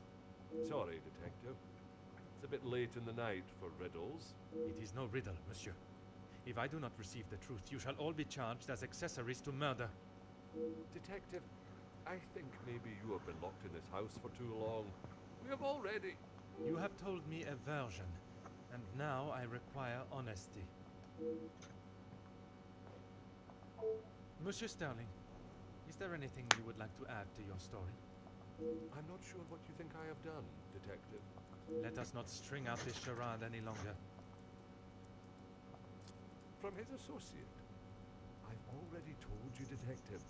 I don't know who it was. Do not worry yourself on such details now. I suppose they were lucky to have called when they did. Otherwise, they may not have gotten through at all, with the telephone lines being down as of yesterday. Aye, Detective. Lucky, I guess. It's not full, I believe he's alive.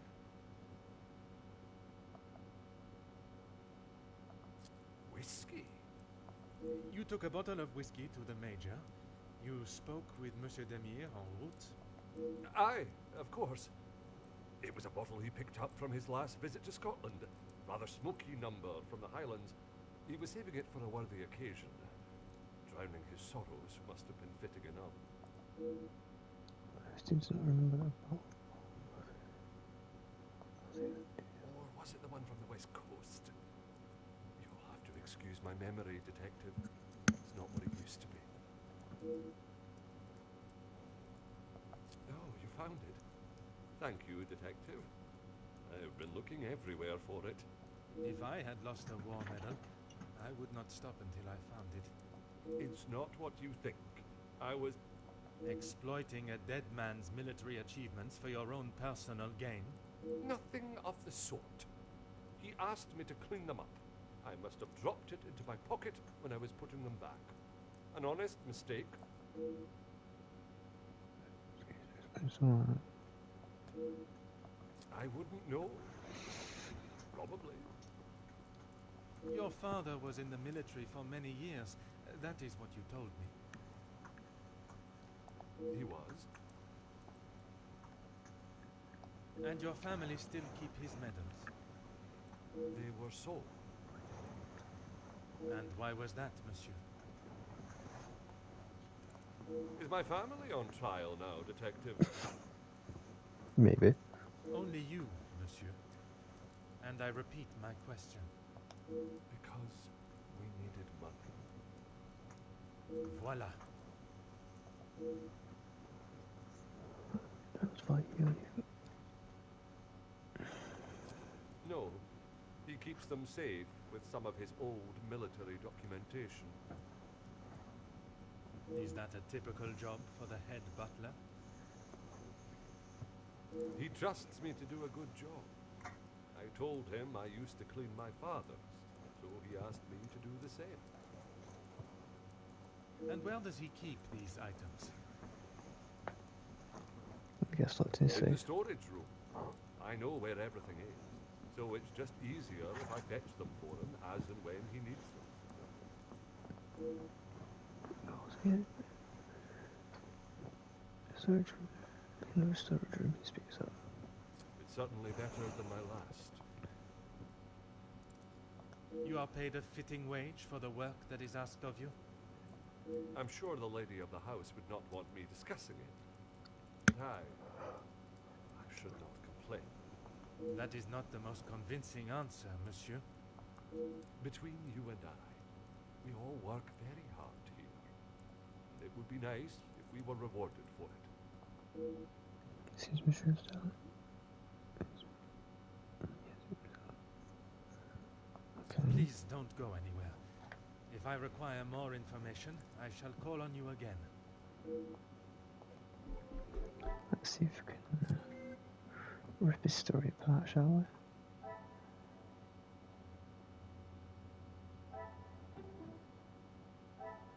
Some would say a lucky guess. I would say a moment of genius.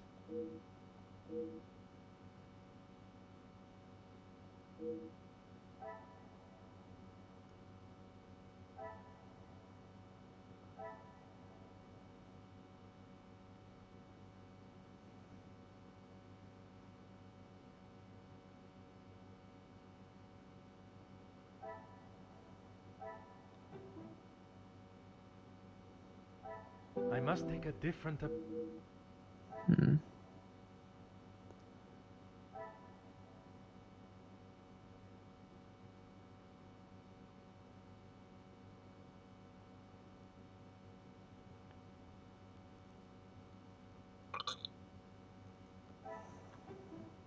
Come, my little grey cells. We must...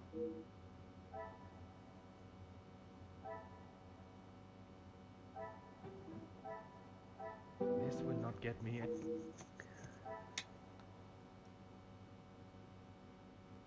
Call.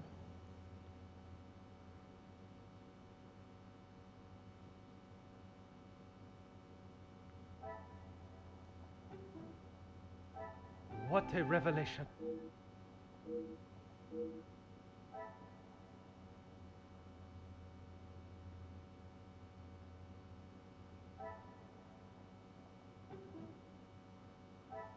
Things are beginning to become clearer.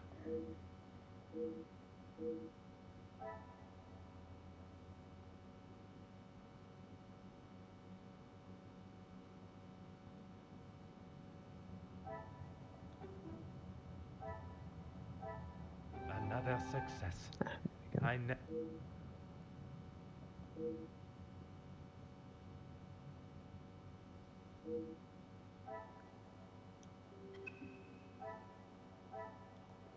Okay.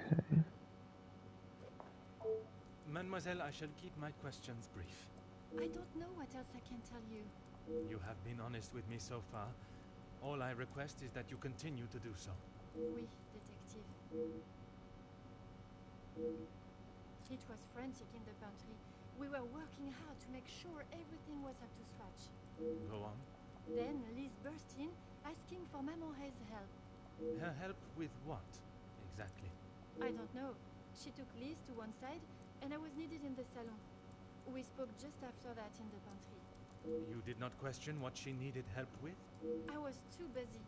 I love Liz, but she sheds a tear at almost everything these days. Although, I have never seen her look so pale. I saw her earlier.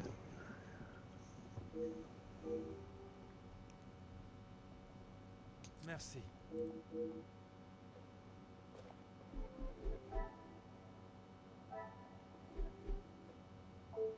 Mademoiselle, I shall be as quick and precise with my questioning as possible. Okay. What do you need? Merci. He was a good man. Taken too early. Forgive me, mademoiselle, for not extending them earlier, but I was not aware of your relationship. He was my only brother. And he died doing what he believed was right. If I ever get my hands on who took him from me. That's it. You say the riots, but it was the strike he was part of. They started the riots, not the workers. By they, you are referring to the security forces. They were brought in to keep the peace. Security, huh? They were brought in to make an example of them. It was all peaceful until they arrived. Why would they need to make an example? So that the workers would stop rallying. No one is going to go on strike if they think they'll get killed. The security you talk of were armed and ready. The workers were pigs to the slaughter. What chance did they have? Yes. This was before or after Archibald took him a bottle of whiskey? Before. You are sure? It may have been after. The whiskey is kept in the cellar with all the alcohol. It is. Then you must have noticed him going into the cellar and returning with a bottle through the pantry, no? Yes, I suppose I did. It must have been before then.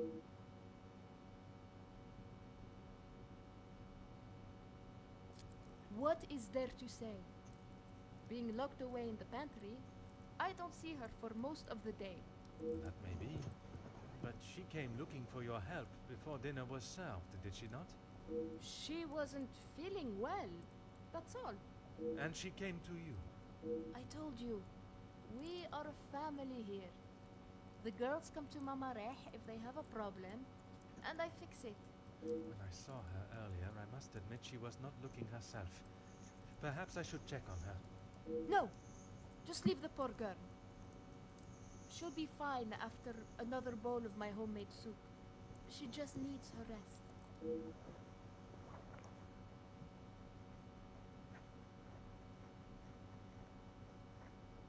Merci, mademoiselle.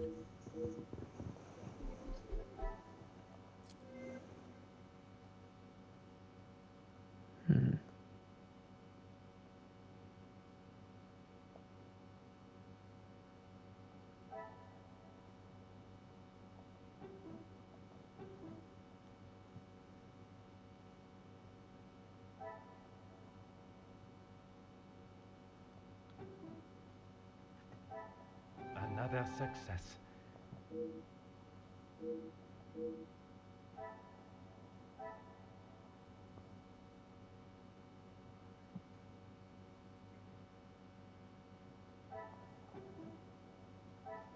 Is there something?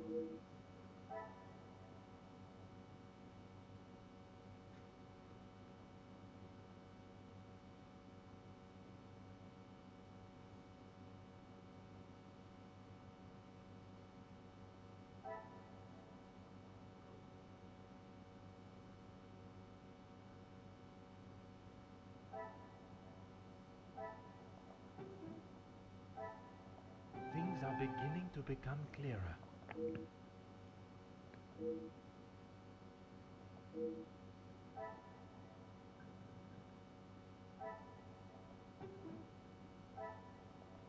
I must act on...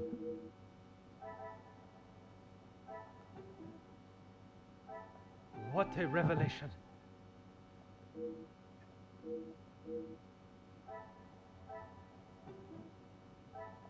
Some would say a lucky guess. I would say a moment of genius.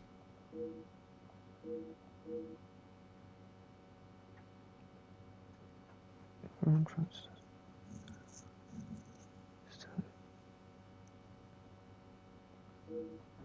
She was killed.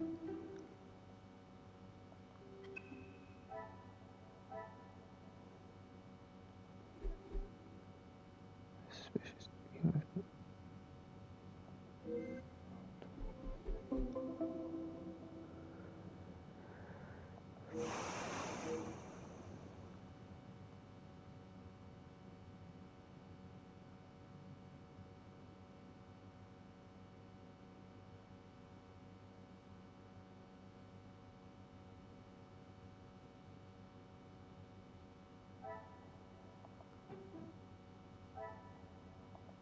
Is there something magnifique?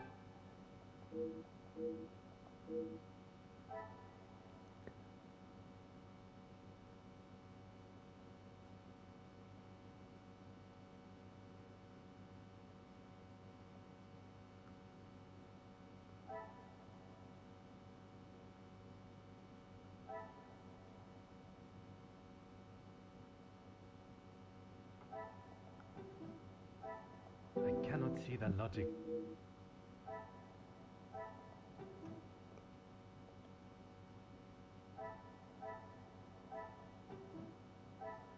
I must act on thought and fact, not... What am I missing? I must take a different...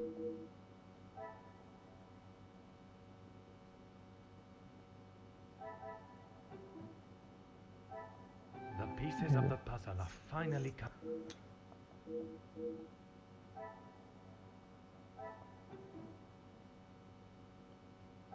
Come, my little great.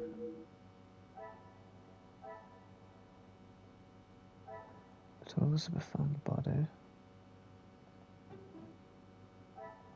I should not be surprised by my own skin.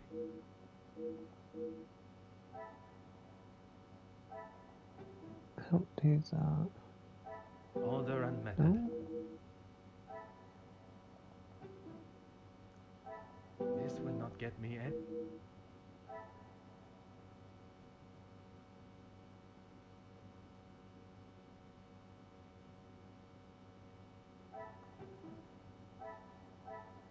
What a revelation!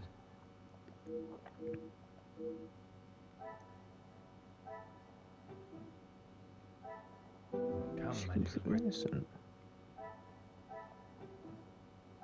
I cannot see the logic.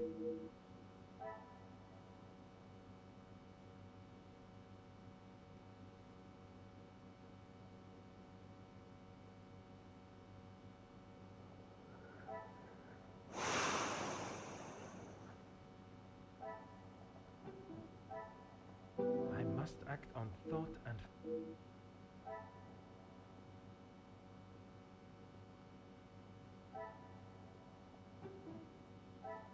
I must take a different approach if I am to uncover the truth.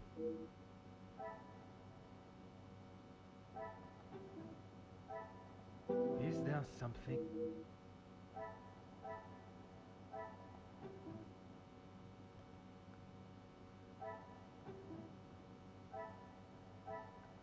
Some would say a lucky get.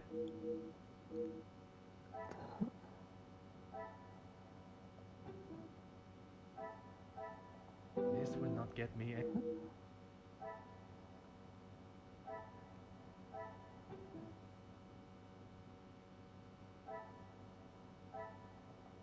Another success. I never doubted myself.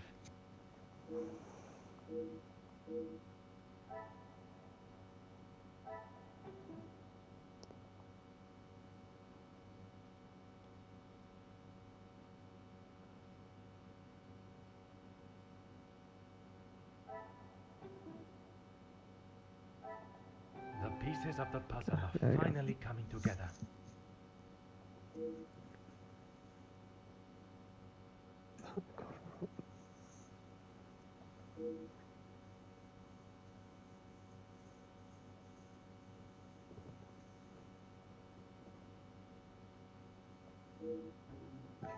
Killed.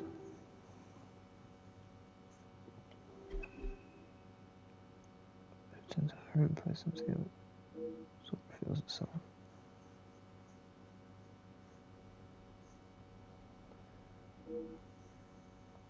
To uncover the truth.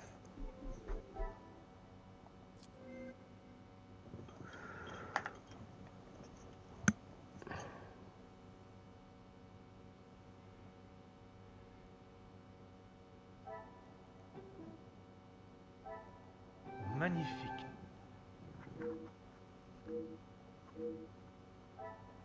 Wait, what? Is the murder? What? Oh no.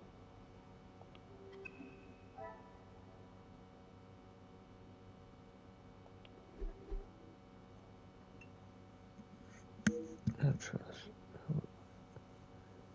So there, staring in the face, I spent my time chasing connections between yes. There's no sort of suspicion, but they might fail to notice the one absent member of the household. Why? Asked myself after a fateful day. It was a mistake in a trip, but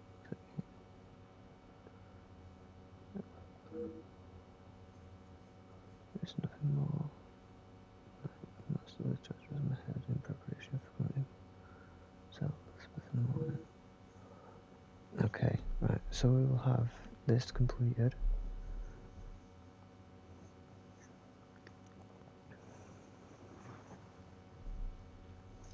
World.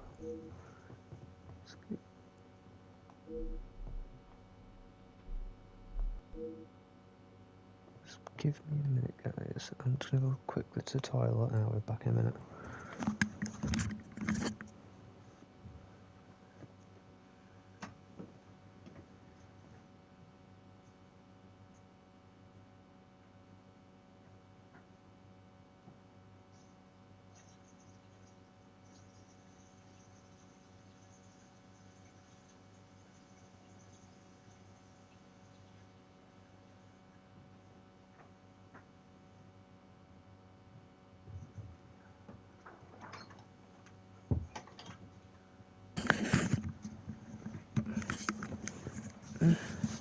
Right, guys, I'm back. Let's just quickly wrap this up.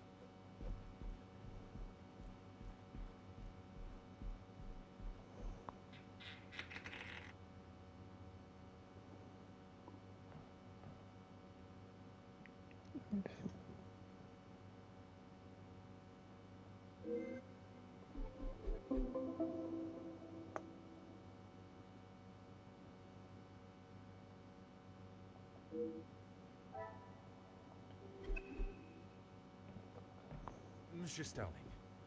Oh, Detective, I was just... Please. I eagerly await to hear what reason you give for being in the storage room at this hour. A butler's job is never... I am no fool, monsieur. You have spun enough stories this weekend. Honestly, Detective, you don't trust anyone. Can you blame me? And with good reason.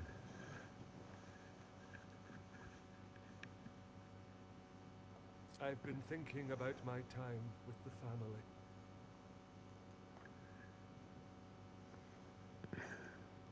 I often think on fond memories, but it does not take me to a storage room in the middle of the night.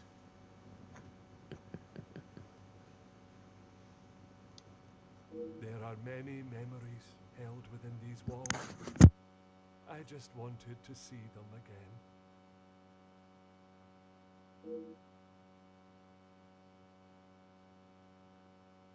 I didn't realize the noise I was making. Obviously. Were you preoccupied looking for another of the Major's medals?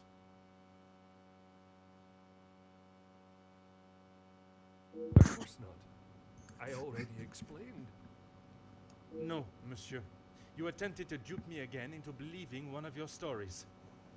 Please, Detective. I know you know how it ended up in my possession. I was just trying to get some extra money together to send home. I can't lose this job. If Lady Van den Bosch found out... Theft of a medal would be the very least of your problems.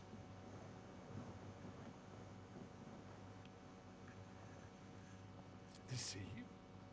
I'm sorry that I lied to you about the medal.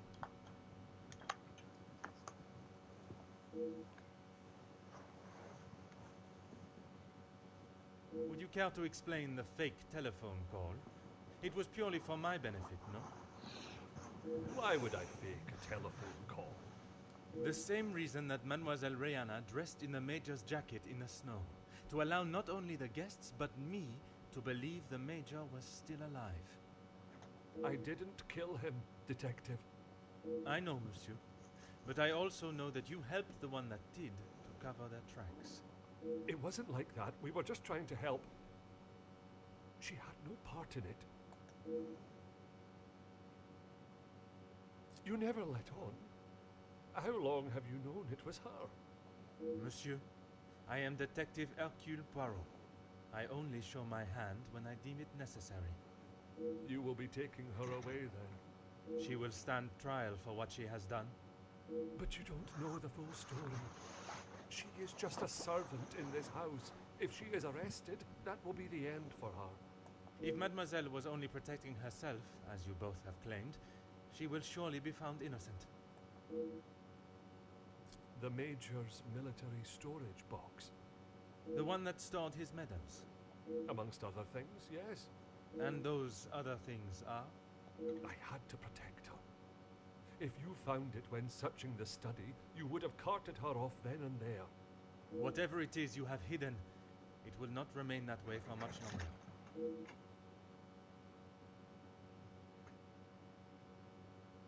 I need a moment.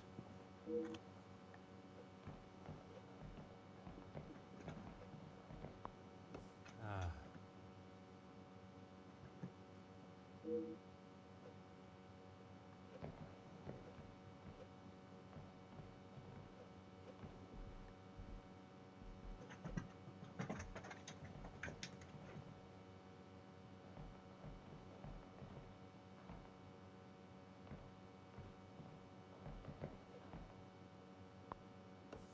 Aha.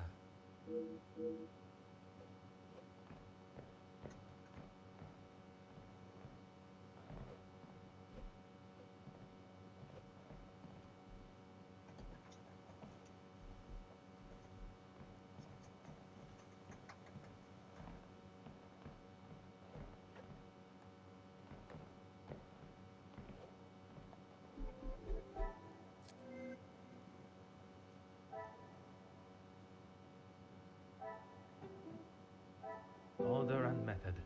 That is the way to...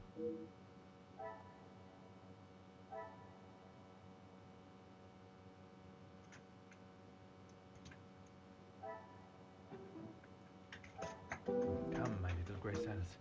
We must...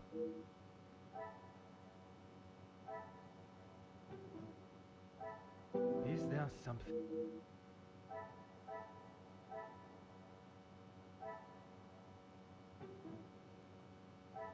Things are beginning to become clear.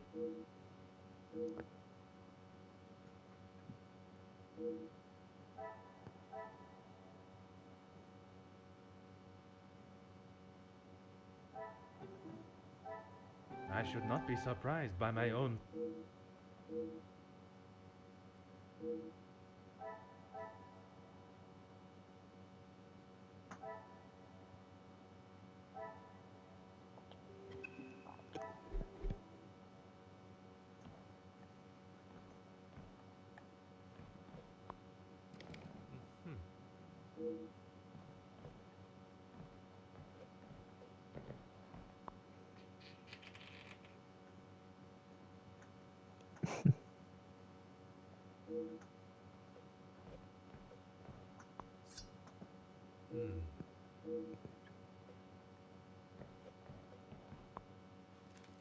Aha.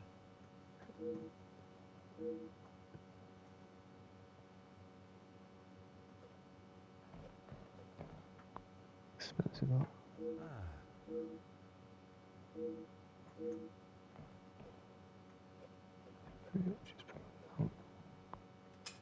Service box.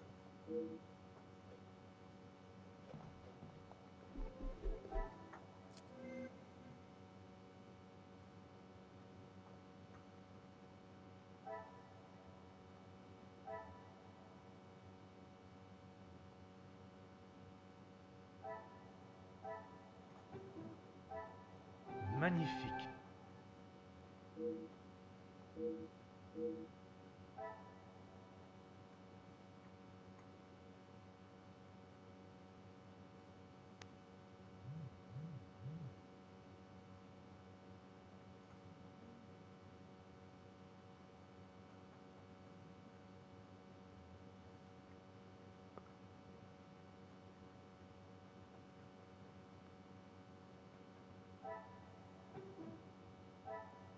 The pieces of the puzzle are...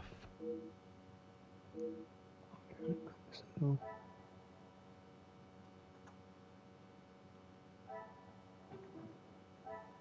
I should not be surprised by my own skills of deduction.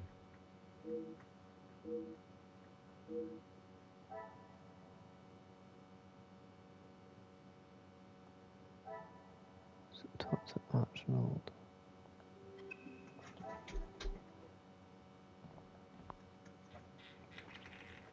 Okay, so we've pretty much almost wrapped this case up.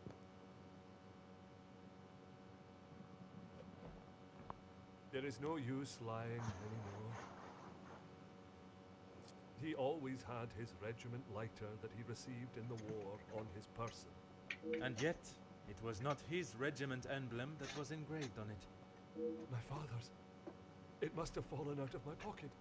You still have it, Detective. Monsieur, you have stashed evidence, manipulated a crime scene, obscured my investigation, and yet it is a lighter that you worry about most?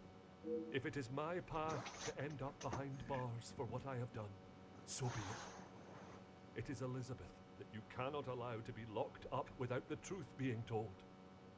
I have heard how you fought for that young maid before. Florette, is it? I only ask that you do the same for Elizabeth. The case is difficult.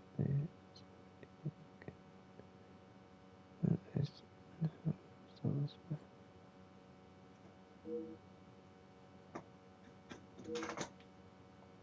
You found it? Even the secret area that has been created here is not concealed enough to stop Detective Hercule Poirot. I couldn't just leave it at the scene for you to find. The Major was killed by his own knife. The knife that protected his life during the war would eventually be the one that ended it. It was in his holster when he attacked her. He had hold of her arm. What else was she meant to use to get him off of her?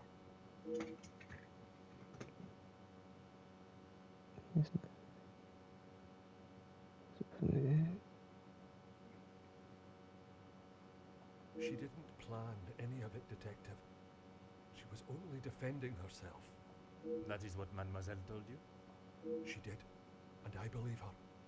You think you knew the Major, but you had no idea. He was a monster and had more secrets than all of us combined. That may be true, but that does not excuse what she has done. Put yourself in her shoes for a minute. If a man like that had attacked me the way he did Lizzie, I would have done a lot worse to him.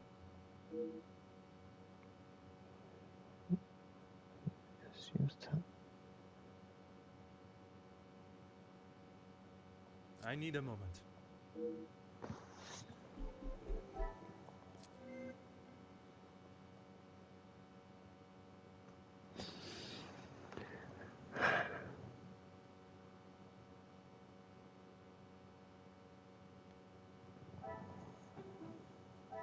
Order and method. No.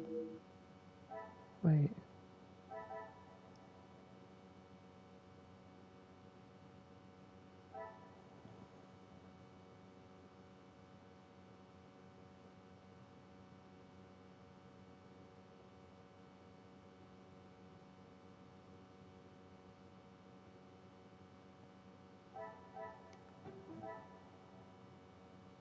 I cannot see the logic.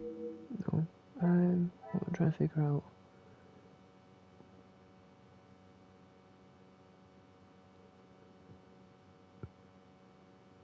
Open window. Could be that. Some would say a lucky guess. I would say a moment of genius.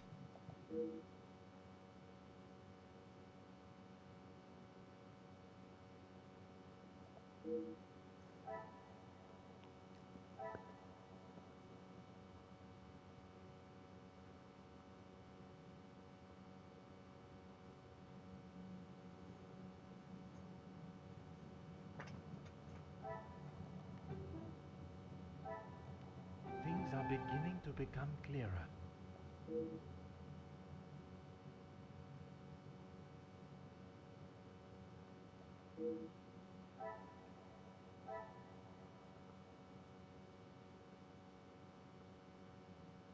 What's it, Archibald? There is no use lying anymore. When you asked me yesterday about seeing someone out there, I thought the game was up. That does not explain what you are doing out there. When Lizzie took me to the study, the knife was still in the Major's chest, and I knew I had to get rid of it. I dropped it out of the window, knowing no one would be going outside. It was fine for the time being, but I couldn't risk it being found when the snow melted. So you collected it under the cover of darkness and stowed it away in here where you thought no one would find it. After your questioning in the pantry, I knew you were onto something, and I couldn't leave it here. And where did you plan on moving it to? Honestly, I don't know.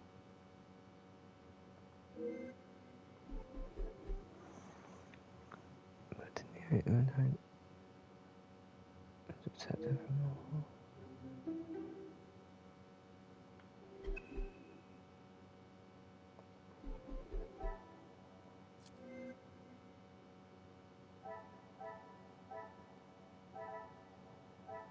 Why?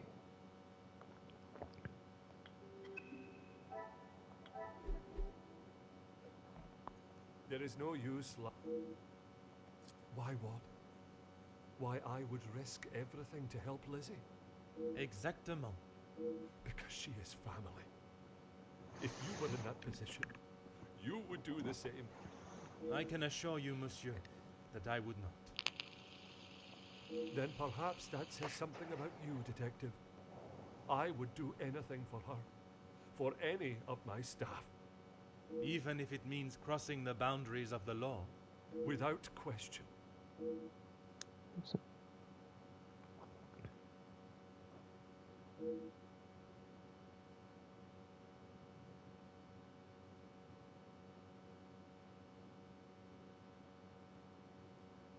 Aye, Detective, but please, you have to help Lizzie. It was all an accident. She doesn't deserve to spend the rest of her days behind bars because of that man. If she is put behind bars, it is because that is what the courts have decided upon. Detective, you can't be so cruel. It is not cruelty, monsieur. It is the law.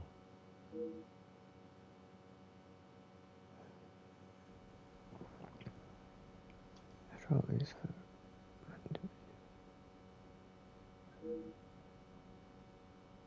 puzzle to use wiles have killed the Major now. Great cells put together.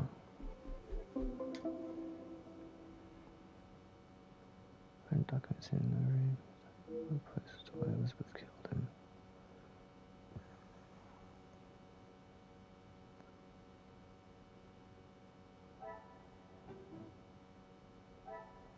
This will not get me any closer to my goal.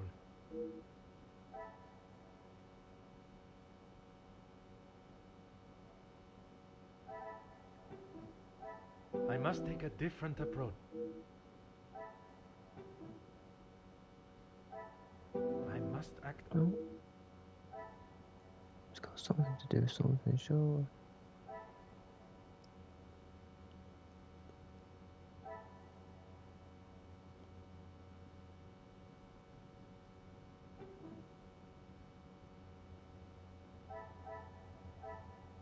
Another success.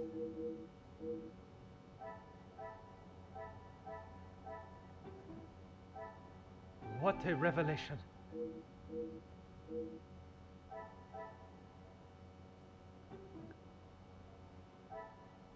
Order and method.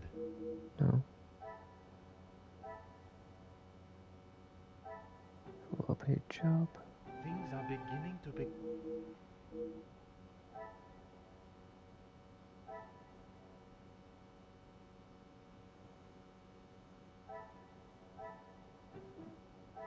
I must take a different...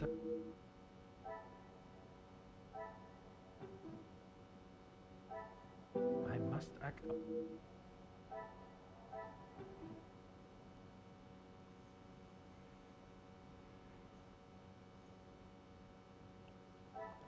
Is there something... Something to do with this, sure. No.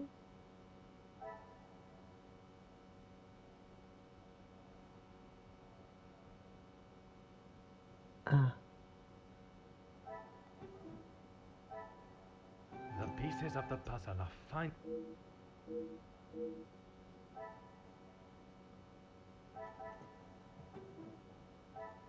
What a revelation!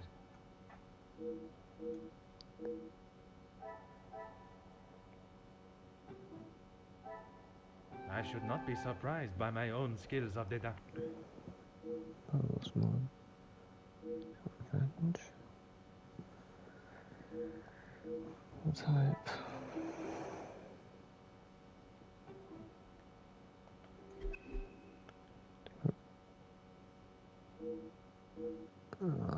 Okay, once we've done all this, let's go from choose place. Detective Poirot, I'm glad you're awake. Bonjour, mademoiselle. It has certainly not been a night of peaceful sleep. There is something that we must discuss.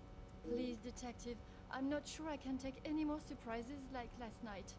I'm afraid this may be the most upsetting of them all. You have found Felix's killer, haven't you? I have. And the guilty party will certainly come as a shock. Detective, please. It was Mademoiselle Elizabeth that was behind the Major's death. You must be mistaken. Elizabeth could not do such a thing. I assure you I am not. It is something I spent much of last night deliberating. When you spoke of the telephone lines being out of order, it made me question the conversation I thought I had heard Monsieur Sterling make with the Major before connecting the call to him. But it hasn't been working all weekend. Exactement, mademoiselle. That is when I knew I had once again been lied to.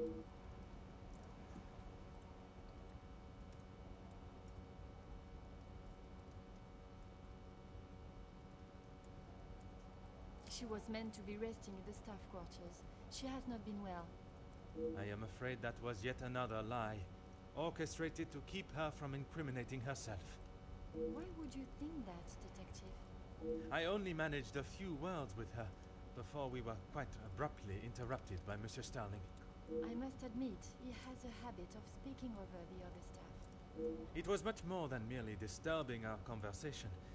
It was done with the intention to prevent Mademoiselle saying something that she should not. So, Elizabeth killed Felix, and then Archibald helped her cover it up? In its simplest form, oui. I have heard it directly from the horse's mouth. You have spoken with Elizabeth already? Did she admit to it? Not Elizabeth, but Monsieur Sterling. I wasn't. What were you doing in there, detective? It was Monsieur Sterling that I found in there. I was taken by some surprise to hear anyone awake at that hour. What on earth was he doing? He claimed he was merely reminiscing of his time with the family. You don't believe him? It did not take long for me to uncover the truth of why he was there, and the location of the Major's murder weapon. Hidden area? A room that held all of the Major's secrets. I had no idea. Did you discover the reason for his blackmail? I did. Were you aware he was dishonorably discharged from the army? Dishonorably? What does that mean? It's a wild try. Yes, Gideon told me about the conversation you had. It is really quite upsetting. Zachariah was adamant of the Major's cruelty during the war, but the extent was not known until now. He killed a number of prisoners, men that were friends of Zachariah. Surely not. He would not do such a thing. They must have been trying to escape. I am afraid not. They were in fact unarmed. Oh, detective. It is the reason he was discharged, denied his military pension, and I believe the reason he fled England. He had been such an important part of my life for so long, but I feel like I hardly knew him. In a sense, you said it was she that killed him. It was her hand that held the knife, but he was quite insistent it happened in self-defense. In all of the years I have known her, she has barely even raised her voice. I cannot believe she would do something like that out of malice. The whole truth cannot be known, until Mademoiselle Elizabeth has told her story.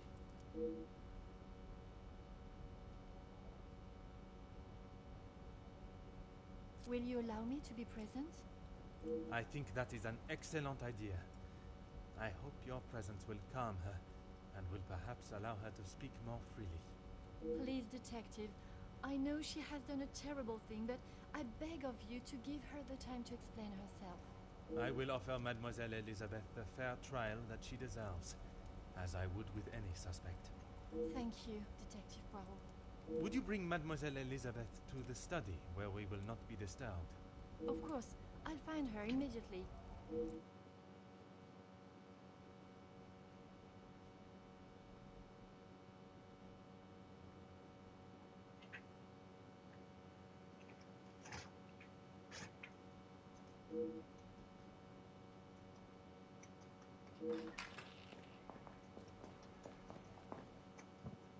Mademoiselle Elizabeth, merci for joining us. Miss Angeline said you requested to see me urgently. We have some serious matters to discuss, and I would like to waste no further time. Oh, yes, Detective. Still not quite myself. I was surprised when Monsieur Sterling hurried you to assist Madame Vandenbosch last night. I should not have avoided my duties for so long. The house does not stop because I'm feeling a little under the weather. That is true, but you cannot be expected to complete all your tasks if you are not in the right frame of mind. Honestly, Detective, it was best for me to not sit and wallow anymore.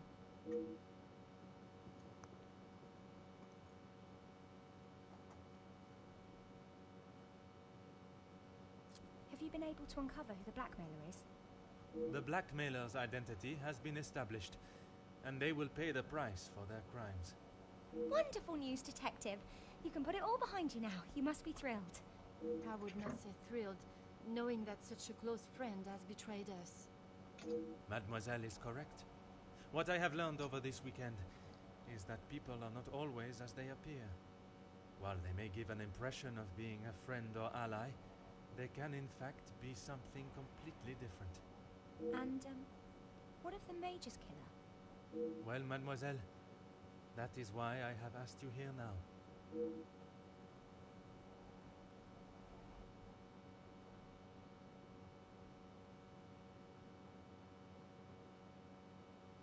I'm not quite sure what you want me to say, Detective. Your honest opinion is all I ask, and, s'il te plaît, do not hold back. No one else felt it necessary. We only spoke when there was something in the house to be done. We did not speak of interests or pastimes. You knew of his work with Monsieur de Silva? I only know what is required of me to know, and that is very little. But you were aware of his work as security at Monsieur de Silva's factory. I was. The factory your beloved worked at, before he was cruelly taken from this world. Yes, Detective. Yes, that is where he spent his last moments. Standing shoulder to shoulder with his fellow workers. The resulting riots were a terrible tragedy. One that I hope we will not have to see or experience again. Something that could have been avoided had the Major and his team done what was required of them. Nobody deserved to die that day. Not my Luke. Detective, what kind of question is that? It is a straightforward one. Mademoiselle, if there is something you wish to tell me, now is that time. I'm sorry, Detective, I just don't know how to answer it. Let us consider what we know of the Major. He fronted the militia that attacked the workers at the strike. You were aware of this? You finally had someone to blame for Luke's death. Someone conveniently located in the same house, alone in his study. No, Detective. It wasn't like that. Tell me what happened with the Major on the evening of his death. I was only in here trying to prove what I heard Mr. Beckers say. I was going to report him, I swear. Miss Angeline, you believe me, don't you? I want to. I am still trying to understand it all myself. Why don't you start from the beginning? I was delivering Miss Angeline's dress to her room when I heard Mr. Beckers arguing with the Major in his study. They were ever so loud. I thought the whole house would have been listening to what they were saying. Mr. Beckers was talking about the factory strikes and how it was the Major's fault. He told him that if he didn't own up to his crimes, he would go to the newspapers. I cannot imagine the Major would have taken kindly to Monsieur Becker's threat. He didn't. He called him some rather uncouth names before Mr. Becker's left and went downstairs. I made sure to keep out of sight. After the altercation between the Major and Master Gideon, you went to speak with him outside, and I thought I could look around his study without anyone knowing. I had to know for sure. If it was true, he deserved to be held accountable. And did you find the proof you are looking for? I found a payment from Mr. De Silva, but there was nothing incriminating about that. I was so nervous. I felt like my heart was beating out of my chest. And then you saw the blackmail note. I recognized the writing on the envelope. I couldn't believe it. How could he do such a thing to Angeline? To the family that had taken him in? Common sense would determine the Major was another victim of the blackmailer. If I'd have used common sense, I wouldn't have been snooping around alone in his study in the first place. I heard the footsteps in the hall, and before I could move, the Major was standing in front of me, demanding to know why I was going through his belongings without permission. I tried to come up with an excuse, but nothing came out, and when he saw the letter in my hand, it was like Dr. Jekyll turning into Mr. Hyde. I tried to move around him towards the door, but he hurled something towards me, and it crashed against the wall. That would explain the damage to the wall. I froze. I have never been so scared in all my life. I thought he was going to kill me there and then. And you thought you would beat him to it? Oh, Detective, you make it sound as though I had it all planned. He lunged forward and grabbed me by the arm. I tried to push him away, but he was too strong. His grip just got tighter and tighter. If only you had seen the look in his eyes, I dared not even scream. I saw the sheath on his belt. I didn't know what else to do. I didn't want to hurt him, but he wouldn't let go of me. So you took your opportunity to put an end to it all. I just wanted to get him off me. I didn't want to hurt him. I reached for it and I jabbed it at him. His grip instantly loosened and I ran straight out the door and didn't look back. You did not even look to see what state you had left him in? She had just been attacked, Detective. Oui, please. Continue. I ran down to the pantry looking for Rahana. She took one look at me and knew something was wrong. I explained to her what had happened and she went to find Archie. She said he would know what to do. We went back to the study and he was still lying there, motionless. Archie said that no one would believe me. That if someone like me killed someone like him, I would be sent straight to the gallows. He left the letter so you would find it. He said that if people knew what the Major was really like, then they wouldn't care what happened to him. So I am to believe that it was Monsieur Sterling and Mademoiselle Rihanna that cleaned the scene and orchestrated a plan that included a fake telephone call and dressing as the Major so that he may be seen. You had nothing to do with that. I swear I had no idea that is what they had done. Archie just told me to stay out of sight. I am no master criminal. Then Monsieur Sterling and Mademoiselle Rihanna will be charged for obstruction of justice and impeding my investigation. Please, Detective. They were only trying to help me. If they wished to help you, they should have brought all of this to my attention immediately instead of committing more illegal acts. Surely you haven't forgotten what happened with Fleurette. She was only accused of stealing a bracelet. I killed a man. It is a day I have not forgotten, mademoiselle. Even for a moment. Without your help, I don't stand a chance. Please, Detective Poirot, you are the only one that can help me. Oh, Elizabeth, why didn't you come to me? I didn't think you would believe me. I felt so guilty. And when it was announced yesterday that he was a victim of the blackmailer, I wanted to tell you everything. I came to find you last night, Detective, but Archie stopped me. I'm sorry.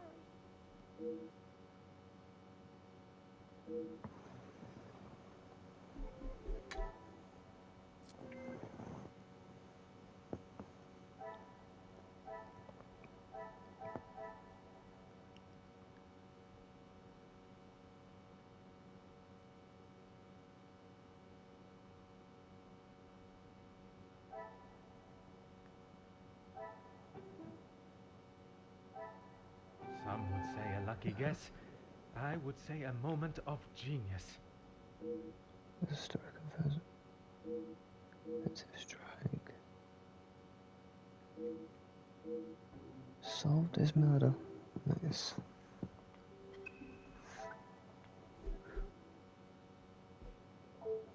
Oh, yes, Detective. I don't know where it is. If you have been honest with me until now, I ask that you continue. I'm sorry, I really don't know. Archie dropped it out of the study window and he said he would deal with it. I couldn't bear to touch the thing.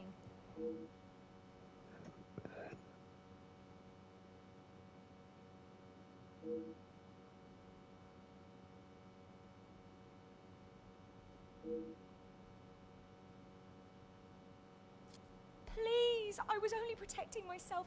I didn't want to hurt him. He just wouldn't let me go. Oui, mademoiselle. I know.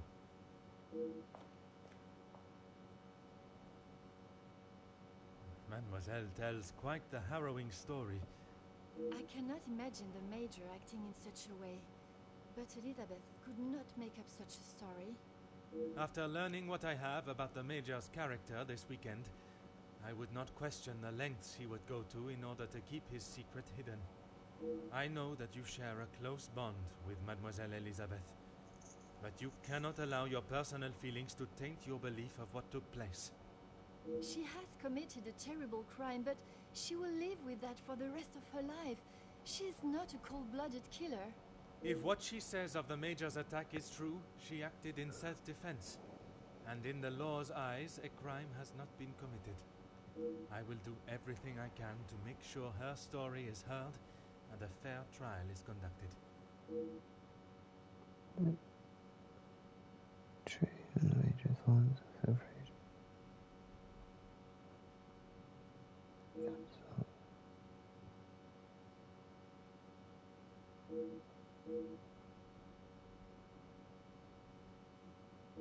Mademoiselle, it is time I address the house.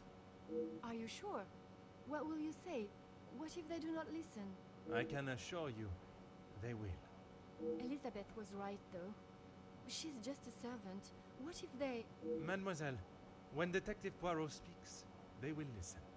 Would you ask the guests to convene in the library? Of course. And what of the staff? I have told Monsieur Sterling to remain in the staff quarters with the others.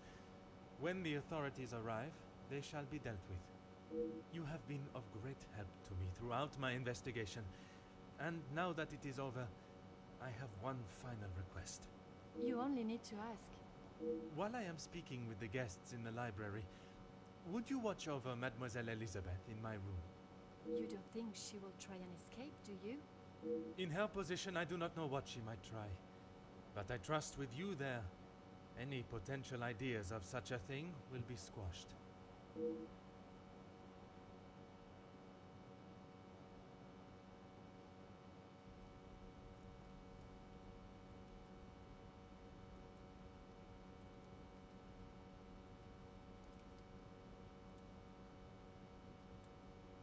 Detective, you have spent more time making us sit and wait for you than anything else. Madame Van den Bosch, if you think I have spent my time focused on anything besides uncovering the Major's killer, you are sorely mistaken. I'm sure you will be eager to share your findings with us then. All in good time, Madame. Firstly, to understand the truth of what has occurred this weekend, one must know the timeline of events that not only preceded the Major's death, but succeeded. We are all well aware of what happened before, Detective. You can save your breath. You are only aware of what the guilty parties wanted you to believe. But now I shall apprise you to the true events. The reason for us all being here, you know. The altercation between Monsieur Demire and the Major, you know. The body of Monsieur Hagen was found while we were all sat enjoying a most delicious meal. That you also know. But what was kept from us all was that his body lay on the study floor for far longer than was thought. It was that servant. She found him. S'il te plaît, monsieur. It was indeed young Inga that found the Major's body lying lifeless in the study. So it was her. Monsieur, I will not allow for any further interruptions. I return to the Major's body. If we are to believe the scene that we were presented with, the Major must have been killed during the first course of our meal, a meal that none of you left, even for a moment. Speaking in the evening, you all confirmed one another's alibis, And although there was doubt in the validity of some, I confirmed that they were indeed all true. What I could not understand was how a man came to be found dead, and every guest accounted for at the time of death. That is until I questioned the latter. Monsieur Beckers, I shall now allow you to speak. You saw the Major smoking a cigar in the snow. Is that true? It is. False. You saw what you are meant to see. Someone in the Major's coat standing outside, giving the illusion that the Major was still very much alive. Monsieur da Silva, on the afternoon of the Major's death, do you recall hearing a telephone ring? Now that you mention it, I have not heard a single ring all weekend. Correct.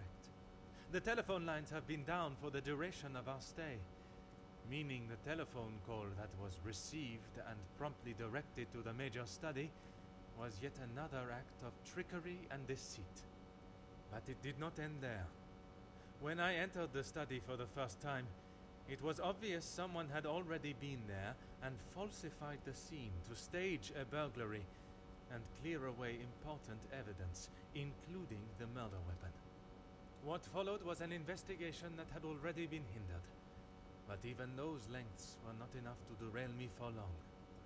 I think we have all had enough of your self-praise, Detective. Perhaps you would like to tell us who killed him now?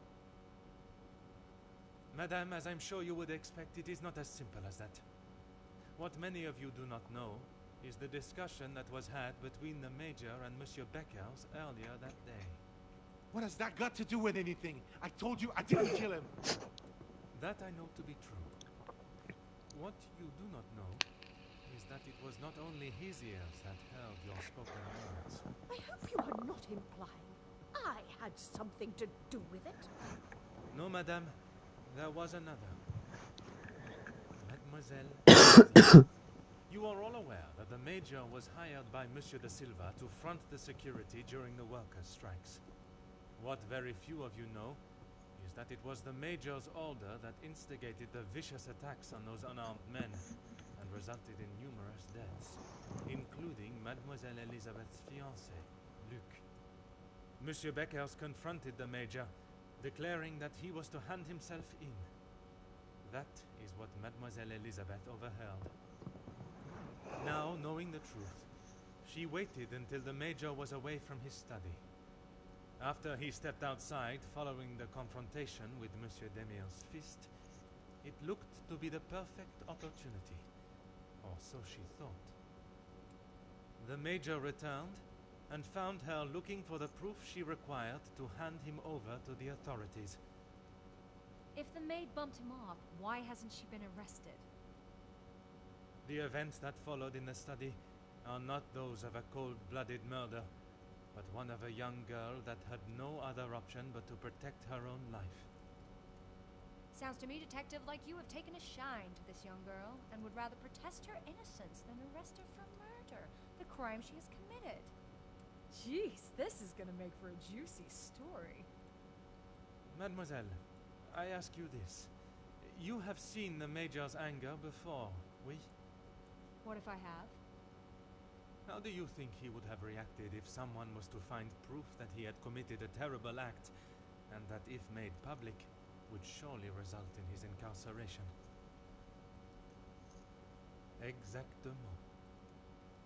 It is quite the story you have told, Detective, but all I have heard is that Elizabeth overheard a conversation blaming the Major for her fiancé's death, and she murdered him in revenge. A servant killing a man that is as revered as he was. She will face the noose.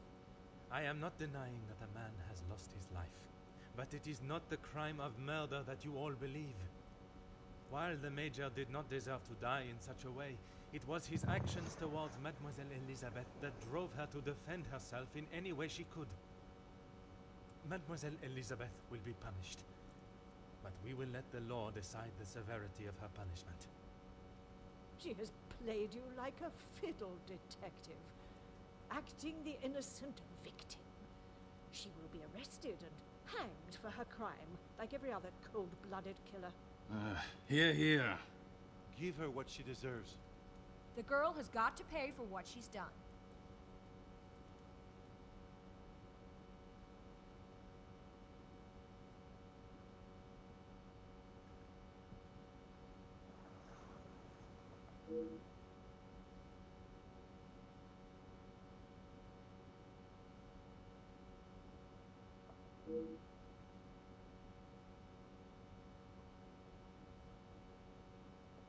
Those of you that are calling for the hanging of Mademoiselle Elizabeth, have you forgotten the roles you played? Your actions have been far from innocent.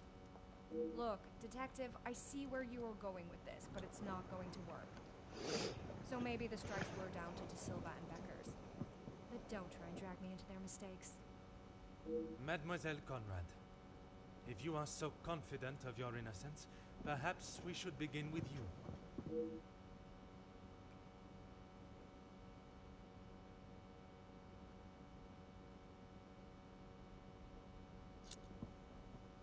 You don't need to imply it's only me that does. Ask any of my journalists, they'll say the same. Even if in the process people are hurt? You knew the situation surrounding the strikes and only sought to swell the anger in people and create further chaos. Mademoiselle, you so often have something to say. Now is not the time for silence. You really are delusional.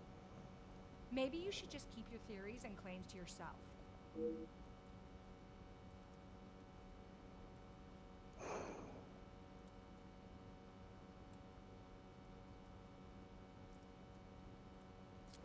You obviously have no idea what goes on in my world.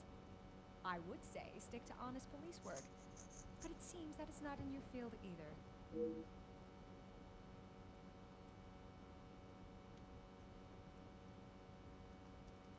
You know what it's like to get your hands dirty, Detective. You can't expect others not to do the same. Mademoiselle, I do not have time for your excuses. Do you wish to state your direct involvement, or should I? It's not... Okay, fine. Yes, the story was going nowhere. There was a deal on the table, and it was going to be done and dusted. Everything you said is true. I wanted the story. The scoop that would have blown the others out of the water. I never wanted anyone to get hurt. But I can see what I did wasn't right. I didn't think you had this side in you. I can see now why Angeline asked for you personally. You're not like other cops. It's clear it's the law and doing the right thing through and through with you. If you say it was self-defense, I believe you. We can't just forget what that girl has done. It's not Jackie's fault, or any of ours, that she decided to do what she did. Monsieur Beckers, you are the last person I expected to defend Mademoiselle Conrad. We talked only last night, and correct me if I am wrong, but you have already declared the role you played. To me, at least. Yes, we talked. It's just not fair of you to attack Jackie like that, putting words in her mouth until she succumbs to your plan.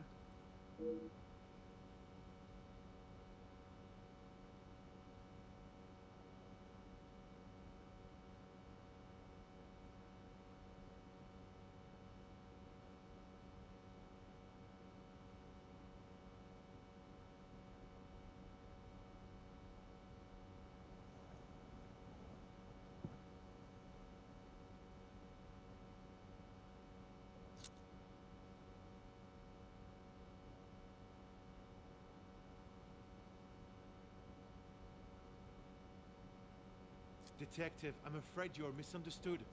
That is not how... It was not my intention for things to escalate as they did. I could not have predicted that would happen. Jackie was documenting everything to do with the strikes. She wanted our story to be heard and wanted to know how I was handling the negotiations. And they were handled by yourself? Naturally. If I cannot handle simple negotiations, I am not fit to be in the position I am in.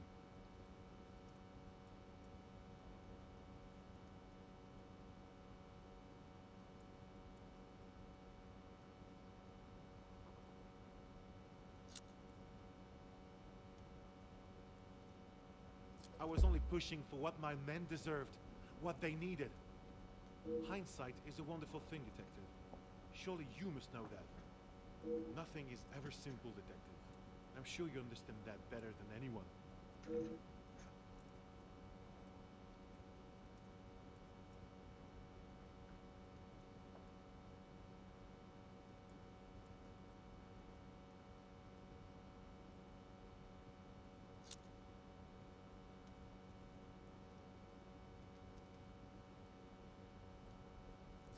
You're right, Detective.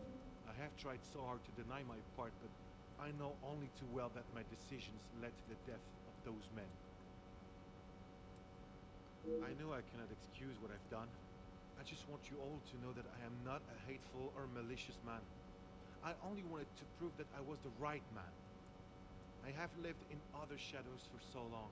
I thought I would be able to finally step into the light and be the one that everyone remembered, not forgot. Monsieur da Silva offered me a deal and I turned it down. I thought I was doing right by the workers. It was only myself I was thinking about. What more proof do you need? He said it himself. I made a generous offer to reach a resolution, and he turned his nose up at it.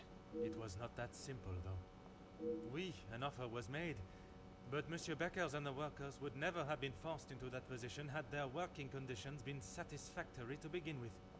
This is outrageous! Do you plan on blaming everyone for doing their jobs? I suppose it makes you feel better about yourself, doesn't it?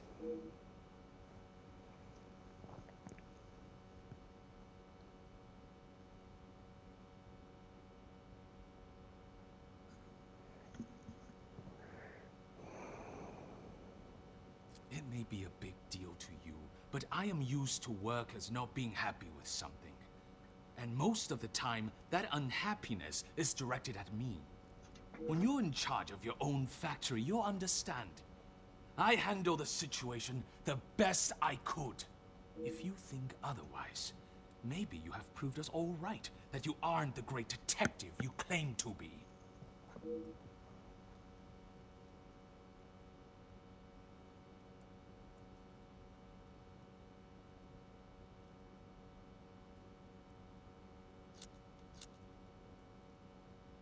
You said it. Anonymous. I don't know them, and it doesn't sound like they know me. When you have something people want, money, they will do anything, including constructing lies to get their hands on it. Monsieur da Silva, you seem to have forgotten our previous conversations. I recall them just fine, thank you. A police officer trying to manipulate facts to fit his own agenda. Shocking. Do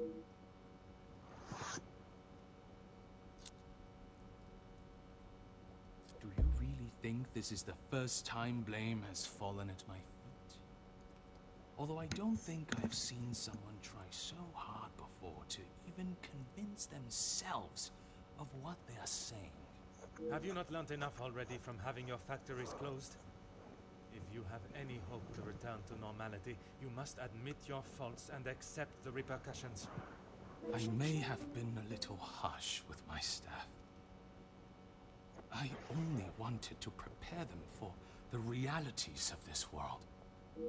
I was never given the opportunities that they have today, and I succeeded. All they do is demand more and more. At the factories and at the house. How am I meant to keep a good profit if every franc is going to them? I offered what I could. I was willing to meet in the middle. But maybe that wasn't enough. Swallowing one's pride is no easy feat. But if it means that a young girl will receive fair judgment, I am prepared to do it. Merci, monsieur, for your honesty. Admitting your responsibility is an honorable move. What now, Detective?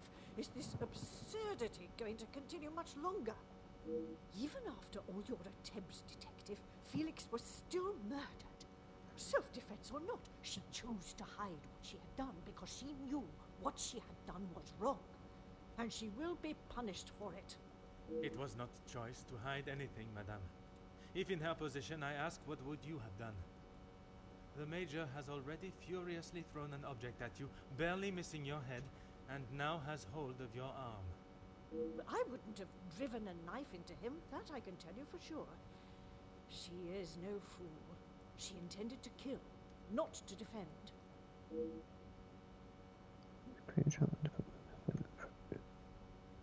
Thought.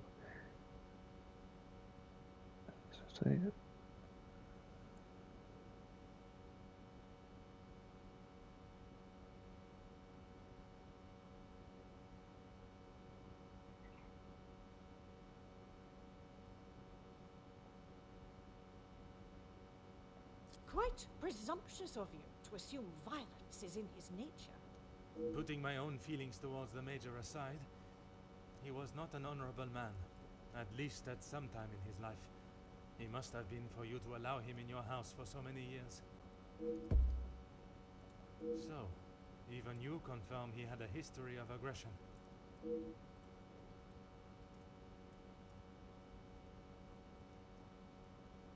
I'm sure that is none of my business. Likewise, it is none of yours. The Major shot and killed a number of unarmed prisoners as they were terrified, posing no threat. His actions are unforgivable and should not be defended by anyone. You judge him so harshly, but I return the question. What would you have done in his position? He had made mistakes. I will not deny that. In those moments when a decision had to be made, it fell to him, and he did what he saw fit.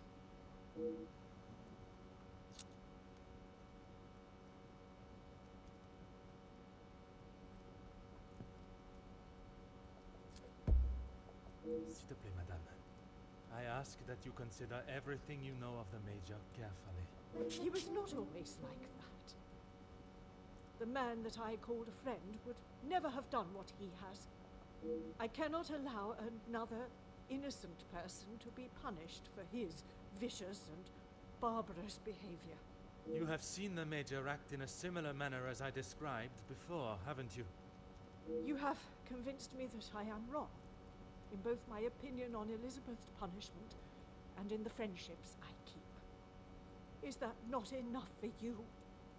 Not when a potential crime has been committed, and I fear an innocent party may have been punished for it. He was just a boy. I told him to stop, but he was like a wild animal. The confrontation with Mademoiselle Elizabeth was not the first time he has come close to killing another. It was following the officers' ball. A young man, no older than 16, stopped us on the street, begging for some change. Felix pushed him away, but he was persistent. He only wanted a few coins. Like a flash, Felix snapped and wouldn't let go of him. He would not stop punching him. I have never seen anything so brutal. But he was never charged for the attack.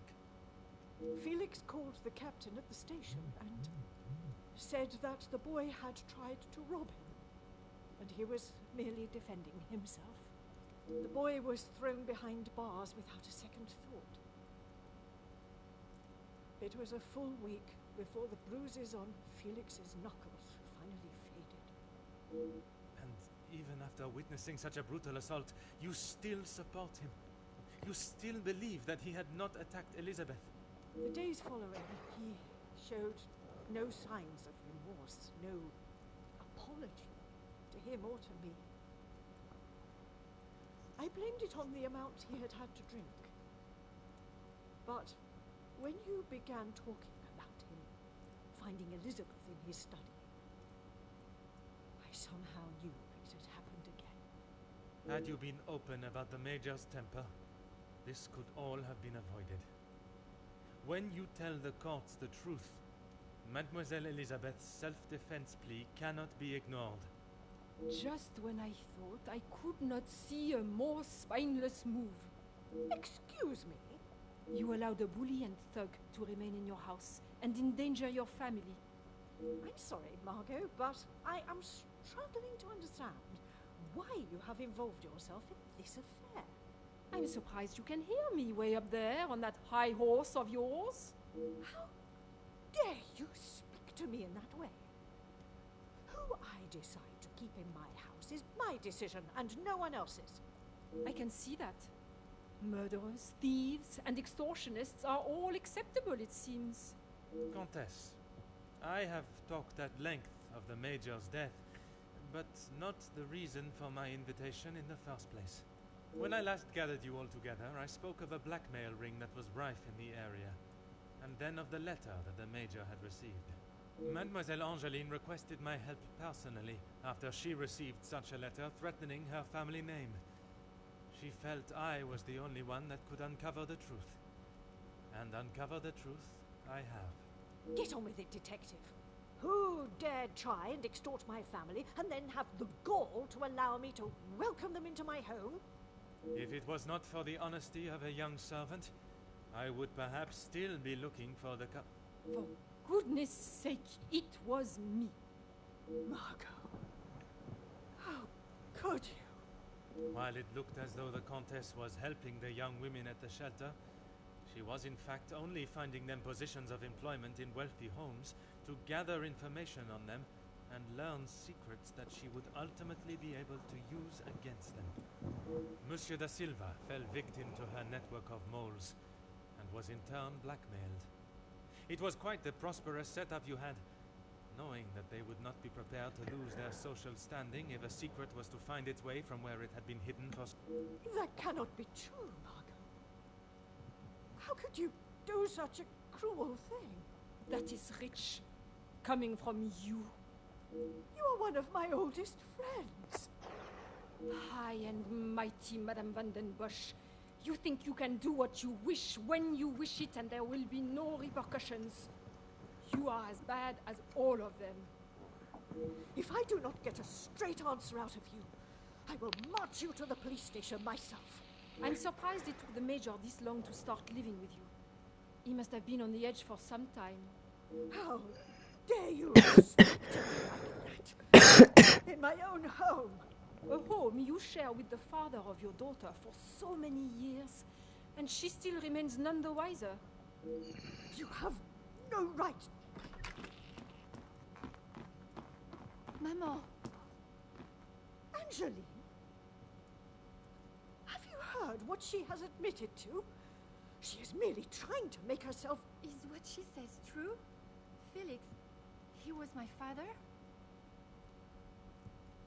That is the secret that the letter was talking about, isn't it? You told me that we had nothing to hide. Detective Poirot, were you aware of this? Oui, mademoiselle. But it was not my place to repeat. I don't understand. What about father? Your maman betrayed the love of a good, honest man and played away behind his back and then kept it hidden for all these years like a lady of the night with her client list. You will say no more.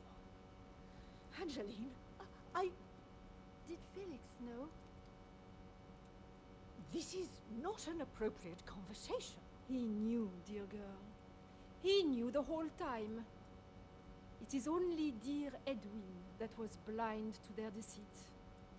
You will not talk of him like that. You will not talk of him at all.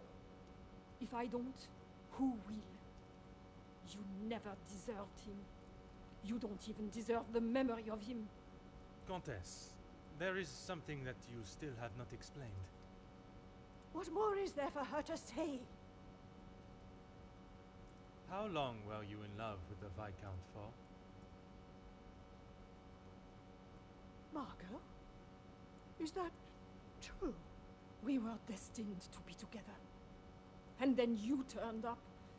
And I was all but forgotten about. But you were nothing more than friends. And you made sure of that, didn't you? From the day you arrived, it was all about what you wanted and what you had to do to get it. You didn't consider Edwin at all. He was just a purse to you. I loved my husband, and I miss him every day. Loved him enough to stray? Both of you, no more. Please, Angeline, let me explain. Maman, I do not wish to hear anything else from you. Not even your own daughter wants to hear your lies anymore. Cassandra Van den Bosch, all alone. How dare you!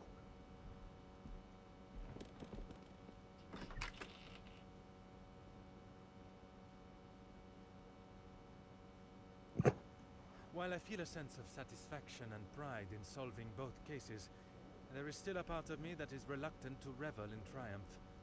I am content with the unmasking of Comtesse de Vos as the blackmailer, and knowing that she will pay for her crimes. But it is the justice for Mademoiselle Elizabeth that worries me. She will stand in a court of law, and I can only hope that they can see she acted in self-defense.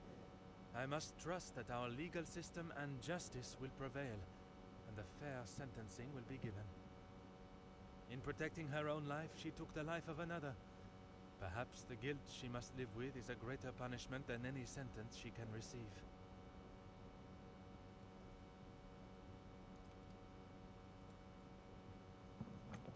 Alright guys. Comtesse de Vos was taken from Nemozine House in cuffs and placed under arrest.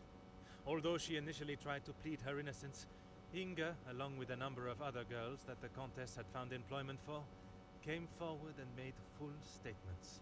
She was charged with 5 counts of blackmail and extortion and sent to a house of corrections, where she will have a new life to become accustomed to. Monsieur Sterling and Mademoiselle Rayana were also reprimanded for participation. While they may not be facing time in prison, tampering with a crime scene and obstruction of a police investigation are certainly not something that houses and new employers will look positively on.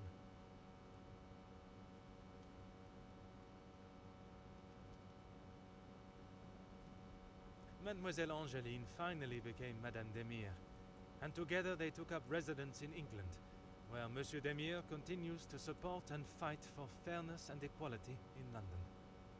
I am happy to say that we have remained in contact, and Madame Demire has become a regular correspondent of mine, and the latest joyous news is that they are expecting a child of their own. Madame Van den Bosch showed compassion that I had not seen in her before. She stood in court and gave a truthful and genuine character reference of Elizabeth, as well as describing the Major and the atrocious crimes he had committed. After Madame Van den Bosch's secret was revealed to the world, her position in the social hierarchy was no more, disappearing in a moment. While she still resides in Belgium, I believe she has had to adapt to a far more modest way of life. A humbling experience for her, I am sure. Following her actions in the courtroom, Angeline believed that her maman still had a place in her life. Although they are on different sides of La Manche, they remain in contact. Mademoiselle Conrad left Nemozine House the same way she entered, confident in herself and audacious in her opinions. Her report of the Major's murder at the house and the surrounding blackmails became one of the most talked about stories of the year. While there were certain details of her own involvement that did not make it to print, she was really quite complimentary about the detective at the heart of the case.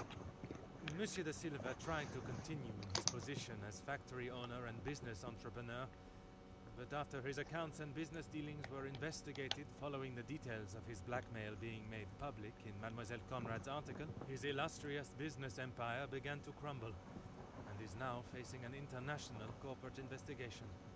Monsieur Beckers stepped down from his position as union leader, accepting that he was no longer fit to represent the workforce that, in his words, he had let down on a scale of unmeasurable proportion. Although he is no longer the voice of the workers, he continues to support them from behind the scenes.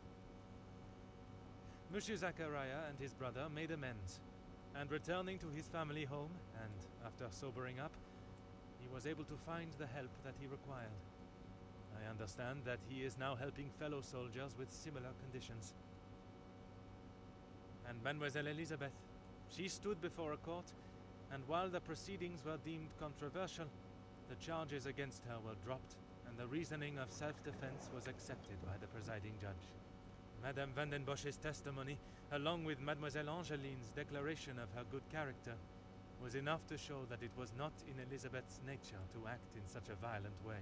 The abundance of evidence against the Major, and his violent and cruel nature, including his appalling acts during the strikes and the war, was more than enough to prove that Mademoiselle Elizabeth had no other option in that situation but to defend herself in any way that she could. With the new arrival of Madame and Monsieur Demire's child next year, they have agreed to give Elizabeth the opportunity to return home to England and take up a position in their home as nanny. Oh.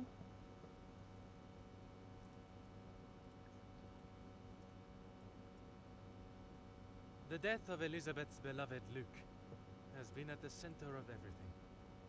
Had those in positions to help not acted with only themselves in mind, perhaps he would still be alive today, and the Major would have paid the price for his own crimes in the eyes of the law, not at the blade of a knife. The blood of Major Felix Egan will remain on Elizabeth's hands, a stain that wherever she is and whatever she may do, she will never be able to wash clean. However, it will remain as a reminder to not only her, but all of us, of what we as human beings are capable of to protect ourselves. We all have something that may be considered shameful or sinful, and it is how we deal with it that shows our true character. Those involved in the riots, the workers' deaths, and the Major's killing believed themselves to be untouchable.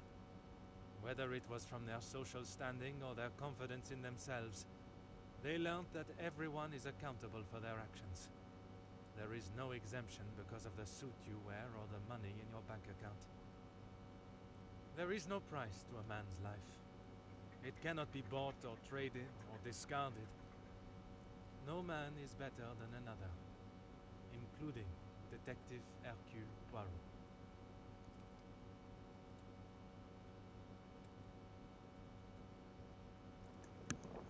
Oh wow, I finished it. Okay, wasn't expecting that.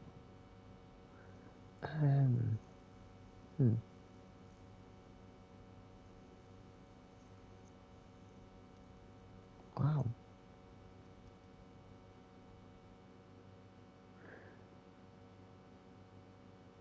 Okay, alright guys, I'm going to end the stream here. Thank you guys so much for watching. If you have enjoyed, please remember to hit that follow button as well as the notification icon.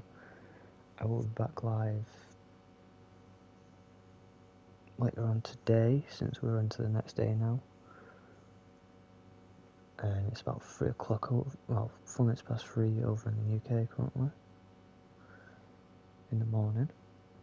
But yeah, until next time, I'll see you guys in the next one. Bye bye.